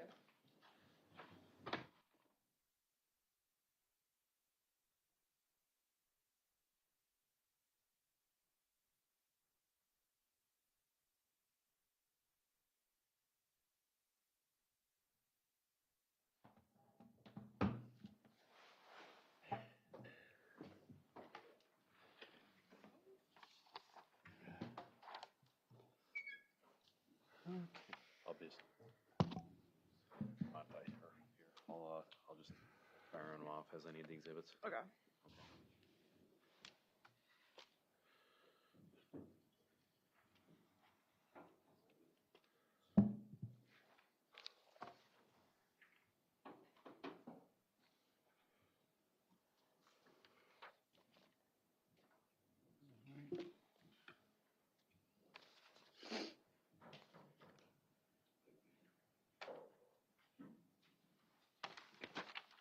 Yeah, I think everybody's present. Anything we need to address before we bring the jury in from the state's perspective? No, Your Honor. Defense? Oh, yeah, thank you. Yeah, why don't you come on up and have a seat? Did you need Kleenex? No, I was. Okay. All right, let's bring the jury in.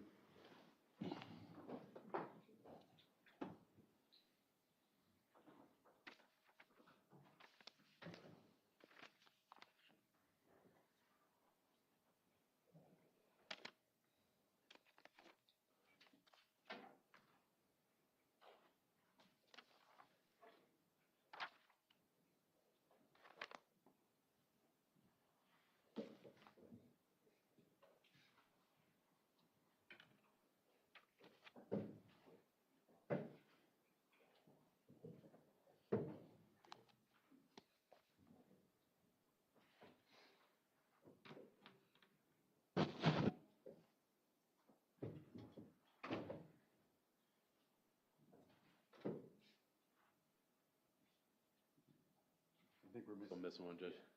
missing one.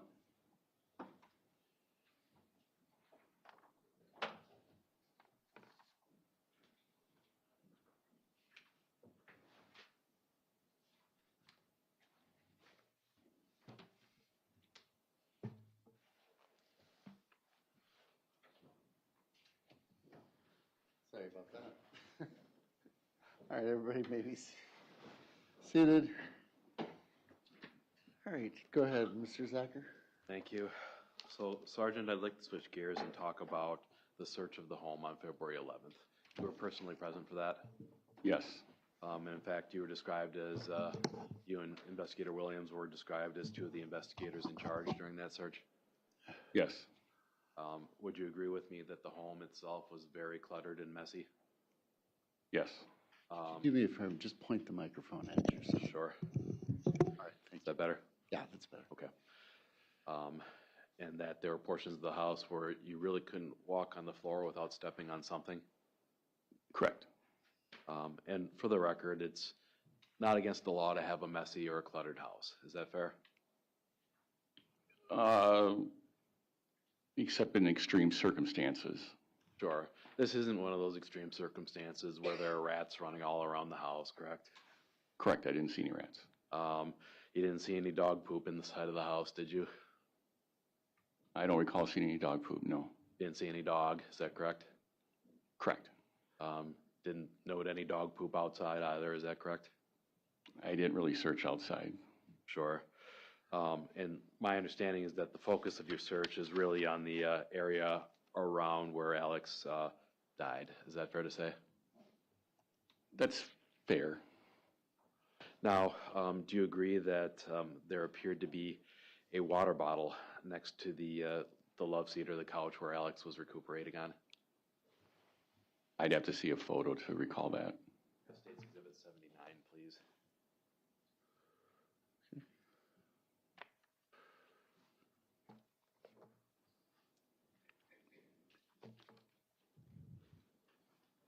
Maybe the clerk has it by chance.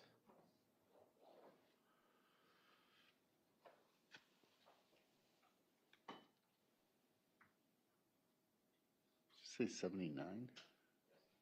I don't think that's a photo. Okay, we'll go back to it. If you have ours, that. All right. You agree that during this search that you did not find any paddle, spoon, or spatula in the bedroom with Alexavier? No, I didn't make any note of that. Okay. In fact, would it be fair to say that there's no note of any paddle, spoon, or spatula seized or recovered at any point during the whole search of the home? Is that correct? I did not take any kitchen utensils or anything like that, no. Sure. The only place you would have seen them, to your knowledge, was in the kitchen? From what I recall, yes. Okay. Now, Sergeant, am I correct in assuming that you did not find a secret door containing diamonds, firearms, and a paddle? No. So I want to talk a little bit about some of these scene photographs. When some of them were taken, you agree that evidence had already been moved or placed in different positions? Yes, and reviewing body cam, yes.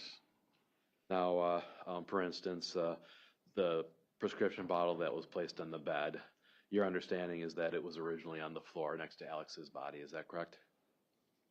Well, Alex's body wasn't on the floor, it was in the bed, and the prescription pill bottle was on the floor. And you agree, investigator, you have no idea whether Alex had been on the floor prior to being placed on the bed, is that fair? The information I have from the 911 call is that Alex was on the floor. Deputy Anderson, Deputy Jar got there. Alex was in the bed. The prescription pill bottle was on the floor. I have no knowledge of... Nobody asked Josie, to your knowledge, if she picked Alex up and put him on the bed.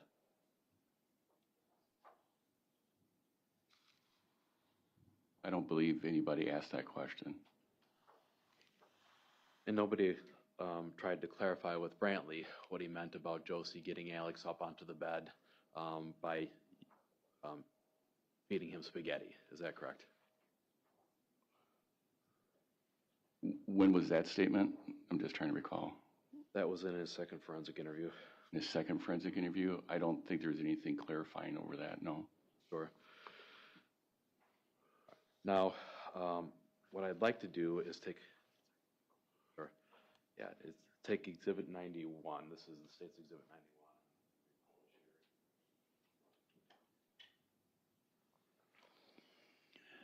91. And Sergeant, if you could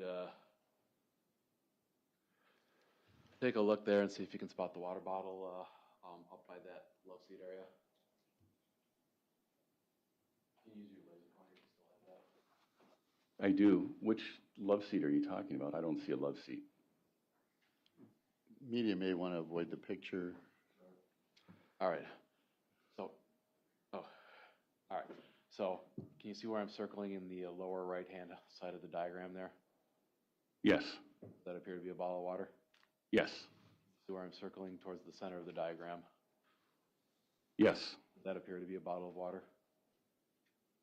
It's a clear bottle of something. I can't tell what it is. So, what I'd like to do here is just take a copy of the state's exhibit 87 and just sketch some additional things out. The diagram. 82A, excuse me. I think I've got.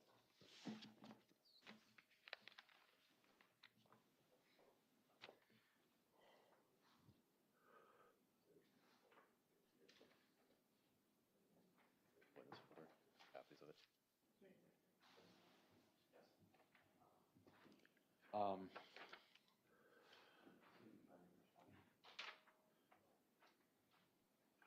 So Madam Clerk, would you mind running me just a copy of this so we can draw on it?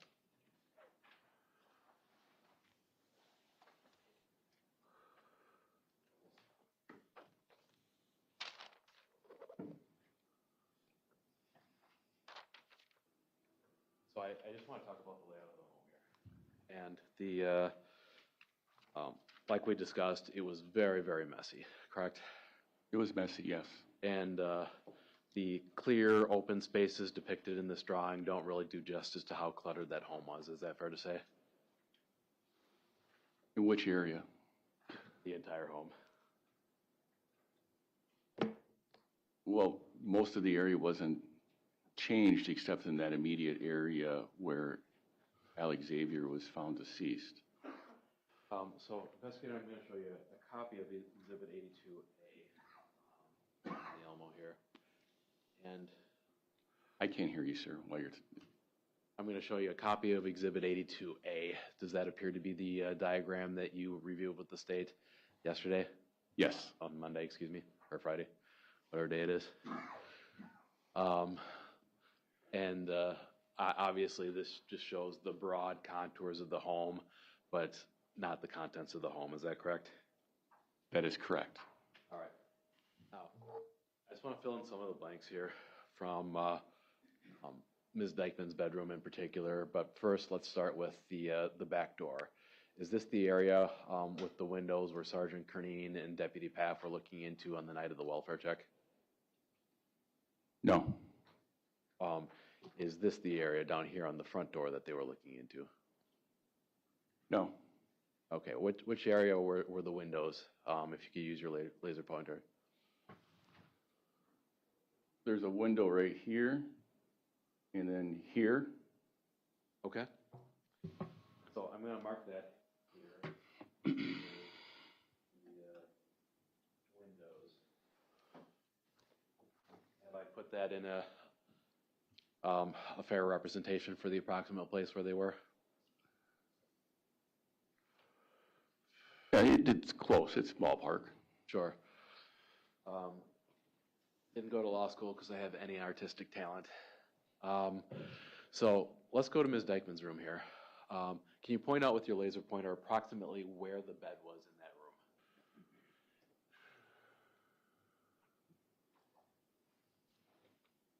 I would say right there going this way to about right there. All right. So, about like that? No, I would say that it would need to extend to almost where it says Miss Dikeman's room. Extend it down a little bit further. Not that far, but. Okay. Do I have it in the ballpark approximately?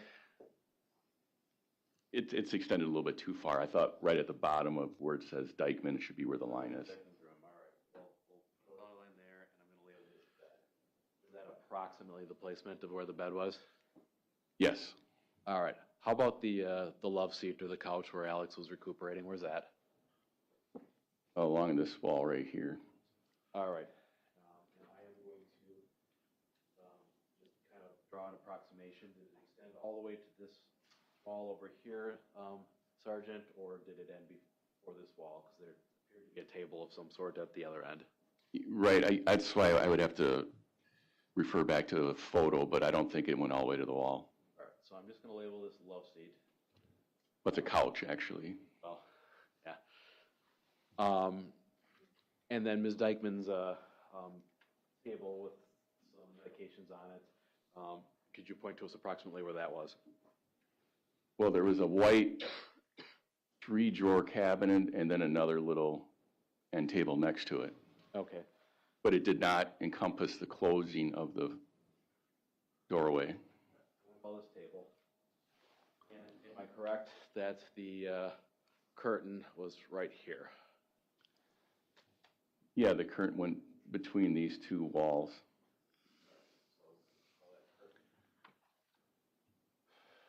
Now this bedroom over Oh, here. there's not a curtain there. The curtain goes between the two walls. Okay. So that would be the French. Correct. The curtain goes between the two walls here, right? Correct. Okay. Again, this is a failure of my drawing skills rather than anything else, but that's where the curtain was. Is this where the French doors were then? Yes. All right.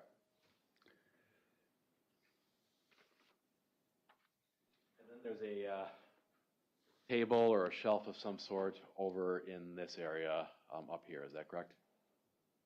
Yes. Okay. Right there. Shelf. All right. So,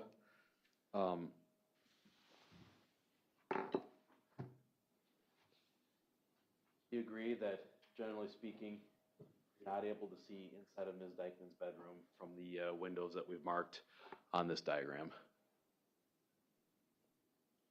Well, it depends what angle you're at. I think however you're standing, there's other windows over here, I believe. But if I'm standing this way, looking this way, but if I'm up here looking, I can get different angles. Okay. Through the French doors. It would just depend. Yeah. Do you agree that neither Deputy Paff nor Sergeant Kernine described looking into Ms. Dikeman's bedroom from the exterior of the home?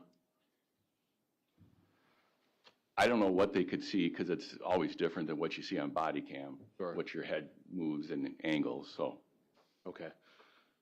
So there was a very small area of space between this table and the table here before you run into the bed inside of Josie's bedroom. Is that fair to say? correct, there was not a lot of room between the couch that you have labeled love seat and the bed.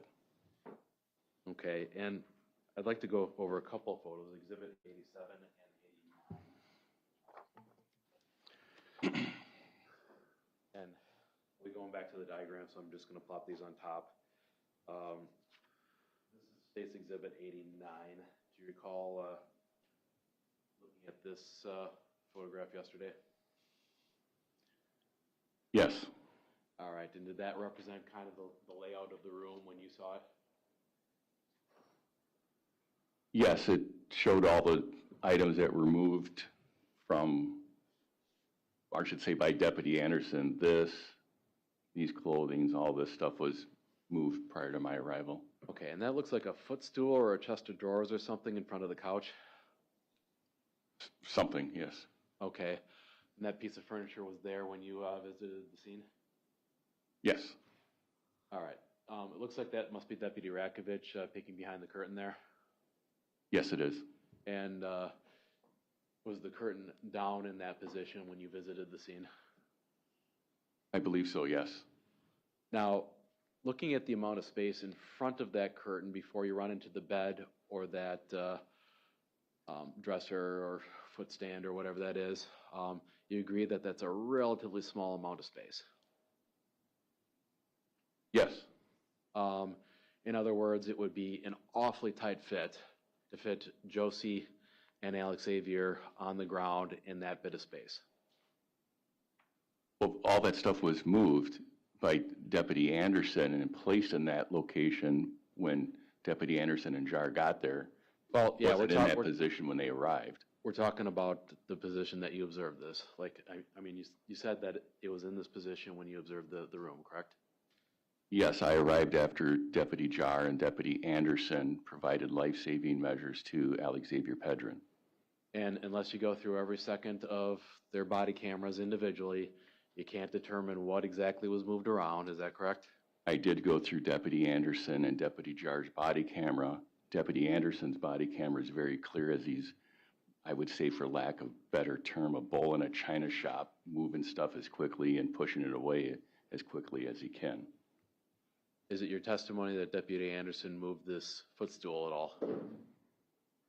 Yeah, all that area was disturbed, yes. Okay. You don't have any idea what the access or the space looked like before they were going through like a bull in a china shop? No, I was not in there. So, going to Exhibit 87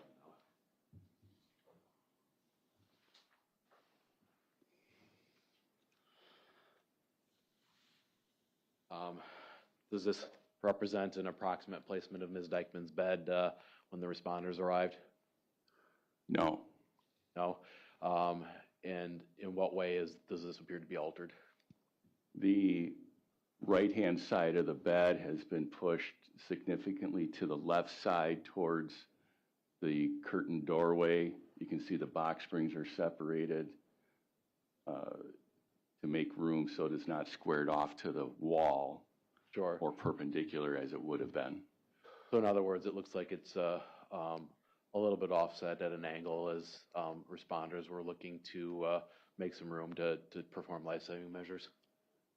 Yes.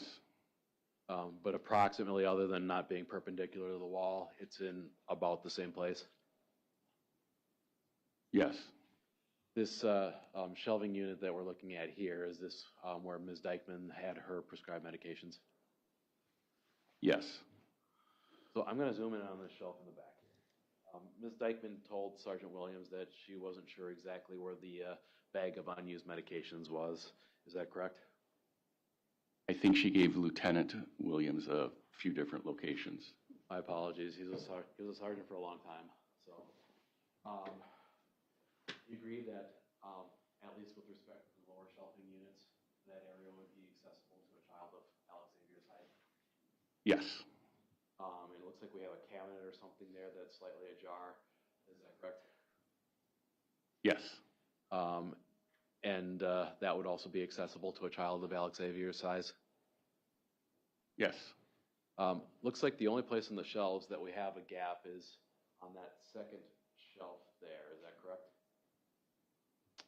I would say the third shelf down from the bottom, or the top. Yeah, the third shelf, I can see that one down there. You aware whether or not the bag was in that spot on the shelf that appears to be otherwise void? I do not know. Okay. That would be accessible to a child of Alexavier's size? Yes. And this indeed is Alexavier's side of the bed, or the side of the bed that investigators saw him on when they arrived. Is that correct? Correct. I would describe that as the right side of the bed. Sure. Facing from the bottom is the right side of the bed? Yes. Okay.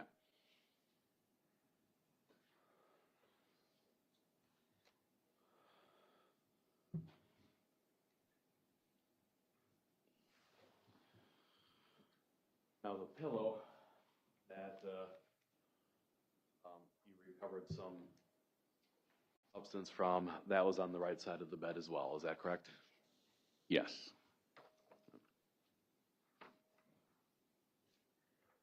I'm going to go back to Exhibit 82A, the one that I've drawn on. And I want to talk about the angles for Major's room here. I understand that this is not an architectural representation, but if I place my legal pad on top here with the angles into the room, you agree that it's a relatively obtuse angle to view Josie's room from Major's room? It depends what part of Major's room you're in. You agree that from the photos you were shown, it would be very difficult, if not impossible, to see Ms. Dikeman's room if he was on the bed watching television in the back of that room?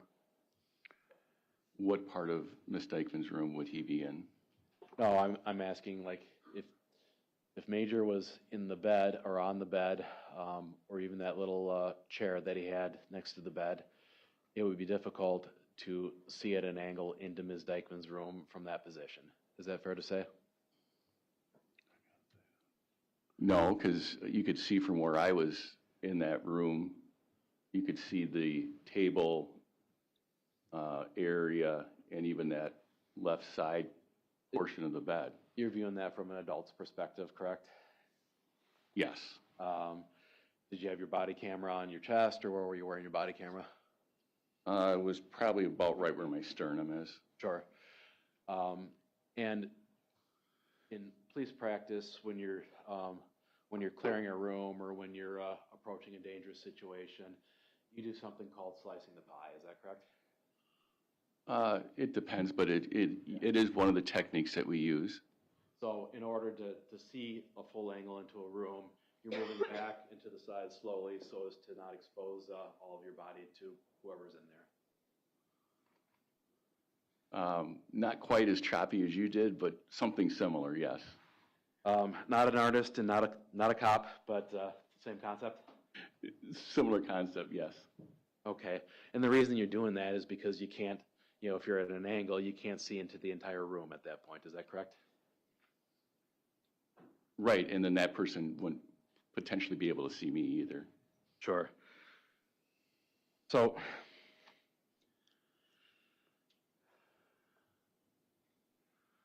did anybody go back and re-interview Major to determine how he could see the supposed abuse inside of Josie's room? Just the forensic interviews, that's the only thing that was done. Sure. All right. So early on in this investigation, you and others had the suspicion that this was a stage scene. Is that fair? Yes. And that's exactly why you sent in that pill bottle for forensic analysis at the state crime lab. Is that fair? Yes. You wanted to see whether or not this was something Alexavier actually touched to see if it was consistent with him getting into things as described, correct? Yes. But you also wanted to rule in or exclude other possible suspects. Is that fair? No, it was just to see if Alex had touched the cap or the bottle of the prescription meds. I agree that it would be relevant evidence to your investigation if you got a DNA sample and determined that Mr. Pedrin was one of those unidentified male sources. I would expect that because it's in the house that Josie and Mr. Pedrin live in. It was on a bed that at some point they most likely shared. Now, fingerprint analysis is another tool that the state crime lab offers to investigators like you. Yes. Would you agree with me that perhaps fingerprint analysis would have been the better tool to determine who had touched the bottle rather than DNA? No. Well, fingerprints, you can type it to a specific person, correct? If you get a fingerprint. Yep, if you get a fingerprint. And we can tell beyond the shadow of a doubt whether or not that bottle was in Alex's hands or not by way of the fingerprint evidence. We can tell whether it was in his hands at one point by fingerprint evidence. Is that correct? We didn't have his fingerprints. You're aware that fingerprints are almost routinely collected during the autopsy process? Yeah, and I don't recall if Alex's fingerprints were collected during the autopsy. Whereas DNA, you don't know if it's been transferred from the living conditions or was actually left there by somebody grasping the bottle. Is that correct? Could you repeat the question so I make sure I understand it? DNA, you're not sure exactly what the source is compared to a fingerprint that's left by grasping an object. Is that correct? Well, touch DNA, if we have the profile source, we would know whose DNA it is. And it was Alexavier's that you identified as the single source profile, correct? Alexavier's DNA, yes, was identified. So I'm not going to belabor the point, but do you agree that no additional control swabs were taken for Mr. Pedrin, Ms. Dikeman, or anybody else living in that home? Correct. One of the tools that you could have used to determine whether or not Alex got into that bag of medication would be to do a similar analysis on the bag that we saw on Friday. Is that correct? Are you talking about DNA or fingerprints? DNA or fingerprints, either or. I think DNA, potentially. Fingerprints, probably not on the surface of that bag. Sure. But the theory being that if Alex picked up the bag and put it on the floor and was rooting around in it, his DNA may have been on the exterior of that bag. Is that correct? Potentially, yes. If the bag was sealed, his DNA might have been on the zipper or whatever mechanism sealed the bag. Is that correct? The bag wasn't sealed. Well, assuming that it was sealed before it was opened up. Potentially, yes. You agree that nobody swabbed that bag for DNA? Yes. You agree that because nobody submitted a DNA sample or standard for Mr. Pedrin, we can't rule him out as one of the unknown male sources of DNA on that bottle? Yes. So, do you agree that there appeared to be a trace substance of something inside of that pill bottle? Yes. And certainly that's something that you can send to the state crime laboratory to swab and determine what that residue was. Is that correct? Potentially, yes. You agree that did not happen here? Correct. Let's talk a little bit about Mr. Pedrin's phone. Are you aware of whether or not Mr. Pedrin was asked for his phone on February 21st of 2023 to take a look at the content on it? I remember there being some conversation about that. I believe that it did occur. That the conversation occurred. I believe it did. Yep. And Mr. Pedrin did not, or at that time was not willing to surrender his phone for a cell bride examination. I believe so. I believe he did not. And moving on to the September 8th conversation with Investigator Leinfelder and Special Agent Fredrickson, excuse me. You're aware that they asked Mr. Pedrin about his telephone on that day as well? I believe they did. And Mr. Pedrin admitted to them at the beginning of that interview that he still had the same phone and phone number. I believe so. And then when asked to see the phone by Investigator Leinfelder, Mr. Pedrin claimed that the phone had been broken. I believe that's accurate. You agree that that's a suspicious turn of events where he claims to have the same phone and then minutes later says that the phone was broken? I find it odd, yes.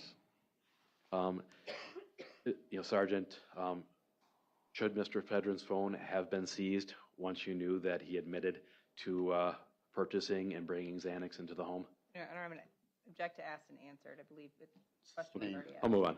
Going back to, sustain. So, just so we're clear, Mr. Pedrin's phone was never seized or downloaded beyond those 5 days of text messages that you got from Verizon.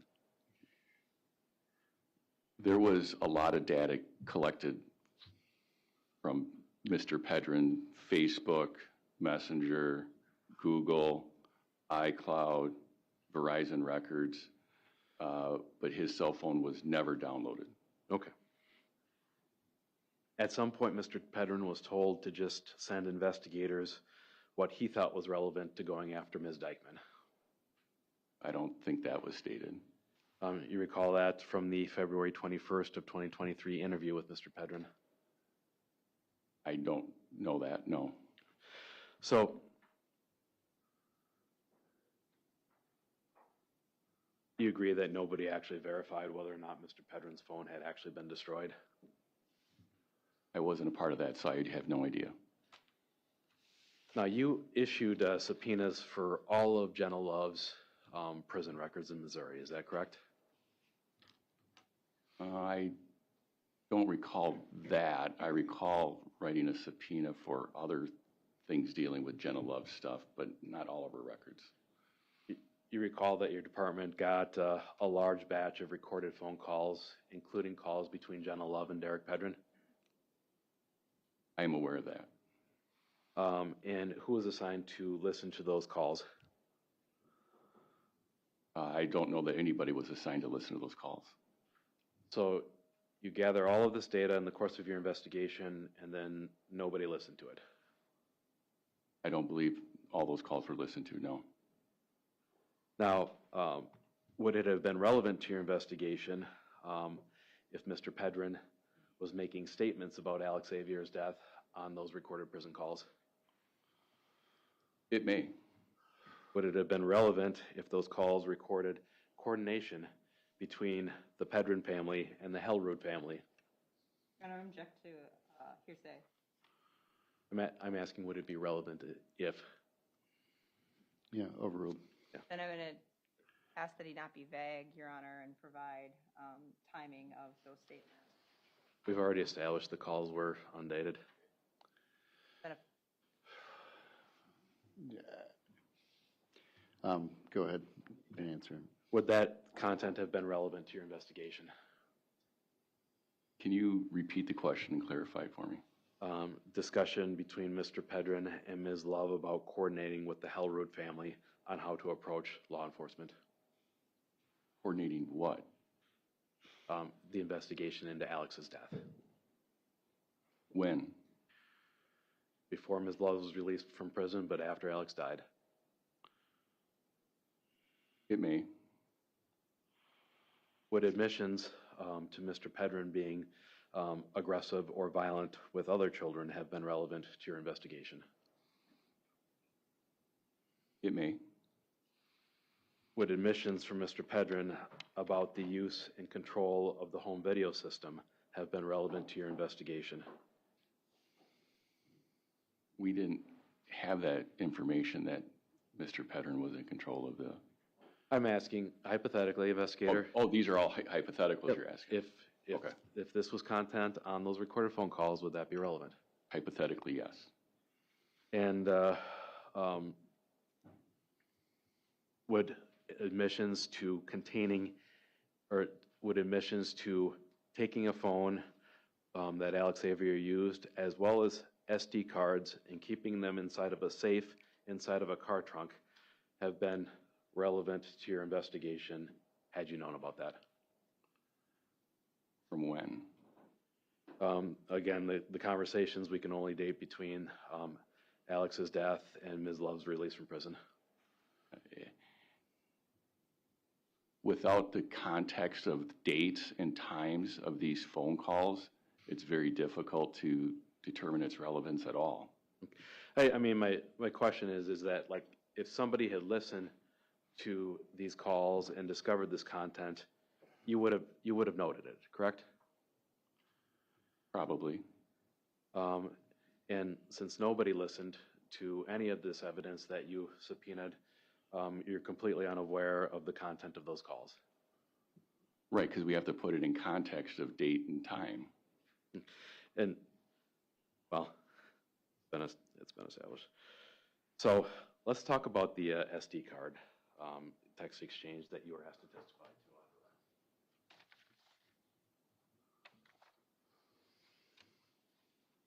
There we go. Nope. We need the full one.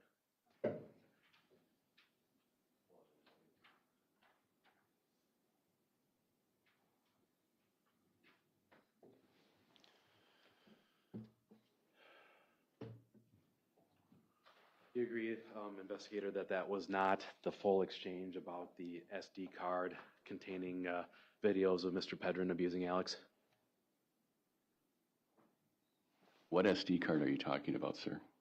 So you were asked on direct examination whether or not you were familiar with the text message where Ms. Dikeman confronts Mr. Pedrin with the prospect that there were videos of him abusing Alexavier on an SD card.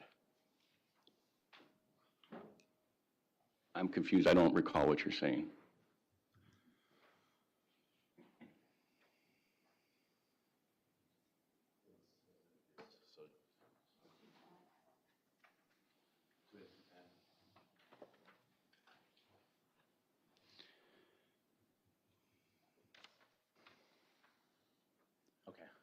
We got it up here. So, investigator, I grab a highlighter here. And Attorney Zachar, can I see that real quick, just so I can get the dates before you? Thank you.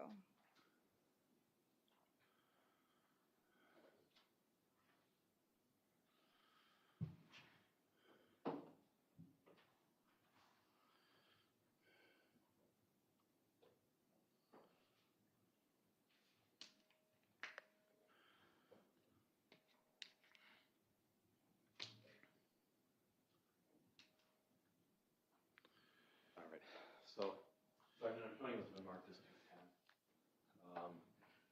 The first 4 text messages appear to be what you discussed on direct examination.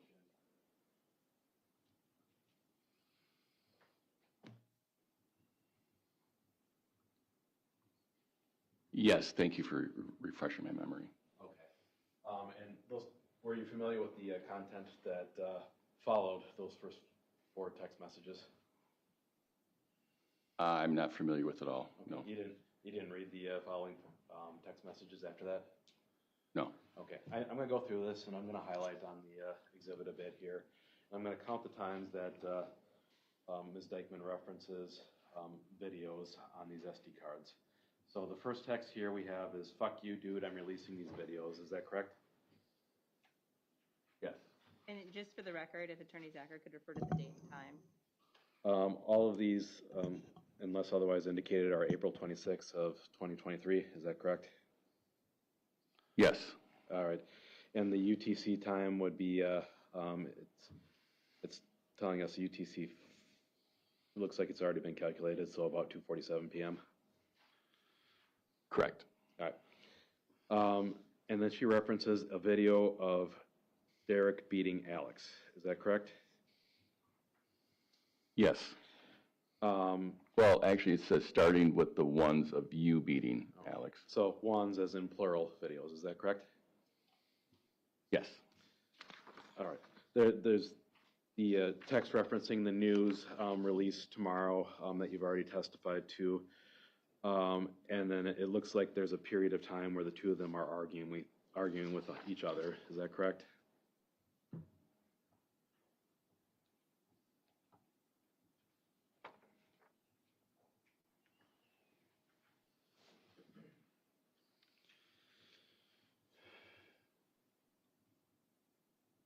How far do you want me to go?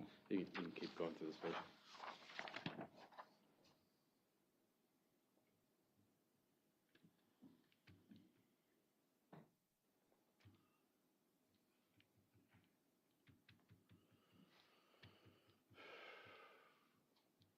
Investigator Amundsen has read through the second and third pages. I'm going to direct. Does that appear to be some bickering back and forth? It sounds directed from Josie to Derek, yes. Okay. Indicate for the record the last message you read, the date and time. Last one was on that page was 4/26/23, 2:55 and 5 seconds p.m. Now, it looks like there's some more arguing as well on the following 2 pages. Is that correct? Just give it a read.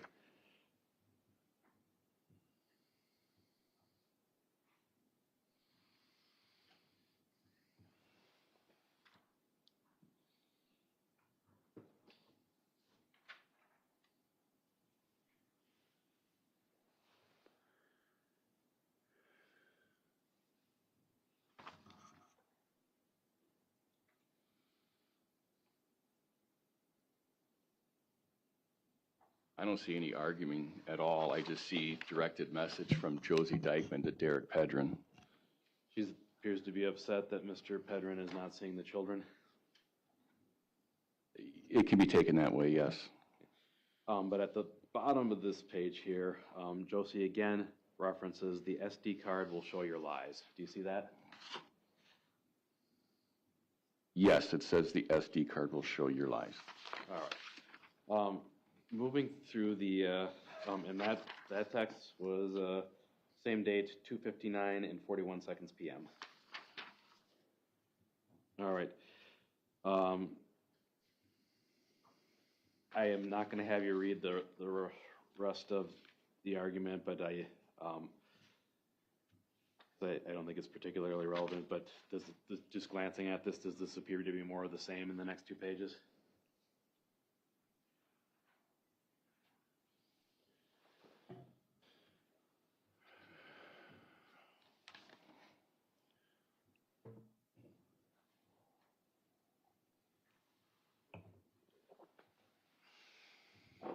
Yes, it appears to be a one-sided rant to Derek. With some responses by Derek. I've only read one response. Did you want me to read it all? The left side of the text bubbles are Mr. Pedrin, is that correct? Yes. And the right side of text bubbles are Ms. Dikeman's? Yes. And it appears that Mr. Pedrin responded on both pages to Ms. Dikeman? Correct, 1 to 3.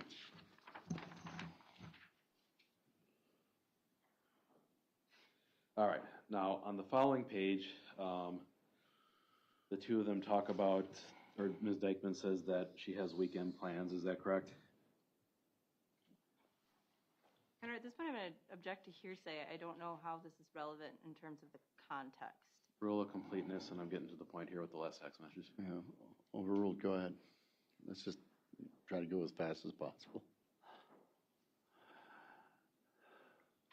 Yes, these are 3 messages from Ms. Dikeman to Derek. The final message on this page at 3:21 p.m. and 0 seconds says, "Stop hurting my kids and blaming me when you are no better, and this SD card stays in hiding.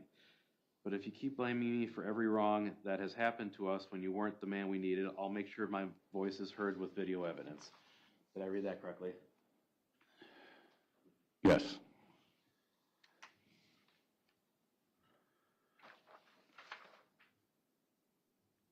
All right. You can read the last 2 pages to yourself here, investigator, and then I'll have a question for you. What messages, dates, and times are you having him read? It's the exchange. Going to the final message of the exchange is from Mr. Pedrin at 4/26/2023, 3:36 and 28 seconds p.m. reading, "You act like I have money falling out of my ass."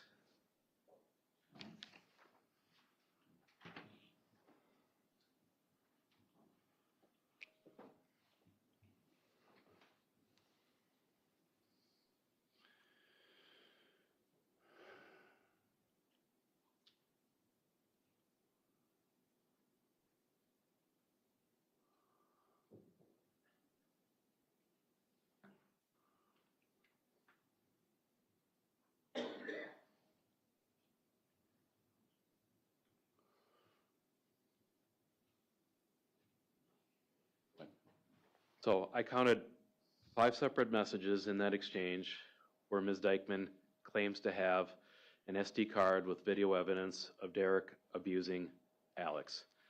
You see that many highlights? I'm going to object, Your Honor. I don't believe that all of those references are to the SD card containing information about Alex. I would agree that there are references to the SD card. 5 references to an SD card, then, we'll say.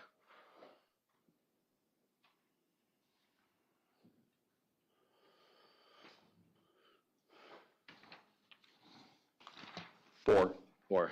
Okay, and then the other highlighted one was her reference to the videos, or the ones, involving him abusing Alex. Is that correct? Well, it doesn't say that. It says, "Fuck you, dude, I'm releasing these videos." The subsequent text, meaning starting with the ones of you abusing Alex? Starting with the ones of you beating Alex, yes. Okay. Would you agree with me, investigator, that at no point does Mr. Pedrin question whether or not these videos exist?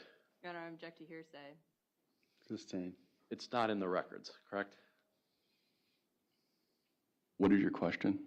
There's no response indicating disagreement with the belief that there's an SD card with this evidence on it.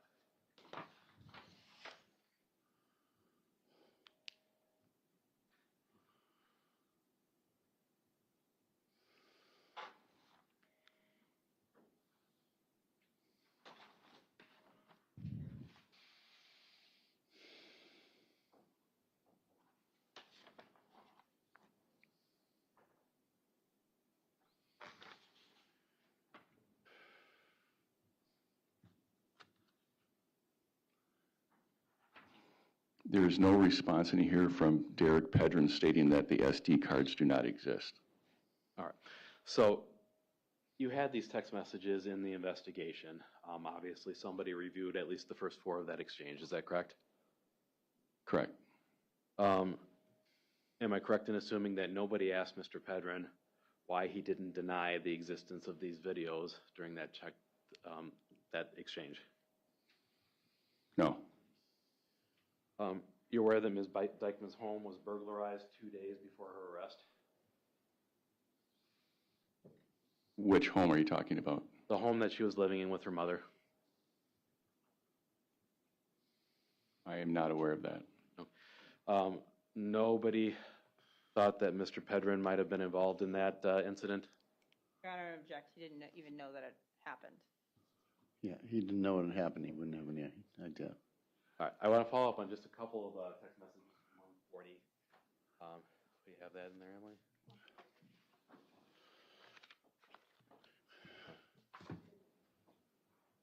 You still have 140 in front of you, investigator? I do. Okay. So I just want to talk a little bit about some of the exchanges here, and is it okay if we read this together up here?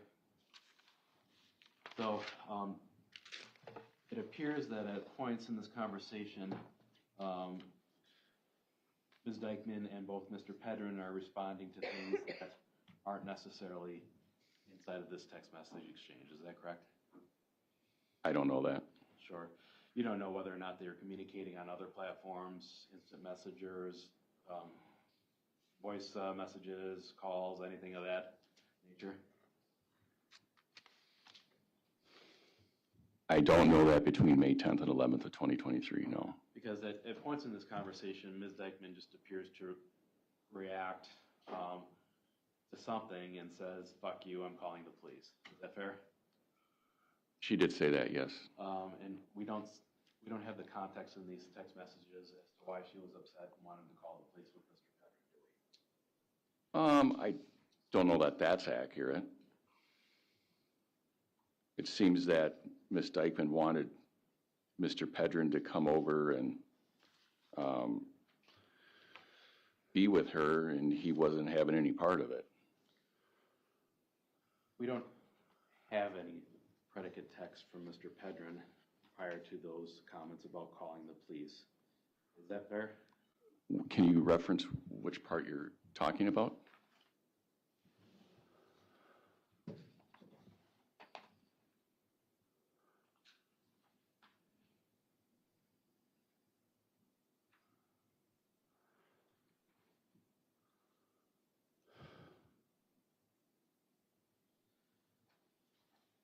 Last page of Exhibit 140, page 6.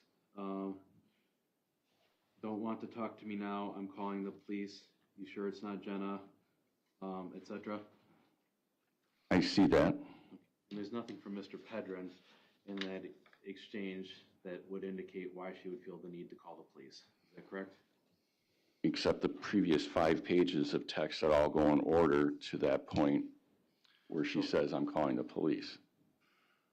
You don't know if they were talking on other apps or other modes of communication at the same time that this exchange was going on. I do not know that.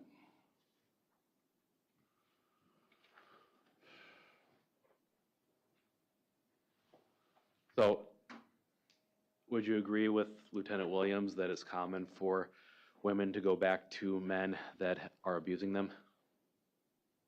It happens, yes. And you're not shocked to hear Ms. Dikeman say that she loved Derek after they lost a child. Is that fair? That's fair. Now, I want to talk a little bit about the text reference to not talking to the police. Ms. Dikeman was represented at the time of this investigation by Attorney Sean O'Neill. Yes, You had a conversation with him. I did. He appeared to be quite curt and to the point. That was well-spoken, yes.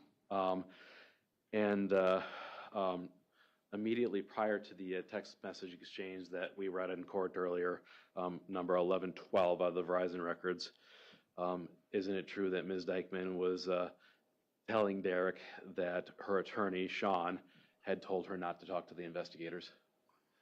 I believe that's in there, yes.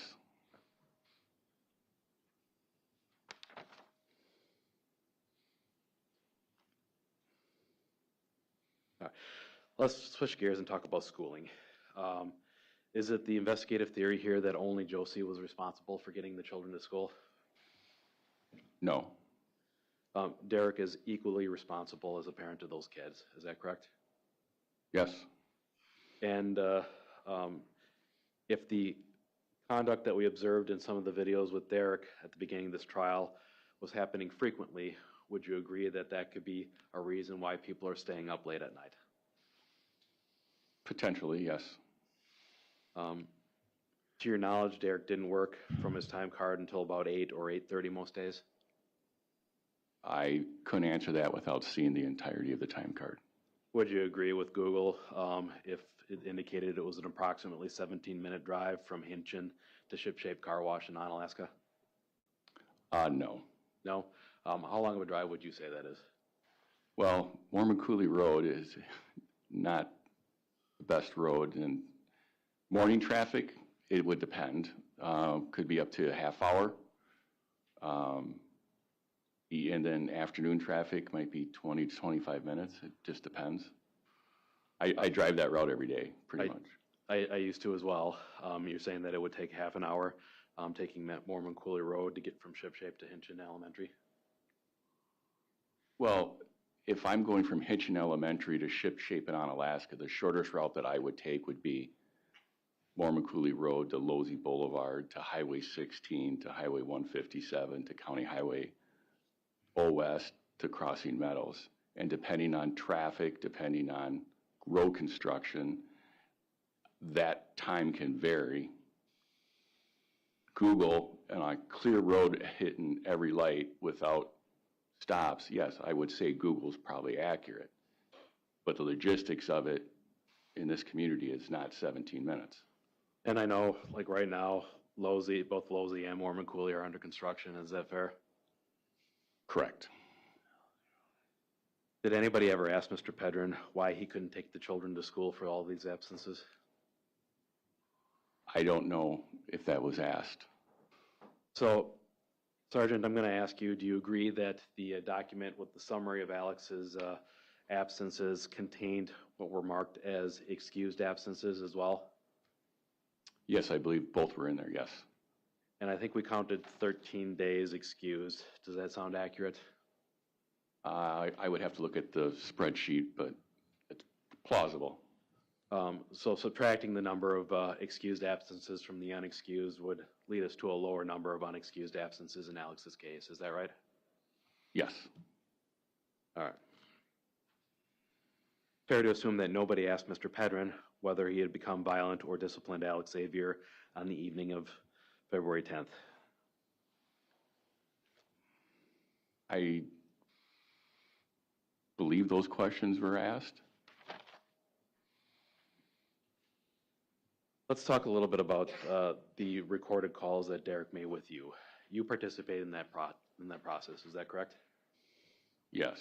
This was after Ms. Dikeman and Mr. O'Neill had told you that she wanted an attorney present before she was interviewed. Is that correct? Yeah, I'm object to relevance on that question.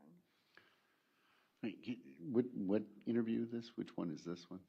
We're talking about the recorded phone calls that Mr. Pedrin produced. Oh, okay. Yeah, I mean, it's not relevant because it's not, go ahead, not relevant. All right. Would you agree that you and other law enforcement officers participated in either recording or miking Mr. Pedrin so that that call was recorded? Yes. And this was somebody that you knew very well at that point to have been physically abusive to Ms. Dikeman. Is that correct? I was aware of the prior domestic incidents, yes. And you're using Mr. Pedrin to interrogate Ms. Dikeman because you had been informed that she didn't want to deal with police without an attorney. Objection, Your Honor. You can just say no if he's overruled. We were not using Derek Pedrin to interrogate Josie Dikeman. You're certainly using him to obtain information from her, is that correct? Yes. Was there zero concern on your part that a man who was abusive to Josie would not be able to manipulate her or her responses? Can you repeat that question? Did you have any concern at all that a man who was physically abusive to Josie, excuse me, would produce a manipulated result from her responses? When we prepped Derek, we were having him ask specific questions in a certain way, so not to manipulate. Do you agree that Derek's tone at time was elevated? What do you mean by elevated? His voice got louder? I believe so, yes. Sounded like he was upset with Josie at points? I think he was upset about losing his son, Alex. And in those calls that we heard, never once does Josie say that she killed Alex. Is that correct? That is correct. In fact, she expresses relief that it wasn't the overdose that she thought had caused his death. I believe she said something similar to that, yes. Appeared to be emotional at points in time when she learned that Alex hadn't gotten into her pills. What do you mean emotional? You heard her voice, and the tenor of her voice changed as she says something to the effect of "thank God." I don't know that it's emotional. It's more like relief, I think, would be the word I kind of took from it. And what Josie had told Sergeant Williams from the very beginning was that it was her impression that Alex had gotten into some of her prescription medication. Is that correct? That's what she told him, yeah, Lieutenant Williams. You told Mr. Pedrin to send you any follow-up conversation from Josie about Alex's death. Is that fair? I believe that was stated, yes. And that message that you read earlier today where Ms. Dikeman tells Mr. Pedrin that I didn't do anything and you people are looking for something that isn't there, he never sent that to you, did he? Which message are you talking about? There was a text message that you just testified to where Ms. Dikeman was informed by Mr. Pedrin that he had been recording her. Do you recall that exchange? I've gone through so many here, I just would like to clarify which one you're talking about and the date. So, Can you give him the exhibit that he saw so that he... I'm just going to use the cutout of ours here. Why don't you... Follow it. More quickly. And if Attorney Zachar gives me the date, we can get the exhibit number for him so we can get it from the clerk.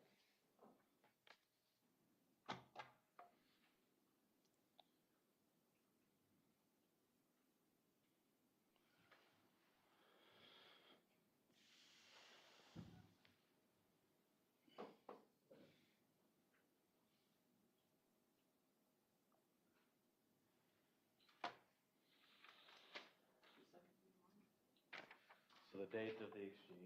Can I have a copy, please? Yeah, it's already used, but I'll show you through the. It's already been introduced. Well, it was offered.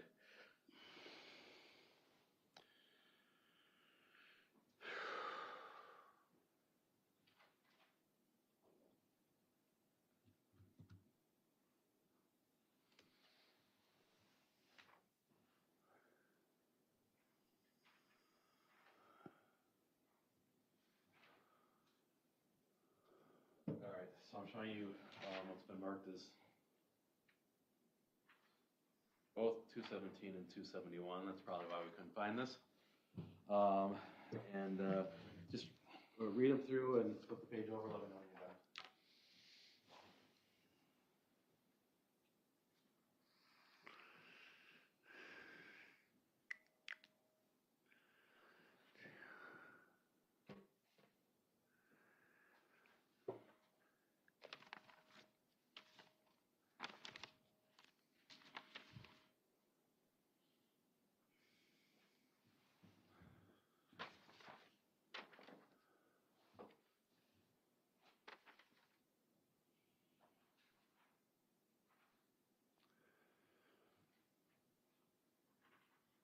Thank you. Those appear to be text messages that you referenced this morning. Yes, from Josie Dikeman on May 8th of 2023. And at the outset, Ms. Dikeman tells Mr. Pedrin that they asked you to wear a wire on me and record our calls, and you have. Wow. Yes. And the final text in that exchange is, or the second to final text in that exchange is, you people are searching for something that isn't there. I didn't do anything. Is that correct? Yes. Mr. Pedrin didn't disclose this information to you at any point in the investigation. Is that correct? I don't know what Mr. Pedrin disclosed to the other investigators. All right. Let's talk about the cameras. So you agree with me, Sergeant, that you can't determine who, if anybody, was specifically deleting videos from the Genie/Ye app. Is that correct? Correct. And it appeared to you that prior to you doing the search warrant, the camera service had been canceled. Is that correct? Which camera system are you talking about? The Genie or the Ye, did you get a cancellation notice that you presented in evidence earlier? Well, the Ye system, we couldn't get logged in, so we believed that account had been deleted. The Genie system showed that the kitchen camera had been deleted. All right. So my understanding is that the driveway camera and the interior camera were both, or one of the interior cameras were on the same camera system. Is that correct? Yes, the kitchen and the garage driveway camera were the Genie. Okay. And Mr. Pedrin's story to you was that he only had access to one of the Genie cameras on his phone. Is that correct? I believe that's what he testified to, was the garage was the only one he had access to. Sergeant, does that make sense to you that with the same brand of cameras, the same subscription, he would only have access to one of them? Not really, no. Yep. Now, you've been made aware of evidence where Mr. Pedrin repeatedly references having access to cameras inside of the home? What are you referencing? Well, you saw the video of Mr. Pedrin yelling at Josie on the couch in the living room where he says, I have cameras in here, you know? Do you recall seeing that? I recall him saying that, yes. Certainly one reasonable inference is that he has access to the home security system inside of the house. I referenced that as he put his own cameras in despite her. Well, did he ever disclose any other cameras that he had inside of the home? No, nor did we find any. You're aware in the course of your investigative review that Mr. Pedrin admitted to Investigator Leinfelder and Special Agent Fredrickson that Alex was observed getting into food on the home's surveillance system. I do recall a video of that, yes. You're aware that Mr. Pedrin has referred to the home camera system as something that investigators should have checked when he met with officers of the La Crosse Police Department on November 25th of 2025. From where? I'm not familiar with this call. It's not, well, it's not a call, but you recall Mr. Pedrin acknowledging that this is what he told La Crosse police officers on November 25th of 2025, that because they didn't check his camera system, his son was dead when he was released from jail the next day. From 2025? Correct. La Crosse Police Department. I don't know. You're not aware of that call at all? No. Am I correct in assuming that nobody asked Mr. Pedrin why he would say out loud that he has cameras inside of the home? Are you referencing back to the video with him and Josie Dikeman, or which? Any of the remarks. Like, nobody asked him why he would say out loud that he had access to cameras in the home. From the 2025 date? Because I'm confused on which date you're talking about, sir. I'm talking about any date. Like, did it ever happen? I don't know when the statement was made, so I can't answer the question. All right, well, let me ask you about the video on the couch then. Did anybody think to ask Mr. Pedrin what he meant when he said, "I have cameras in here"? I don't know what investigator Leinfelder or It's nowhere in the Frederickson did. investigative materials that you reviewed, is that correct? Excuse me? That question posed to Mr. Pedrin is nowhere in the police reports that you reviewed in this case. Not that I'm aware of, no. Do you agree that that's an important question to ask Mr. Pedrin when he's claiming to only have access to the outdoor camera? I think he did say it accessed the outdoor camera, like you said. Was it important to ask him why he said that he had cameras in the interior if he claimed to only have access to the outdoor camera? I don't know what was asked. Do you agree that just because the device is labeled kitchen, it doesn't necessarily mean it was in the kitchen? I physically saw it in the kitchen. You saw it in the kitchen, okay. I removed it from the top of the cabinet Okay. down to the countertop. And that was the same device that was labeled kitchen later? I would assume. So you also agree that the login information for these types of accounts tends to remain the same. In other words, you're going to use the email address of the person who purchases the subscription I think that's fair. and often use the same password as well? I don't know what password they would use.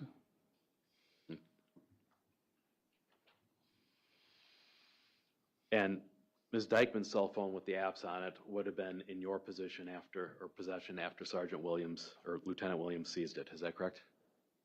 Correct.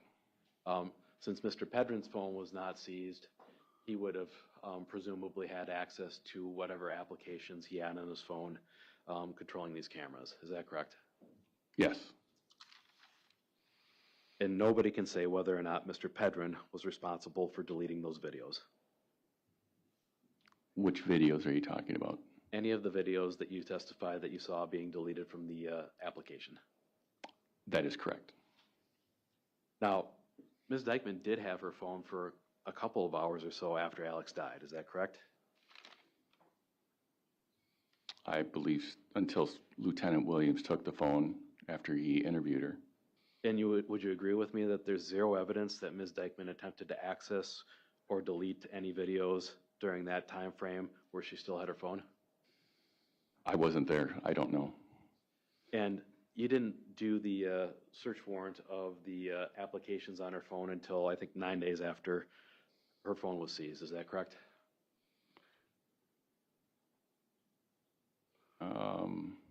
There were several of them, so I'm not sure which one you're talking about.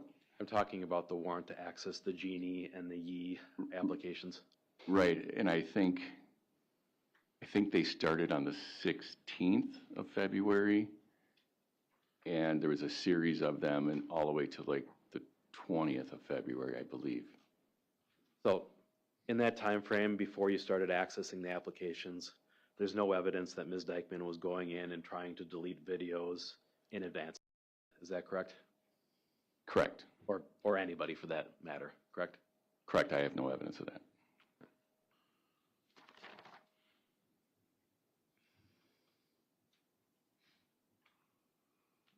I want to talk a little bit about some of the phone records that we didn't discuss on direct.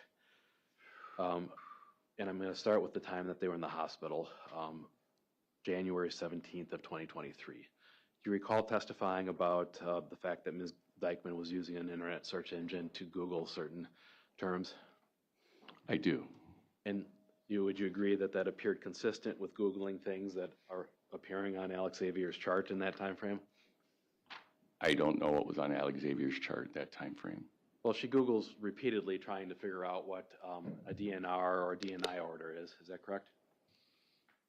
I think each of those was queried, yes. Okay, and DNR meaning do not resuscitate and DNI meaning do not intubate? That could be one definition of it, yes. She Googled full code, is that correct? I believe so, yes. That means efforts to resuscitate somebody if their heart stops? Potentially, yes. And in there was around the same time frame that she also Googled battered child syndrome. Yes. And you have no idea what access Ms. Dikeman had to Alexavier's medical records on either my chart or in the room at the time that she was making these Google searches. Is that correct? I do not.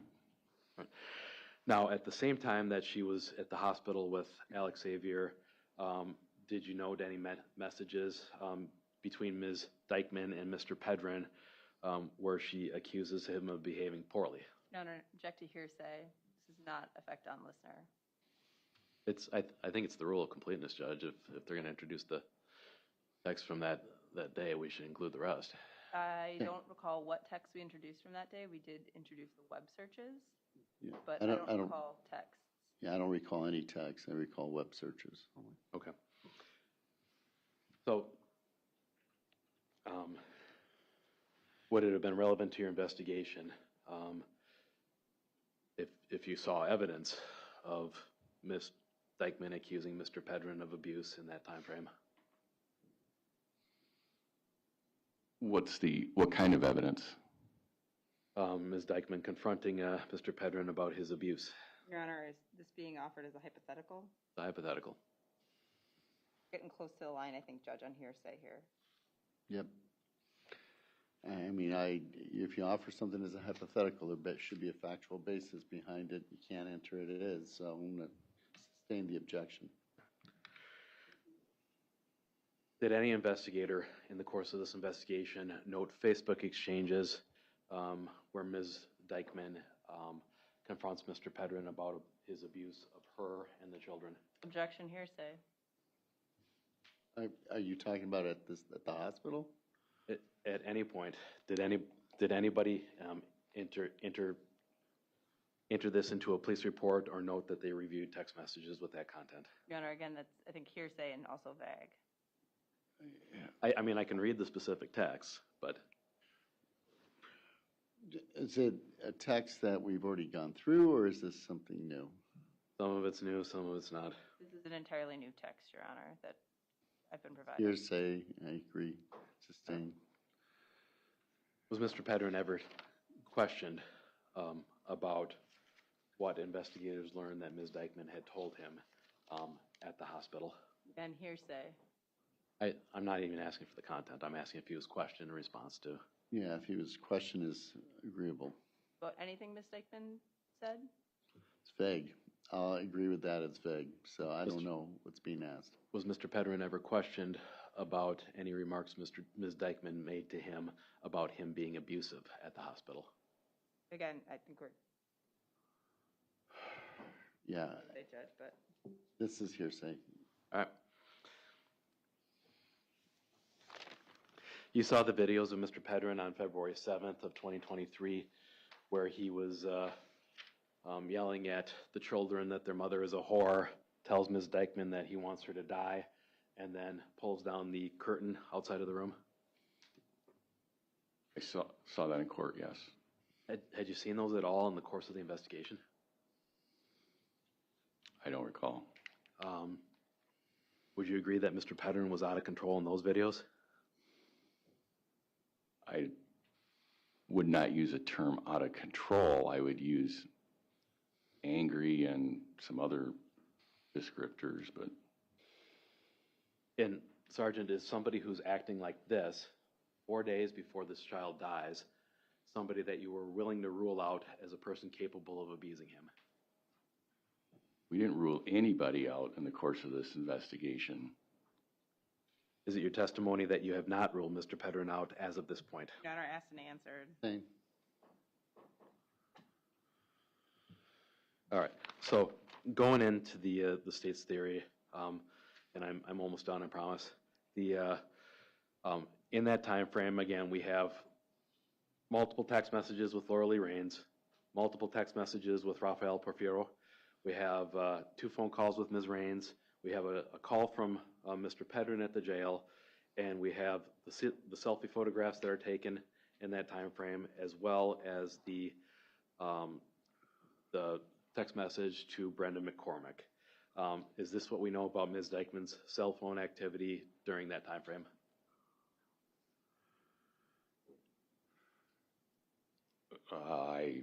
That's listing a lot of stuff. I know we touched on a lot of that, but there's other things that are going on with Ms. Dikeman's cell phone that we haven't said. So, Like user activity, sleep, all these different things. So it's not just what you just said. a lot going on that Ms. Dikeman is personally responding to. Fair to say? Could you repeat it, please? A lot of messages that Ms. Dikeman is reading, responding to, taking calls, and requires her attention with the phone. That's fair, yes. Now,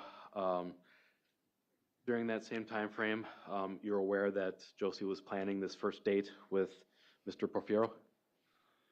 Yes. And you're aware that she had arranged for her mother to take the three remaining kids for a couple hours for that first date the next day? I wasn't aware of that. At what point, Sergeant, in this evening, between these text messages, calls, et cetera, after Mr. Pedrin was arrested, are you asserting that Ms. Dikeman beat or drugged Alexavier to death?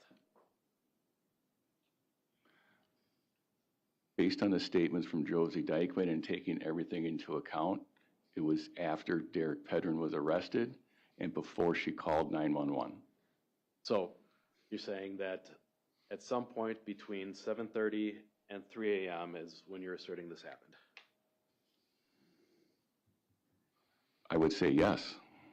So in the course of all of this, is it the theory then that Ms. Dikeman delivers a brutal beating to Alexavier, drugs him to death, and then starts responding to text messages like normal? I don't know what like normal is. She started talking about canceling plans and She started talking. calling her mother We're talking about up until 3 a.m. here. up And until, I think his testimony was originally that it was sometime before she called 911. that's what I said. So Is this a question or an argument? You can Sure. move on. So, Sergeant, fair to say that from the phone activity at least, there was nothing to indicate that Ms. Dikeman was upset or angry with Alex. Asked and answered, Your Honor. Sustain. From the phone activity, it appeared that Ms. Dikeman went to sleep for approximately 6 hours. I don't know that. But you're aware that the phone was inactive and the motion detector was inactive for between approximately 3 a.m. and 9 a.m.? I don't think he's testified to that, Your Honor. Testified to the cell phone records, Judge. Yeah, overruled. Go ahead. The phone was not used between that time frame. Where it was placed, I can't answer to that. That would be consistent with going to sleep if the phone was inactive for 6 hours? It's consistent with not being used.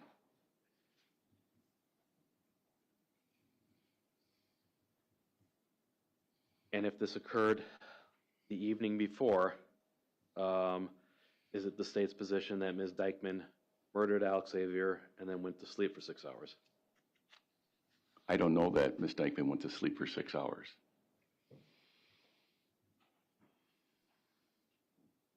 Beyond Mr. Pedrin's statements, you have no idea what his interactions with Alexavier were like on the evening of February 10th, 2023.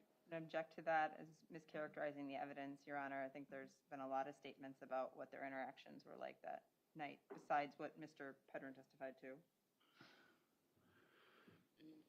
Yeah, I'm going to sustain the objection. I'm not sure what period you're talking about. I mean, are you talking about before the police got there? Before the police arrived. Okay, you can ask that question.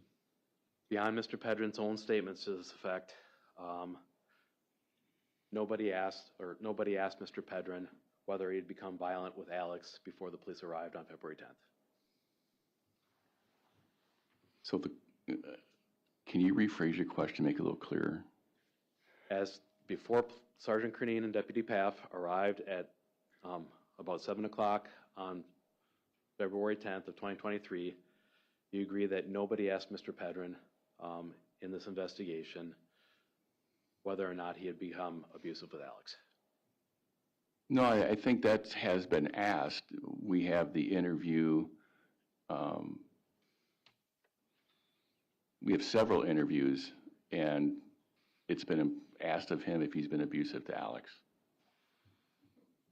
So, is it fair to assume that you're taking Mr. Pedrin at his word in that regard?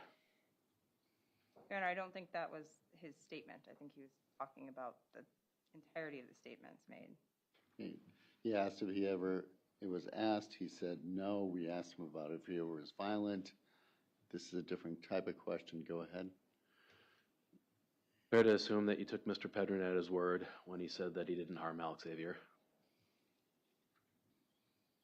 In conjunction with all the other evidence and information obtained in this case, I don't think it's related to the death of Alexavier Pedrin.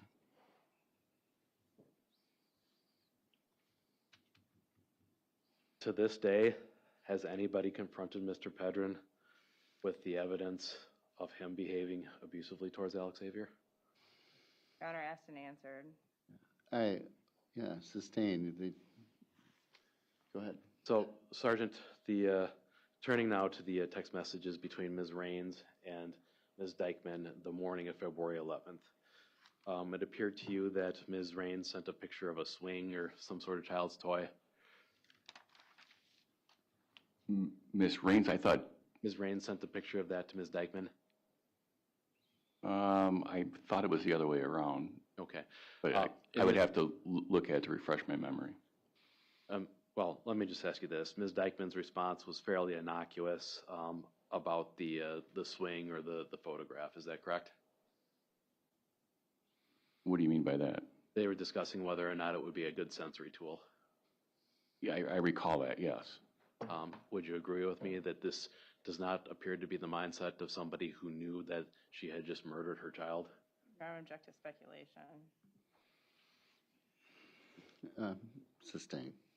Would you agree that there was no apparent alarm in Ms. Dikeman's responses in those text exchanges when they start back up around 9 a.m.? So I missed the question.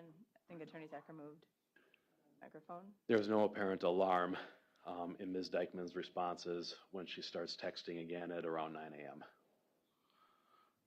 I guess it would depend how you context alarm. These are text words that can be read and inferred. Well, we're talking about the text related to this sensory toy. Would you agree that those appeared to be completely normal? Yeah, I mean, I don't understand.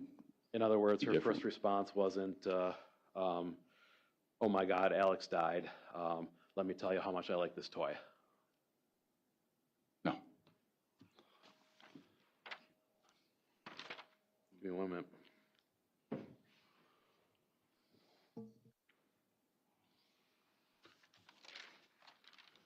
That's all I have for you, Sergeant. Thank you. Need a break after lunch? Okay. Let's take a little break. We'll be back in about, let's say about 5 to. We'll see you then.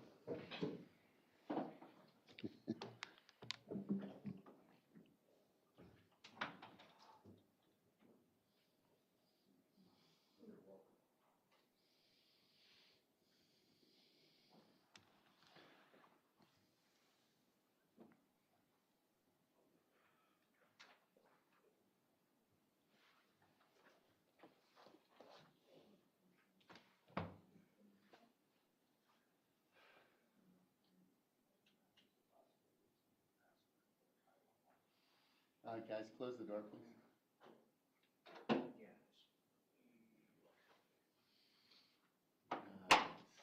All right. We'll be back at about 5 to, a little bit before. 255, Judge? Yeah, that's 2:55. 55, okay.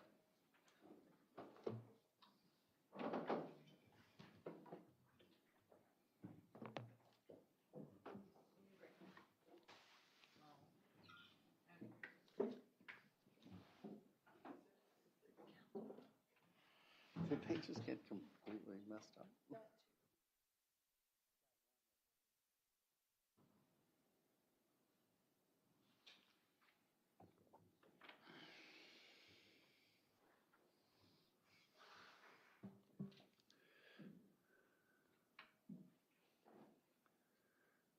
All right. Everybody's present back in the courtroom. I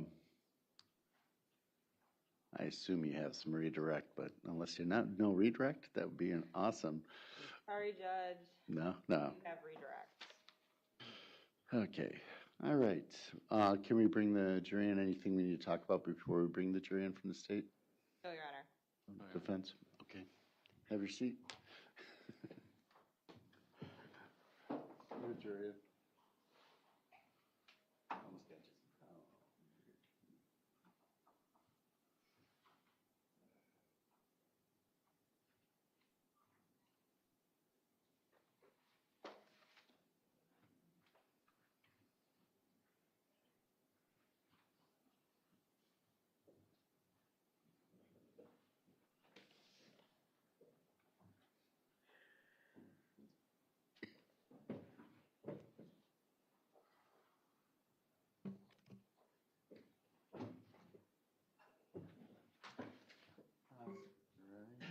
Everybody have a seat, and we'll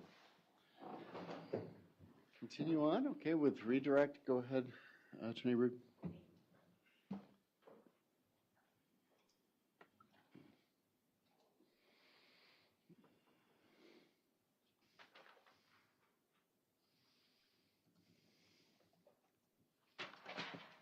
Knew that was going to happen.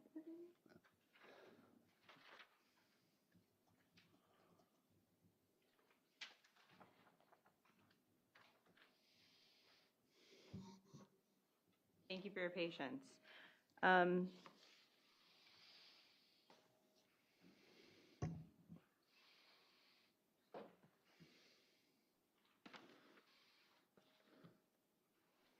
Sergeant, I want to start by talking about the view from Major's room into Ms. Dikeman's room. We don't know what part of his room he was in when he saw into Ms. Dikeman's room. Is that accurate? Correct. And I believe that you, one moment,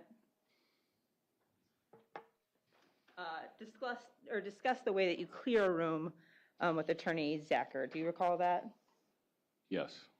What's the purpose for using that particular method when you're clearing a room? The specifics of the term slicing the pie is to use a corner of a door jamb, be some distance away, and to peer off of that corner to be able to see inside a room as far as you can without going past that threshold and exposing yourself. It's a tactic that we would use on basic room clearing all the way to the SWAT team. It's used for safety. Yes. Was that a consideration that was on your mind when you were documenting the scene on this date and time? No. You talked a little bit about fingerprint analysis. Can there be issues with a piece of evidence if you want it tested both for fingerprints and DNA? Yes.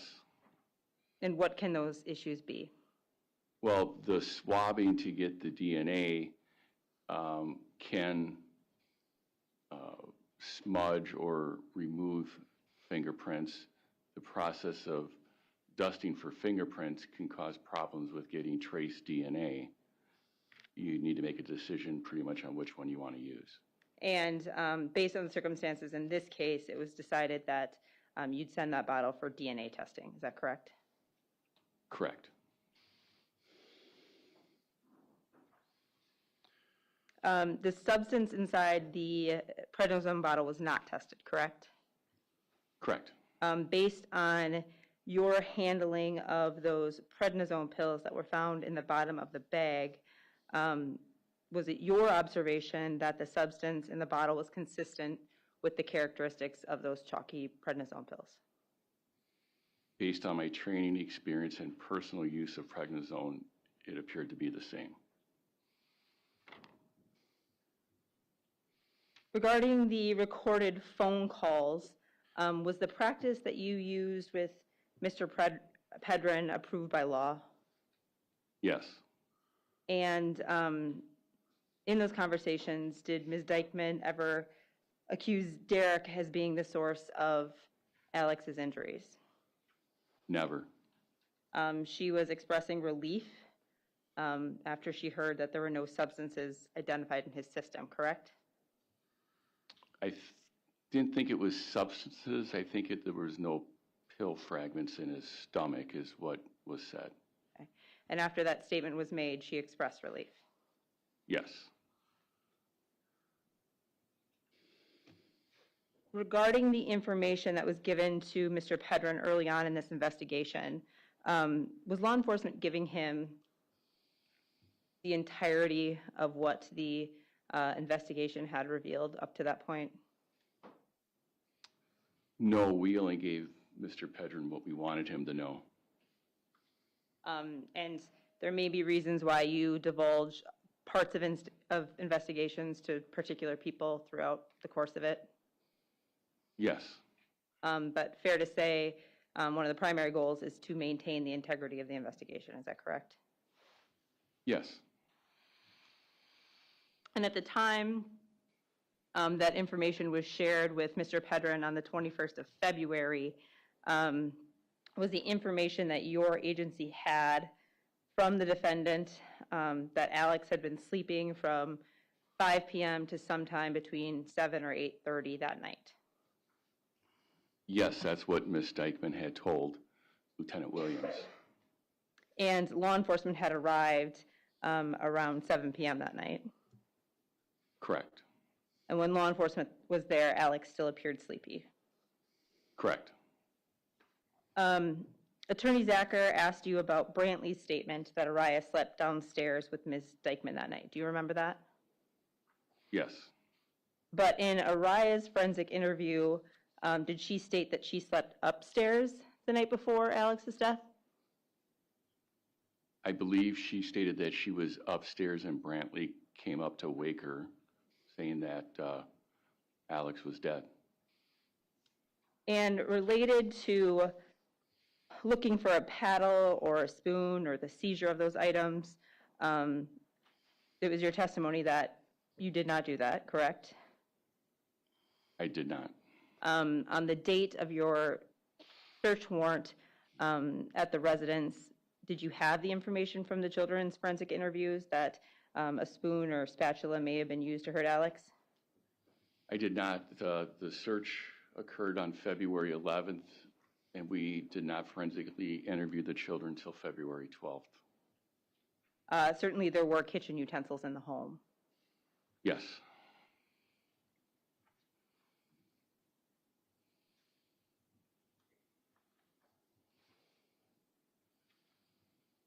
In terms of what Alex had a history of getting into, it was Lorelei's statement that she heard Alex and Ms. Dikeman discuss him staying up to sneak out of the bed or the room. Is that correct? Can you repeat the question? Yeah. It was Lorelei's statement that she heard Alex and Ms. Dikeman the night of the 10th on the phone have a conversation about Alex staying up to sneak out or something along those lines. Similar, yes. And when Ms. Dikeman gave her statement to law enforcement, what did she specifically talk about Alex getting up in the middle of the night to sneak? It was snacks and food, and I think it was Red Bull. And were there statements of the children in their forensic interviews that Alex would get in trouble for lying and stealing food? Yes. Specifically, did Brantley say that Ms. Dikeman would kick Alex for that kind of behavior?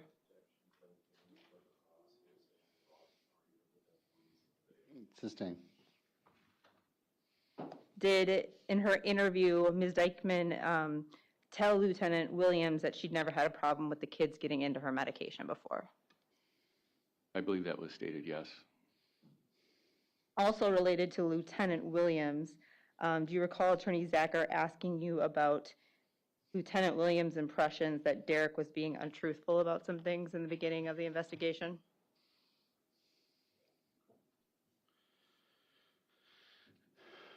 I don't recall.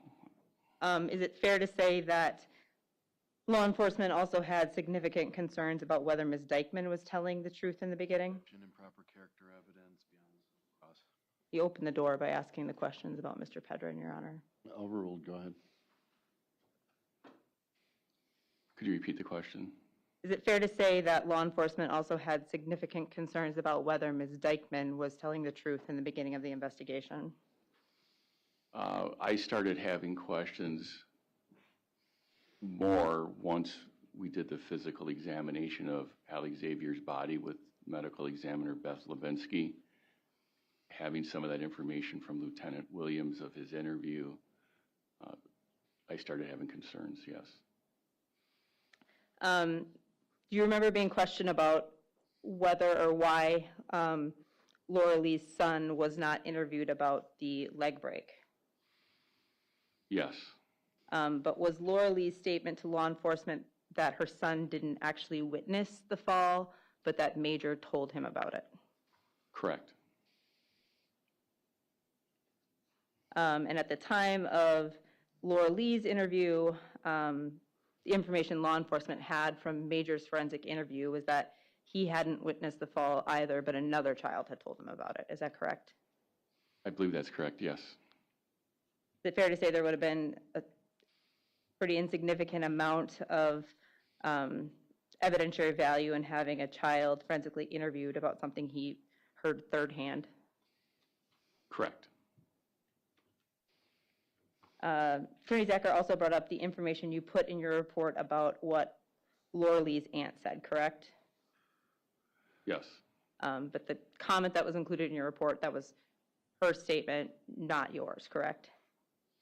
correct. You were including it in your report to provide an accurate summary of who you talked to that day and what they said? Correct. And of course, your police report is just a summary of that entire interview. That is correct. You were also asked by Attorney Zachar about statements Ms. Ehlers made to law enforcement about a video sent to Laura Lee. Do you remember that? Yes, And you were present for that interview with Ms. Ehlers on the 14th of February, correct? correct. And it's true that Ms. Ehlers had never actually seen that video with her own eyes, correct? I don't believe so, no. But she had been recently made aware that such a video existed. Could you repeat the question? Was it Ms. Ehlers' statement that she had recently been made aware that a video like that existed? Can you clarify which video you're talking about, please? Just at this point that there was a video that may show Mr. Pedrin hurting Alex. Correct.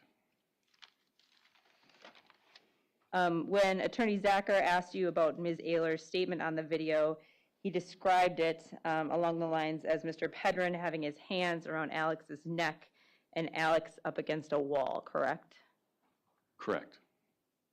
That insinuates that there was both a video that we've already discussed about Alex in the car and then one with him up against a wall, correct?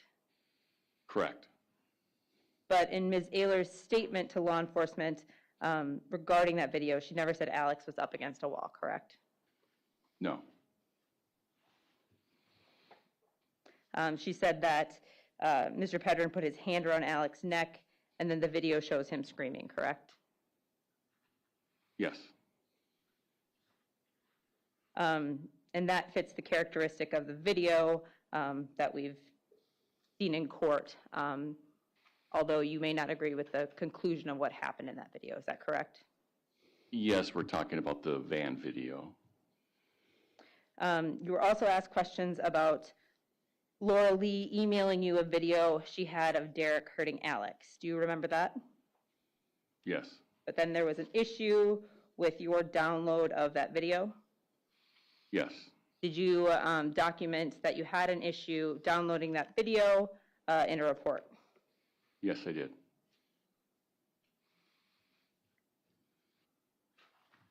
part of Exhibit 5. Sergeant, I'm going to hand you what has been marked as Exhibit 144. and then also a document that was previously admitted as part of Exhibit 5. I'll ask you some questions about them briefly, okay? Okay.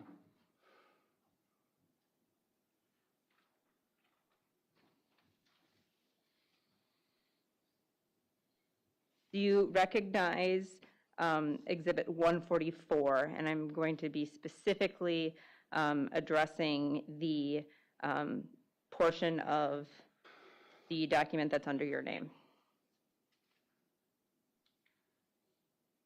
Yes, this is a written report that I authored March 30, no, I'm sorry, right around March 24th of 2023.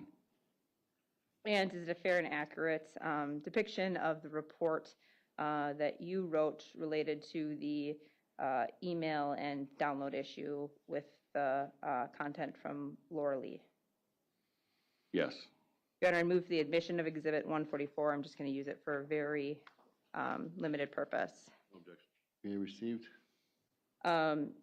Sergeant, does the email indicate the file name of the .mov file that Ms. Pedrin attempted to send to you? That Ms. Raines tried sending to me? Yes, thank you. Yes. Yes, it does. And what is that file name? IMG_6527.mov. And then if I can have you refer to the page of Exhibit 5. Is this a listing of the videos we previously watched, including the file name and the media created date? Yes. And from your recollection, does the video of the car incident relate to the video dated May 25th, 2022? Yes. And investigator, can you please tell us the file name associated with that video? Shows media created 5/25 of 22 at 1:42 p.m. File name IMG 6527.mov. The same file name as the file that was emailed to you by Laura Lee, correct? Correct. And the video contained in Exhibit 5, the source of that was the Google search warrant return from Ms. Dikeman's account, correct? Yes. Never been evidence of another video or specifics of another video of Mr. Pedrin allegedly hurting Alexavier. Is that correct? Correct. I have not seen one. Speaking of the cameras in the home, you know that Ms. Dikeman had access to the cameras based on the contents of her phone, correct? Correct. And is it possible for an account holder to give others access to specific cameras in the home, but not access to the entire account? Objection, lack of foundation. I already asked a hypothetical about this, Judge, by Attorney Zachar. It's asking for him to give an expert opinion on No. is it possible under these cameras to no foundation. Please use the microphone, and I'm going to allow her to ask the question, understanding that this is a follow-up on the hypothetical about multiple people using, and I don't know if he would know in this situation, or he's generally in this situation. Wait, can I ask you a question? You're asking him whether people can separate cameras off? Yes, if an account holder, an admin holder can give access to certain features and not others. He does not have expertise in that area. He does not, Your Honor, but I think he has human experience related to that. And again, I think the You'd door is have to open. establish foundation. I'm going to sustain the objection the more I think about it. Go ahead. Sergeant, according to Attorney Zachar's question, it was Mr. Pedrin who was complaining to law enforcement about videos not being collected by law enforcement, correct? I believe so. And related to documenting phone calls with a party in a case, is it law enforcement's practice to document every interaction you may have? No. What kind of phone calls or communication is it in your experience likely that law enforcement may not document? When you're listening to jail phone calls, you would document information that would be relative to the case, if you've heard it. There's a lot of personal messages that come back and forth. There's other inmates that use people's PINs and identifying information, so it's not even them talking on the phone. It's somebody totally different. Listening to jail phone calls is extremely time-consuming and doesn't always reveal much because they're told that they're being recorded right from the get-go as soon as they get on the line. What about when law enforcement is calling someone to set up a time to meet? Is that a situation where they may not do a report on that phone call? We would not do a report on that phone call. We would, probably note it in the report that you met up with this person at this date and time. Talking a little bit about the source of the Xanax and the conversations relating to prescription pills. Mr. Pedrin was originally asked about Xanax in April of 2023, correct? I believe so, yes. And when asked about that, he admitted that he bought it for Ms. Dikeman, correct? Yes. And in some of the videos reviewed in court, we saw Mr. Pedrin confront Ms. Dikeman about Xanax use, correct? Yes. And those videos would have been recorded a substantial period of time before we would ever know that we were here looking for the source of Xanax that caused the death of a child. Correct. Regarding the review of evidence related to the source of Xanax, did you review information that there were messages on Becky Ehler's phone documenting that she had access to prescriptions that weren't her own? Judge, objection be on this cross asked and answered. Overruled. Can you repeat the question? Yes. Based on the review done of Ms. Ehler's phone, was there communication that she had access to prescription medications that weren't her own? Same objection, hearsay, hearsay and confrontation. She had access to what? Prescription medications? It's an out-of-court statement by Ms. Ehlers offered for the truth of the matter. There's a question of source of, throughout your questioning, was the source that they were investigating sources of other medications, specifically Xanax. I'll allow the question to be asked. Go ahead. Yes.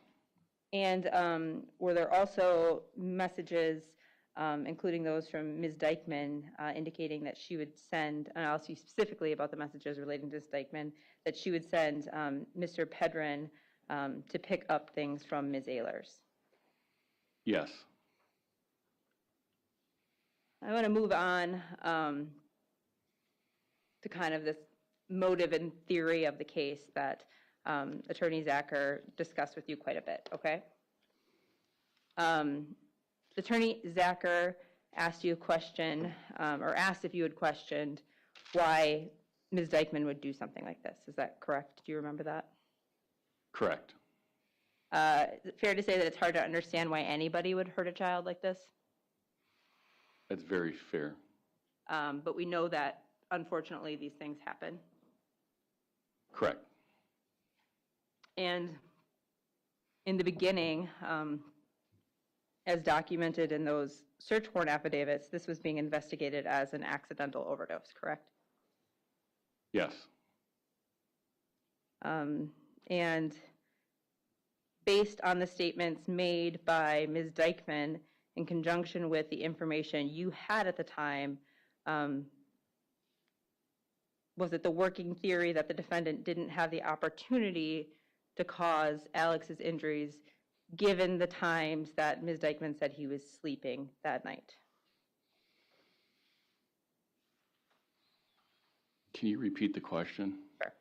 So based on the statements made by Ms. Dikeman, in conjunction with the information that you had at the time, given what the investigation had revealed so far, was it your working theory at some point that the defendant didn't have the opportunity, or excuse me, that Mr. Pedrin didn't have the opportunity to cause Alex's injuries, given the defendant's statements that Alex had been sleeping from 5 p.m. to sometime between 7 and 8:30 p.m.? Right, that was the information we had at the time. So it's called in as a child overdose death. Josie Dikeman expressed to Lieutenant Williams that Alex was sleeping between 5 to 7, 8 o'clock. We know that Derek Pedrin was arrested. I know that Derek Pedrin was taken to the La Crosse County Jail, and he did not escape that night. In that Derek was out of play based on the statements from Ms. Dikeman. And you were also asked by Attorney Zachar if Mr. Pedrin could have given Alex the Xanax that night. Is that correct? Correct. In your life of experience, do you have experience with taking prescription medications? Yes. And is it your experience that unless there's a specific purpose for it, medications are usually designed to take effect rather quickly? Objection, speculation, lack of foundation, beyond the scope of cross.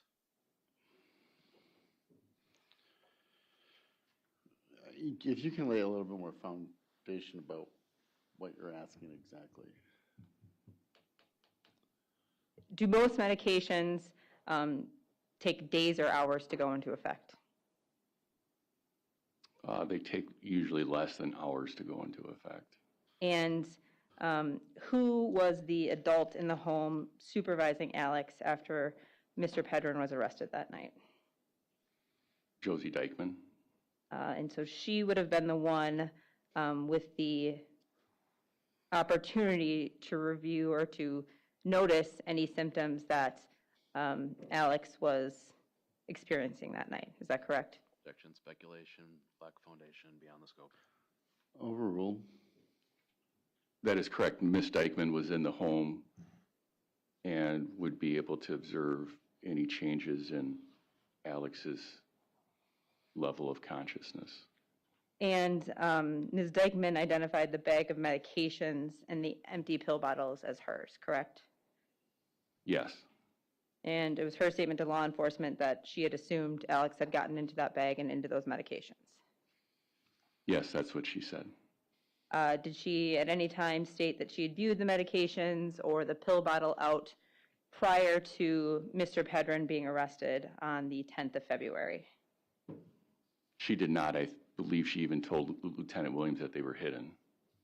And being the adult in the situation, the safekeeping of her medication is her responsibility, correct? Judge, objection calls for a legal conclusion.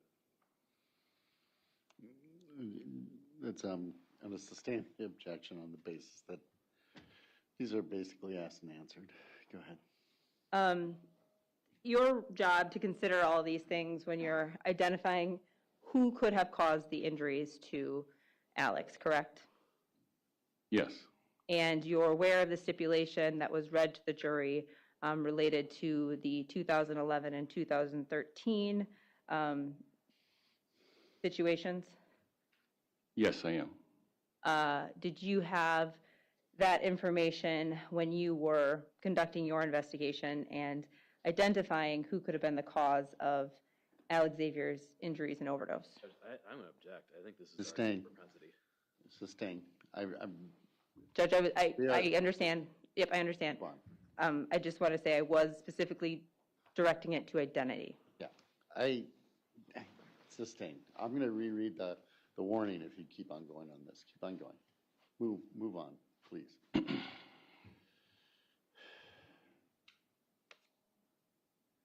There was testimony by Ms. Dikeman that Alex had woken up that evening after Derek was arrested and he was feeling better, correct? Are you talking about Ms. Dikeman's interview? Yes, statements. Thank you for that correction. Can you repeat the question? Yes. There are statements by Ms. Dikeman that Alex woke up sometime between 7 and 8:30 and he was feeling better. Correct. And then we had the statements by Laura Lee that she heard Alex on the phone around 10:45 that night, correct? That's correct. And Ms. Dikeman told law enforcement that she was up with Alex until 3 a.m., correct? Correct. She didn't indicate to law enforcement that he was showing any symptoms of anything before he fell asleep, correct? That is correct. And Ms. Dikeman and Raphael stopped their communication around 2 a.m., correct? That's correct. That would have been an hour before Ms. Dikeman says she fell asleep and the time when she said she last saw Alex okay. That's correct. We're talking about something like motive. Sergeant, does it go to motive if Ms. Dikeman wants to get some sleep before her date the next day and Alex won't let her? Objection, argumentative, beyond the scope. Overruled. Speculation. Overruled. I think that's very plausible, yes. And does it go to motive if Alex is up getting into cotton candy or Red Bull instead of going to bed? Yes. Given the evidence of the timeline from all aspects of this case, including the cell phone data and Ms. Dikeman's statement, your own concerns that you've noted for staging, is this what led you to believe who was ultimately responsible for Alex's injuries and then subsequent death? Objection, that his personal opinion about this is not relevant. He's asked several times about his working theory, Your Honor. Yep. Overruled. Yes, that Josie Dikeman caused the death of Alexavier Pedrin. Thank you. Recross? Very, very brief, Judge.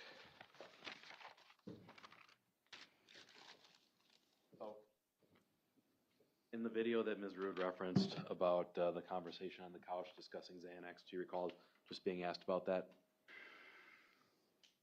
Yes. All right. Ms. Dikeman, in fact, in that video, repeatedly confronts Derek about buying and taking Xanax from his friend. Is that correct? I recall that, yes. There was a second search warrant executed on the home after the February 11th search. Is that correct? Yes. And am I correct in assuming that no paddles, spatulas, or spoons were seized during that search warrant application as well? Correct, there was none seized.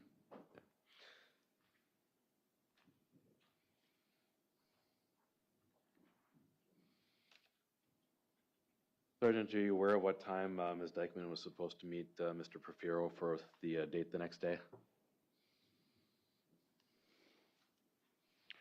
I thought it was sometime mid-morning from what I can recall. If I told you 11 o'clock, does that sound accurate? I'm going to object. I don't know if he recalls. Okay. Saying Do not. you recall? No, I just recall sometime mid-morning, I thought. And Alex had been living with Josie for years by the point of February 10th. Is that correct? I don't know how long, but he had been living with Josie and Derek Pedrin, yes. And you don't know whether or not Alex was awake and up and keeping Josie up. Is that correct? At what time? By 3 a.m.? Josie Dikeman said that He was asleep. He went to sleep at 3 a.m. That's what she told Lieutenant Williams. And once more, the children in the home did not describe a violent beating or an intentional overdose inside of that bedroom when Alex went to sleep? I don't think Alex would have been asleep when that would have occurred. You have no idea whether or not Alex actually got into cotton candy or food or anything that evening. Is that correct? There was so much food and particles around, I cannot tell you exactly what he got into or did not get into. And let me ask you one that I forgot to clarify earlier. Would you agree with me that having overripe bananas in your home is not evidence of neglect? In itself, no. That's all I have. Any redirect? Nothing on that, Your Honor. Thank you. Can you step down? State have any further witnesses? No, Your Honor. State rests. Okay. With the state resting, and we need a few minutes to discuss some things, I'm not sure we're going to go back to testimony or not. I'm going to figure that out if you could. Again, today I'm going to try to still end by 4:30. Tomorrow we might go a little bit later, till 6. I'm not sure you think that's a little bit. But let me find out what's going on, and then we'll go from there, okay?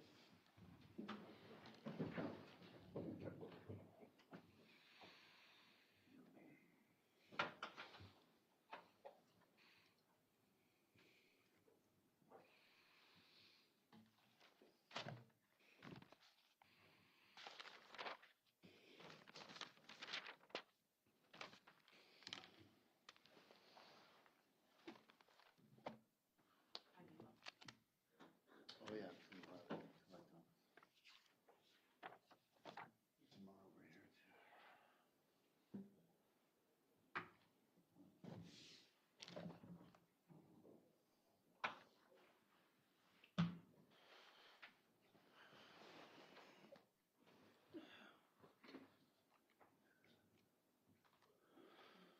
Yeah, Kevin, if you could grab that door, that'd be great. Thank you.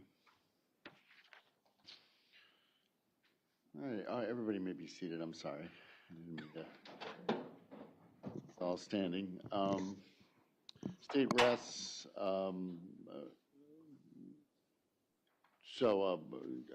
Could we do a witness today? I have one witness that it would be particularly appropriate to handle today. The witness, well, actually, can I make an offer of proof via sidebar with opposing counsel? Sure.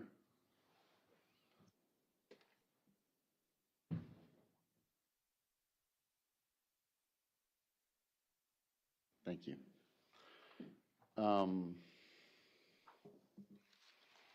As far as that sidebar goes, it was about the next witness. We'll talk about that in a second. Why don't you go ahead and bring your motion?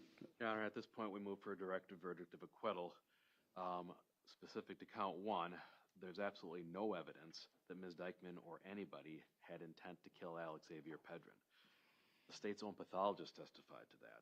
Other witnesses testified to that. The state's own pathologist says that Alexavier's symptomology is very consistent with a drug overdose and consistent with an accidental overdose. He can't rule that out as the cause of death. In fact, what Dr. Quinton testified to was that Xanax, practically speaking, was required to cause death in this case. That's not consistent with intent to kill, not under the facts that the state has introduced here. And no reasonable jury can find otherwise that this doesn't constitute a reasonable doubt. The same thing applies to count 3.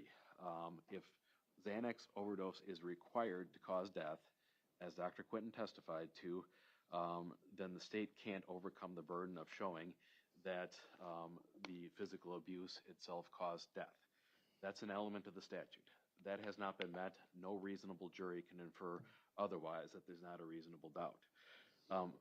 Practically speaking, until Sergeant Amundsen testified, there's no apparent theory or theme at all for what the state believes happened here.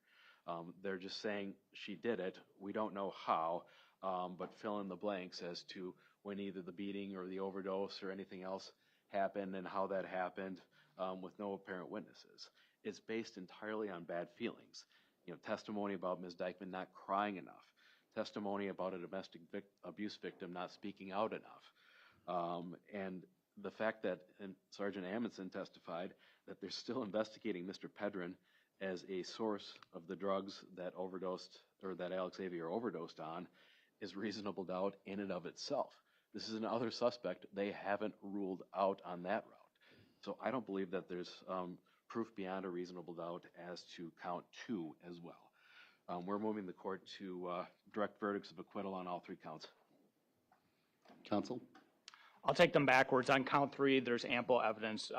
The children's forensic interviews alone established repeated abuse by this defendant towards Alexavier Pedrin. The repeated acts have been established multiple times over and over again.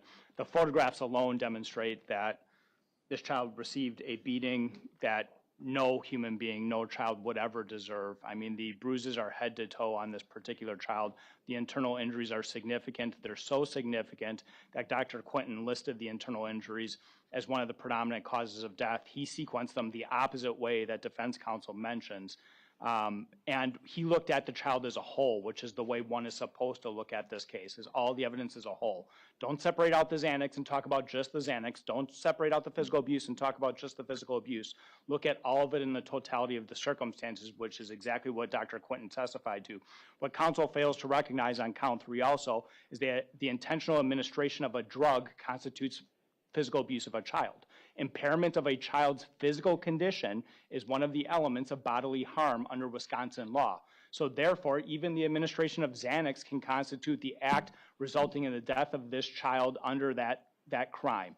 So the state can establish count 3 a multitude of ways. Count 2, we can also establish it because a person who is responsible for the welfare of a child, she was entrusted with the safety and welfare of this child and is administering a drug to the child, should be watching over that child carefully and making sure that that child is safe and okay. She doesn't. All inferences are that she goes to bed after that. With regards to count 1, intent can be inferred by all the acts and circumstances together. You have photographs demonstrating the beating of a lifetime was administered to this child, and we have ample evidence demonstrating that a drug was intentionally administered to this child, and then a scene was developed afterwards to try and cover up what was done to this child. Those are all intentional acts. A reasonable jury could infer that. If they don't infer that, they can consider lesser included offenses, which are also available under Wisconsin law.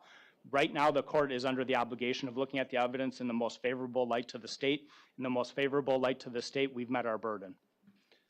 Yeah, the court agrees that in the most favorable light of the state that you could establish the elements for all 3 counts. I'm not going to go through them each, but there are arguments. The question really becomes beyond a reasonable doubt. But at this point in time, a reasonable jury could find beyond a reasonable doubt, if the light most favorable to the state, that all 3 counts could be proved. Having said that, the court's denying the directed verdict.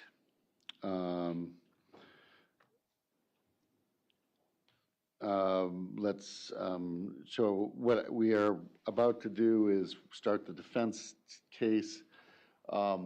There is a discussion about the next witness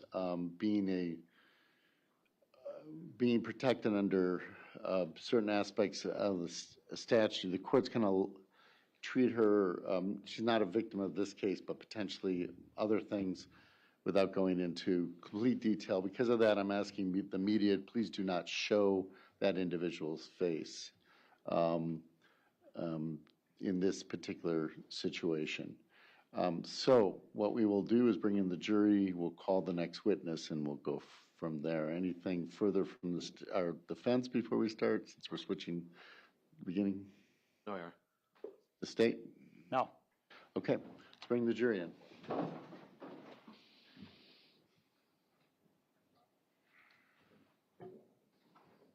right, everybody may be seated. Ladies and gentlemen, as you heard, that the state has concluded their case. They have rested. At this point, the defense is going to be calling a witness. I'm going to try to get one more witness in before we end today. I'm going to go ahead and call your next witness, your first witness, I should say. Go Thank ahead. you. Your Honor, we'll call Misty Craig. Okay.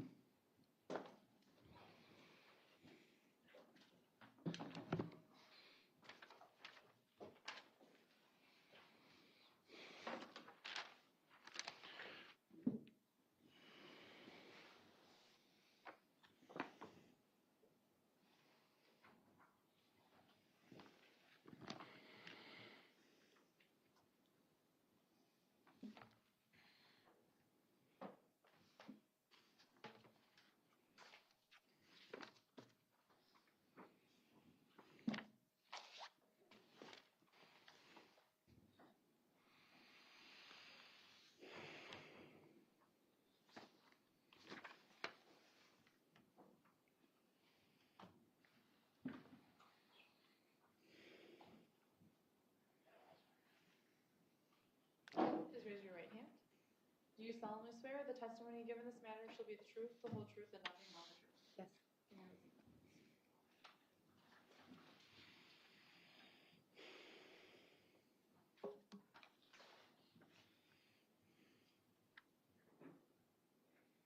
May I proceed, Your Honor? Go ahead. Okay. Afternoon, ma'am. Could you please state your name and spell your last name for the record? Misty Craig, Craig. I'm going to start by asking you, are you here because I've served you a subpoena requiring you to appear? Yes, Do you know Derek Pedrin? I do. How do you know Derek Pedrin? He is the father of my child. Okay. Were you one time in a relationship with him? Yes. Are you currently in a romantic relationship with Mr. Pedrin? No. So I want to talk to you just a little bit about some of what we heard earlier. You know Laura Lee Raines? I do. And is Ms. Raines active in co-parenting your son with Mr. Pedrin? Absolutely not. So I want to talk to you about your relationship. How long approximately did you date Derek for? We were together for a year before I left. And then we were probably apart for maybe a little over a month. I found out I was pregnant and we tried to make it work. And then for probably another year. Okay. Now, at some point, did you and Derek talk about getting married? Yes. Did Derek propose to you? Yes. Did he give you an engagement ring? Yes. And just so we're clear, you understand the difference between an engagement ring and a promise ring? Yes, I do. Was this a promise ring in your estimation? No. All right.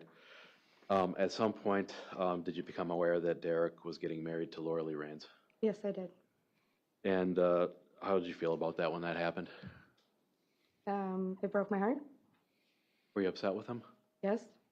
Did you talk to Derek at all about why he was marrying Laura Lee Raines? I asked a couple times. And did Derek reference at any point the need to marry her in order to protect himself in the course of this trial? I didn't hear that come out of his mouth directly, no. Did you ask Derek about why he was marrying Laura Lee? I've asked him a couple times, yeah. And you recall Derek saying something to the effect that he needed to protect himself in this case? Again, not directly to me. Did he ever say that? I always got told it was because I left him and he was there. Now, do you recall saying that Derek, or do you recall Derek telling you that he fucked up by telling you that he was getting married to Laura Lee for the purposes of the trial? I remember him that one time he did just say that he said too much just because of the trial coming. And do you recall Derek telling you that he needed to marry Laura Lee so that the two of them couldn't testify against one another? I do not recall that. Did you have a discussion with Derek's stepmother at all after he married Laura Lee about why the two of you got married, or why the two of them got married? Yes, I do know that we used to communicate. Okay. And did you tell Derek's stepmother that Derek admitted to marrying Laura Lee for that purpose, for the trial stuff with Alex? I don't recall that text message. Would it help your memory if I showed you a copy of that? You can.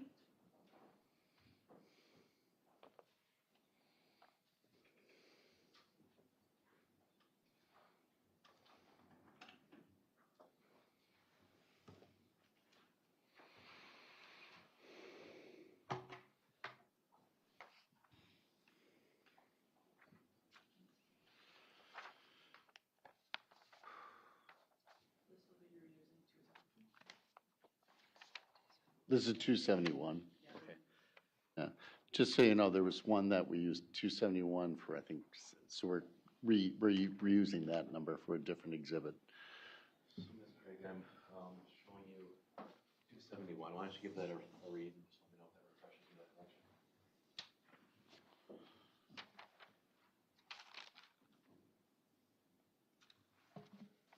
Yeah, I do remember that. Do you remember telling Derek's stepmother what he had said about marrying Laura Lee? Where he said that he admitted it was a little of both. A little bit of both, meaning part of this was for the trial with Alex, and part of this was for because he loved her.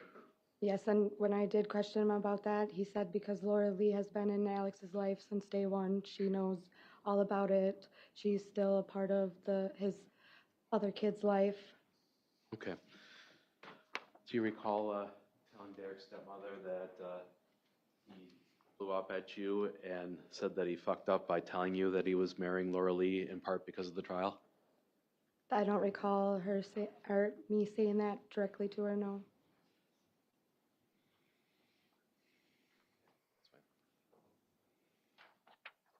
Do you recall Derek telling you that the two of you would be together in the long run? Yes. And he said this to you as he was marrying Laura Lee. Is that correct? There was a good chunk of time from when I left. I found out that he was with Laura Lee to when he got married that we weren't really speaking. But shortly after he got married, yes.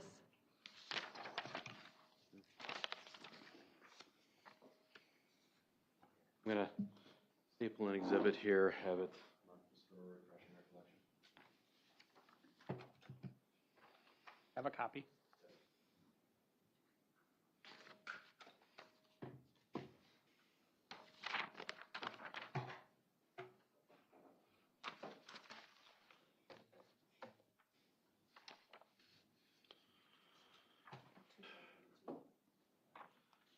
Ms. Craig, I'm showing you 272. This is a sequence of text messages between you and Ms. Baker. Why don't you give that a read?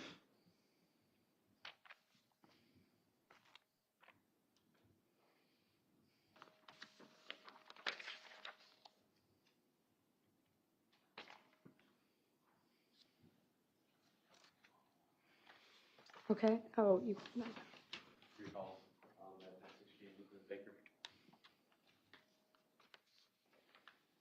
Yes. And it looks like you're talking about a couple of different things at the same time. Is that fair to say? Yeah. So you're asked by Ms. Baker at the beginning whether or not he told you that he was marrying. It says Jer, J-E-R. I assume that means her. Yeah, I'm guessing. Because of the court stuff with Alex.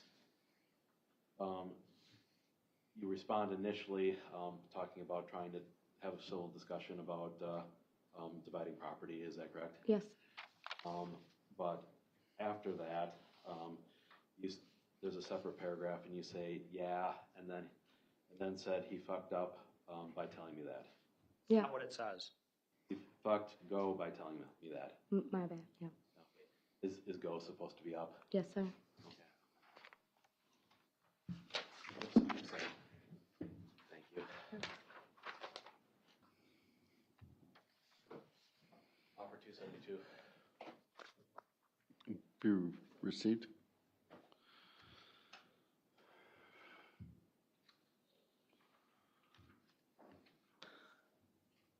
Ms. Craig, at some point, did Derek learn that you had received a subpoena from my office? Yes. And did Derek tell you that our subpoena was not valid? He said that he didn't think that mine was going to be used. Okay. Has Derek ever threatened you with harm if you talked about Alex? Yes, sir. And what did Derek say? That if I talked about Alex or the trial, that he would cut my head off and send it to my mom in a box. Has law enforcement ever interviewed you as a victim as a result of that? No. And I know, just for the record, you've got a co-parent with Derek. I appreciate that you don't want to be here, and I've compelled you to be here. Is Derek present in the courtroom right now? Yes. That's all the questions I have. Cross? Good afternoon, Ms. Craig. Afternoon. Ms. Craig, you ended off by saying that you did not want to be here. Is that fair? Correct. All right. Tough situation that you're in right now. Is that also fair to you? Correct. I want to go through the timeline that the defense kind of sped through really fast regarding your relationship with Derek, okay, and the child. Can we start there? Mm-hmm. Okay. How long were you seeing Derek from the beginning before you knew you were pregnant? A year. About a year? Mm-hmm. And then you broke up with Derek, is that correct? Yes, sir. Okay. Tell me about the observations you made of Derek's relationship with Laura Lee Raines during that 1 year that you were seeing Derek. I met Laura Lee one time. Derek could just tell that her and I didn't get along. So as far as I was being told, there wasn't really any communication between the two of them. She might have taken the kids once. I can't quite remember.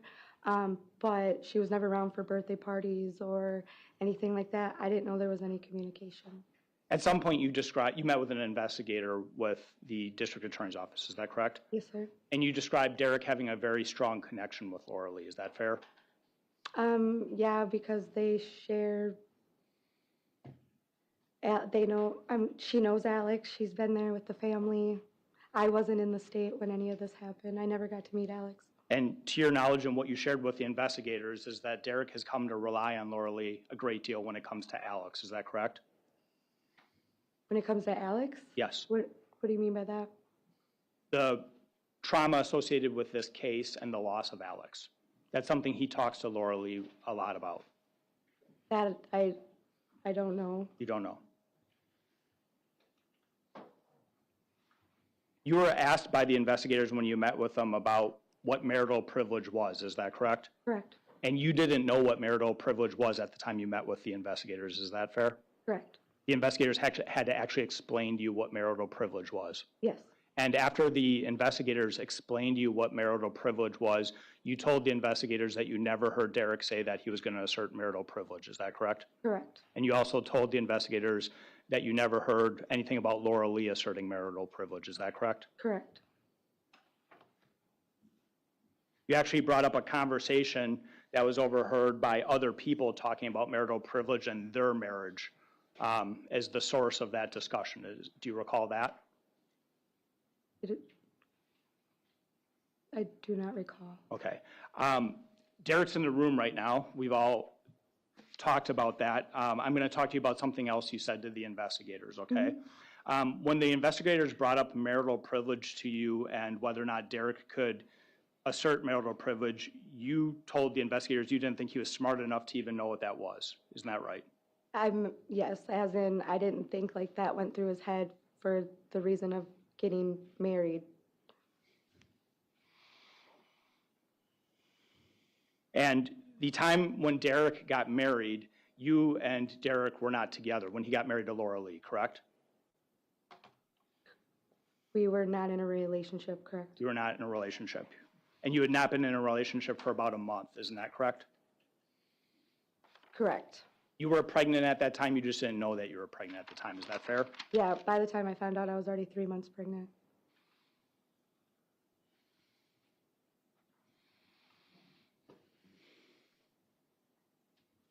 Derek's made threats to you regarding Alexavier. You just told us that, correct? Correct. Threats that are violent? Correct. They weren't associated with you testifying in this case, though, were they? No. They were associated with you talking about Alexavier, isn't that fair? Correct. Okay. They had nothing to do with this case or this trial. He just didn't want me to bring up anything about Alex or the case. He just didn't want you to talk about it. Correct. And even talking about it was something that made Derek very angry. Yes. Okay. And he said things that no human being should say to you, isn't that right? Correct. Okay, but it had nothing to do with this trial or you coming and testifying in this trial, isn't that right? Correct. Defense counsel asked you a question about the subpoena you received, and he made it sound like Derek told you you don't have to comply with that subpoena. Isn't that right? Yes, The reality is, what Derek said to you is he didn't think you had anything to talk about with regards to this case. Isn't that right? correct, because a different incident wasn't, Were you living in the state at the time that Alexavier died? no, I was Were not. you involved with Derek Pedrin at the time that Alexavier died? No, I was not. Did you even know who Derek Pedrin was at the time that Alexavier Pedrin died? No, I did not. Okay, outside of your child that you have with Derek and the relationship that you had with him at some point, do you have anything relevant to offer with regards to the actual death of Alexavier Pedrin? No, I do not.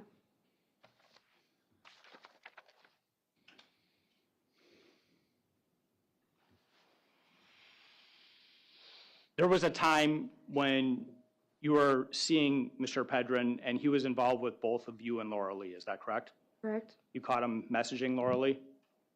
For a period of almost a year and a half, yes. Okay, so he was involved with you and he was involved with Laura Lee at the exact same time, correct?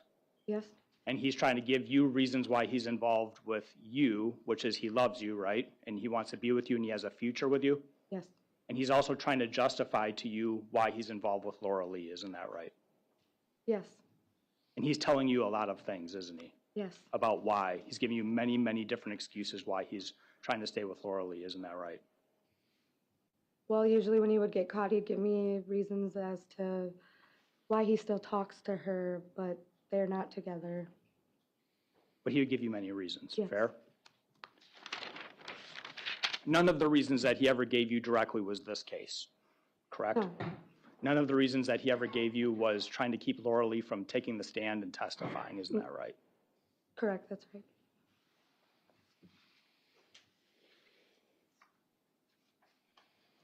You had some of your own reasons you thought he may be seeing Laura Lee, isn't that right, after you and he broke up? Yes, He didn't have a place to stay, did he? no, And you thought he maybe was moving in with Laura Lee and starting a relationship with Laura Lee, so he had a place to stay. yes, He didn't have a car or a ride to work or a way to get around, did he? he wasn't able to drive, no, Okay. And so you believe that he was also staying with Laura Lee for a car or transportation or a way to get around, isn't that correct? yes,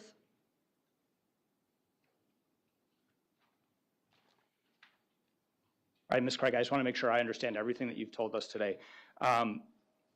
Derek Pedrin has not once threatened you to not come into this court and testify, correct? correct, Sustained. He has never once told you that he married Laura Lee to keep her from taking the stand. correct. If you're going to repeat all the questions it said, I'm going to sustain these asked and answered. Okay. Anything new?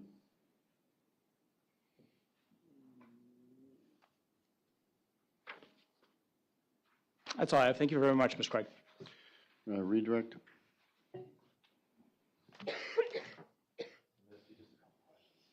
Were you upset when Derek told you that he was marrying Laura Lee in part because of the Alex trial stuff? He didn't tell me that he was marrying her for the trial. Is that what you said in your text message to Ms. Baker? I said that he said it was a little of both, as into she's been there with him, with Alex, since he was born. But you recalled the first part of that text message referencing her asking you if you got married because of the trial stuff with Alex? Yes, And your response saying that it was a little bit of both? yes, but that wasn't him saying that he got married to her for that. Now, can you recall your testimony that Derek said that he fucked up by telling you that he was marrying Laura Lee in part because of the trial stuff? He didn't tell me that he was marrying her because of the trial stuff. He just said that they had a bond because of the Alex stuff and the trial. Is that the text message that you sent to Ms. Baker, that you said that Derek said he fucked up by telling you that? Yes, Okay. Nothing further. Anything further? Nothing on that? All right, thank you. I think I handed you. no. Thank you. Because we actually have a witness that might be 5 minutes or less if we want to go. If it's 5 minutes, I don't know that any witness in this case has ever been 5 I minutes. know, that's when I'm a little hesitant. Judge, I would ask, There'll be a very brief. Okay, I don't know who it is, I don't have any information, so I don't know if that's true. who are you thinking? Justin Bolito. I'd ask that we put this over till tomorrow. Okay. I have literally like 4 questions for him. All right, you're behind, so I would prefer to get it. Can we one more witness? Everybody's shaking their heads, yes. Let's do one more witness. Go ahead.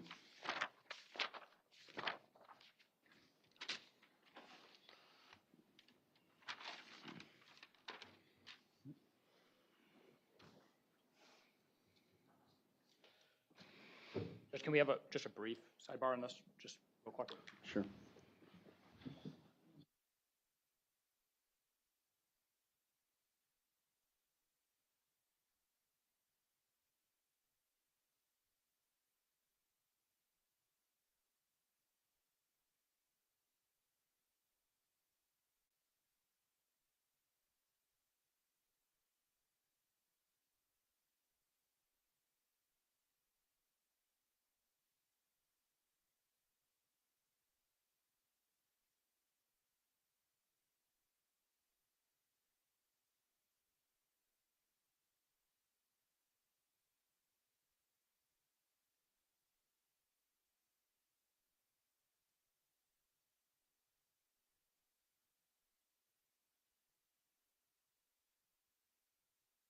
All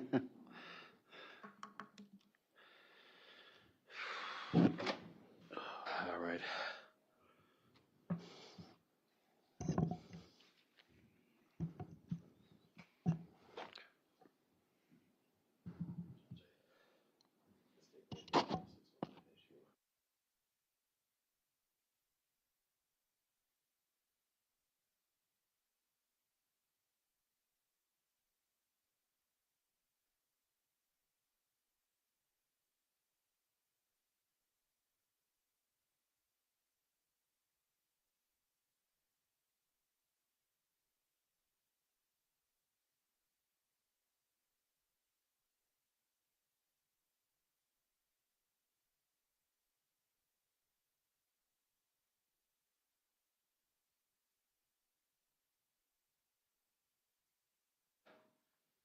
Sir, could you state your name and spell your last name for the record, please? Justin Bolito, Justin Bellido. Do you know Derek Pedrin? Yes. How do you know Mr. Pedrin? Worked at ShipShape together. Okay. And I'm going to ask you, Mr. Bolito, did you come forward to our office while this trial was pending? Yes. Why is that? Because I knew Derek was lying. So I'm going to ask you. Object, I'm going to ask that that be stricken. I'll be struck. Go ahead. Sure. Mr. Bolito, did you ever have a conversation with Mr. Pedrin about whether or not he was consuming Xanax before working at ShipShape? Yes. What did Mr. Pedrin tell you? That he would often take Xanax before work. Did you notice anything about Mr. Pedrin or the restroom at ShipShape after Mr. Pedrin was done using it? A white residue is what I discovered one time after he left. Okay. And did Derek ever say anything about popping his daughter in the mouth? Yes. What did he tell you? Well, it wasn't to me directly. I overheard. Hear it. Object, Yep. this is hearsay then. Did you hear it?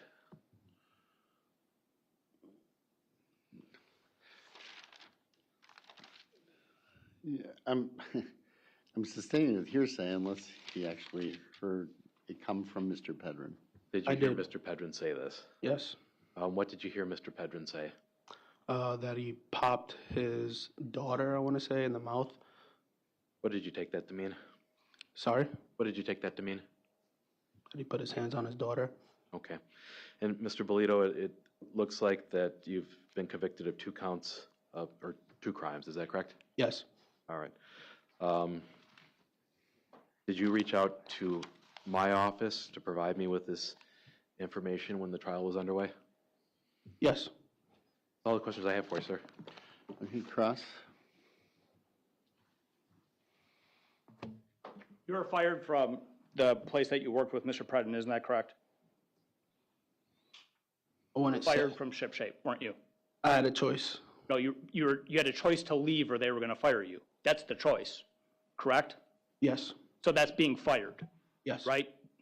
You agree with me? Yes. You said you have 2 criminal convictions, correct? Yes. Did that involve another employer? Yes. And that was after Ship Shape, correct? No. Amazon was not after Ship Shape? I believe I worked for Amazon before Ship Shape. Are you sure about that? As you sit there right now under oath. If I'm not mistaken, If the criminal complaint from your 2 convictions says 2023, 2024, that would be right. that'd be right. So it'd be, Ship Shape would be before that.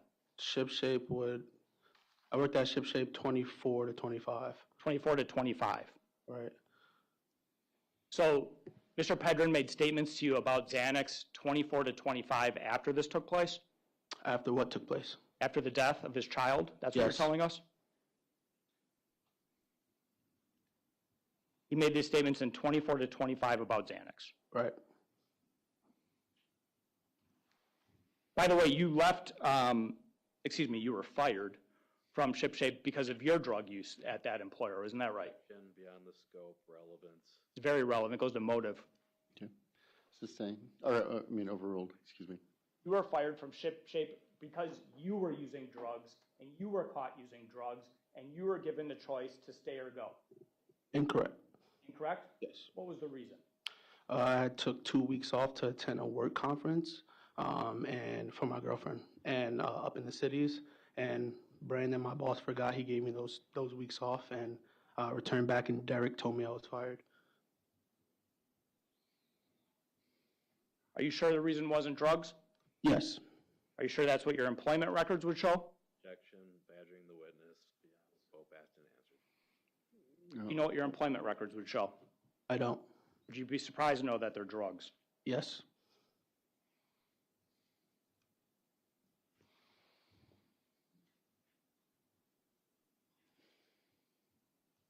When did Derek make these statements in 2024 to 2025? I don't know exactly. You don't know exactly. Right. Okay. You knew about this case though, right? I did not know about the case beforehand until Derek told me about it. Derek told you about the case, correct? Yes. And you didn't like Derek because Derek got you fired, right? No. You just said Derek's the one that fired you. Derek's the one who told me I was fired. Derek's the one that told you were fired. He's a manager, right? Supervisor. Supervisor. He supervises you. Right? You were one of the people he supervised. Yeah. And he told you were fired. He was relaying a message from my boss, yes. Relaying the message from the bosses, right? Yes. Okay. And after he relays this message from the bosses, you don't go and tell law enforcement, the police, about what he said regarding this case, do you? No. You could have told the police, right? Right. You could have made the choice to tell law enforcement so they could actually investigate what you said, isn't that right? Correct. Instead, you chose to tell the defense team, isn't that right? Yes. You chose to tell the defense team rather than people that could actually look into what you said and verify what you said and whether or not it's truthful or not, right? Correct. Okay. And you chose them, not these individuals who are sworn investigators, correct? Correct. Yeah, thanks. No further questions. Any redirect? Polito, did you want to get involved in all of this? No. When did you reach out to my office? A week ago, maybe? Can't tell you exactly. And did it have anything to do with the fact that Mr. Pedrin and you worked together in the past? No. Did you feel some moral obligation to reach out to somebody when you saw what Derek was saying? Yeah. Did you even know that Xanax was an issue in Alexavier's death before this trial began? No. And did you reach out to us and tell us that Derek had admitted to using Xanax because you thought it was the right thing to do? Yes. Who's creating your employment records at ShipShape? Say that again, sorry? Was Derek involved in creating your employment records at ShipShape? I'm not sure. Sure. That's all I have. Nothing. All right, thank you, sir. May I step down? Okay.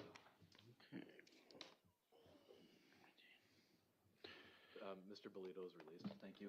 All right. Okay, we are done for the day. We'll start back up at 8:30. Please don't talk about the case. I will, if you need something, let us know. I understand you did the right thing by asking for Tylenol, by the way. If anybody needs it, just let us know. I actually have some. So, all right, thank you.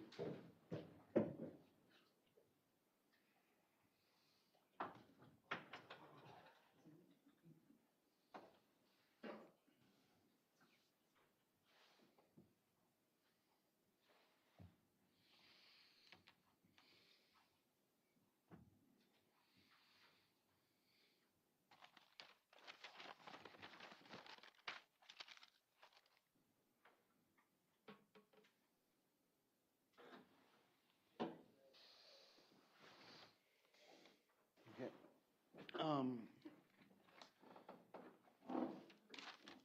So let's talk a little bit about the sidebars that were quickly done. There was the one right before Ms. Craig. I think we put that on the record somewhat, that there was a concern about other things, so I asked the media not to show her. The other issue is Mr. Bolito. There was a sidebar. Apparently, Mr. Bolito is not on the witness list, but was called for rebuttal basis. I allowed it to happen. I don't know if the state found anything more than those two. Judge, I didn't have an opportunity to, but had I had the name, I could have, his crimes involved his workforce and where he worked and stealing from his work, which I think it goes directly to the issue here. And had I at least had the name, I could have looked into that and addressed it a little bit further than I did on the record. The other thing I'm going to ask is that his comment regarding striking the daughter in the face be totally struck from the record and the jury be told to disregard it tomorrow. That's an unalleged other act. I was under the impression that he was testifying because he worked with Mr. Pedrin before these incidents took place. That's a situation that clearly took place after the fact, or there's no time sequence given to it. So I'm asking that that be completely struck from the record and that jury be instructed to disregard the comments regarding Mr. Pedrin striking his daughter in the face, whatever that means. Judge, I asked him on his cross-examination whether or not he had acknowledged to any co-workers or former co-workers of physically abusing his children, and he denied it. This is impeachment. Let me think about that one, because we don't know. It obviously happened after the fact, because the other problem is that this is somewhat a solicited witness from the fact there's testimony that's going on. Let me think about it, okay? My only other request then is I don't know if there's any other rebuttal witnesses that are not on the witness list, but I'd at least like to run them and have some information. Are there any other rebuttal witnesses that are not listed on your list? I don't think so, but that is by no means a requirement of the statute, and I don't typically disclose my rebuttal or impeachment witnesses until they're called. And Ms. Craig was not on your list, right? Correct. Okay. I don't think she was on anybody's list. True. Correct. Okay. Let's talk about tomorrow. I don't know if the state defense is willing to share who you're calling tomorrow or not. We're going to start with Dr. Enders, I believe. Dr. Enders,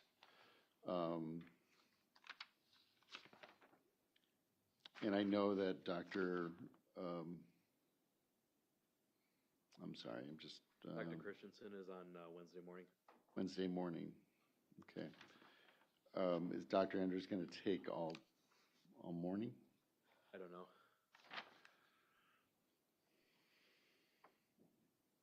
And then as far as other witnesses go, you have a whole day of witnesses, I hope?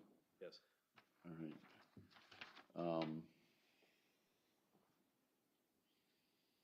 Okay, like I said, I'm going to go probably more like 5:30 to 6 tomorrow, trying to get us as many witnesses as possible. tomorrow. I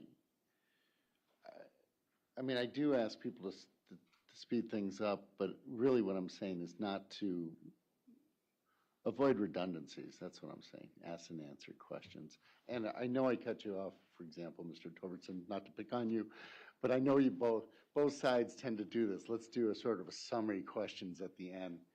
They are asked and answered usually. And I understand the technique. I understand why attorneys do it, but we're really short in time, so we need to move it forward. Which means that, you know, substantively, you already got that information in. That's not the issue. All right, anything else we need to address before we leave tonight? Mr. Zachar? No, Your Honor. Mr. Torberson? No. All right, we will see you tomorrow. Be here about 8:30. We'll start at 8:45, probably a little bit before. All those who are coming to watch, and I know there's some victims and stuff, we are starting a little early. Sorry we're doing that, but we're trying to get it all in. If you want to be here for everything, come a little bit earlier. That's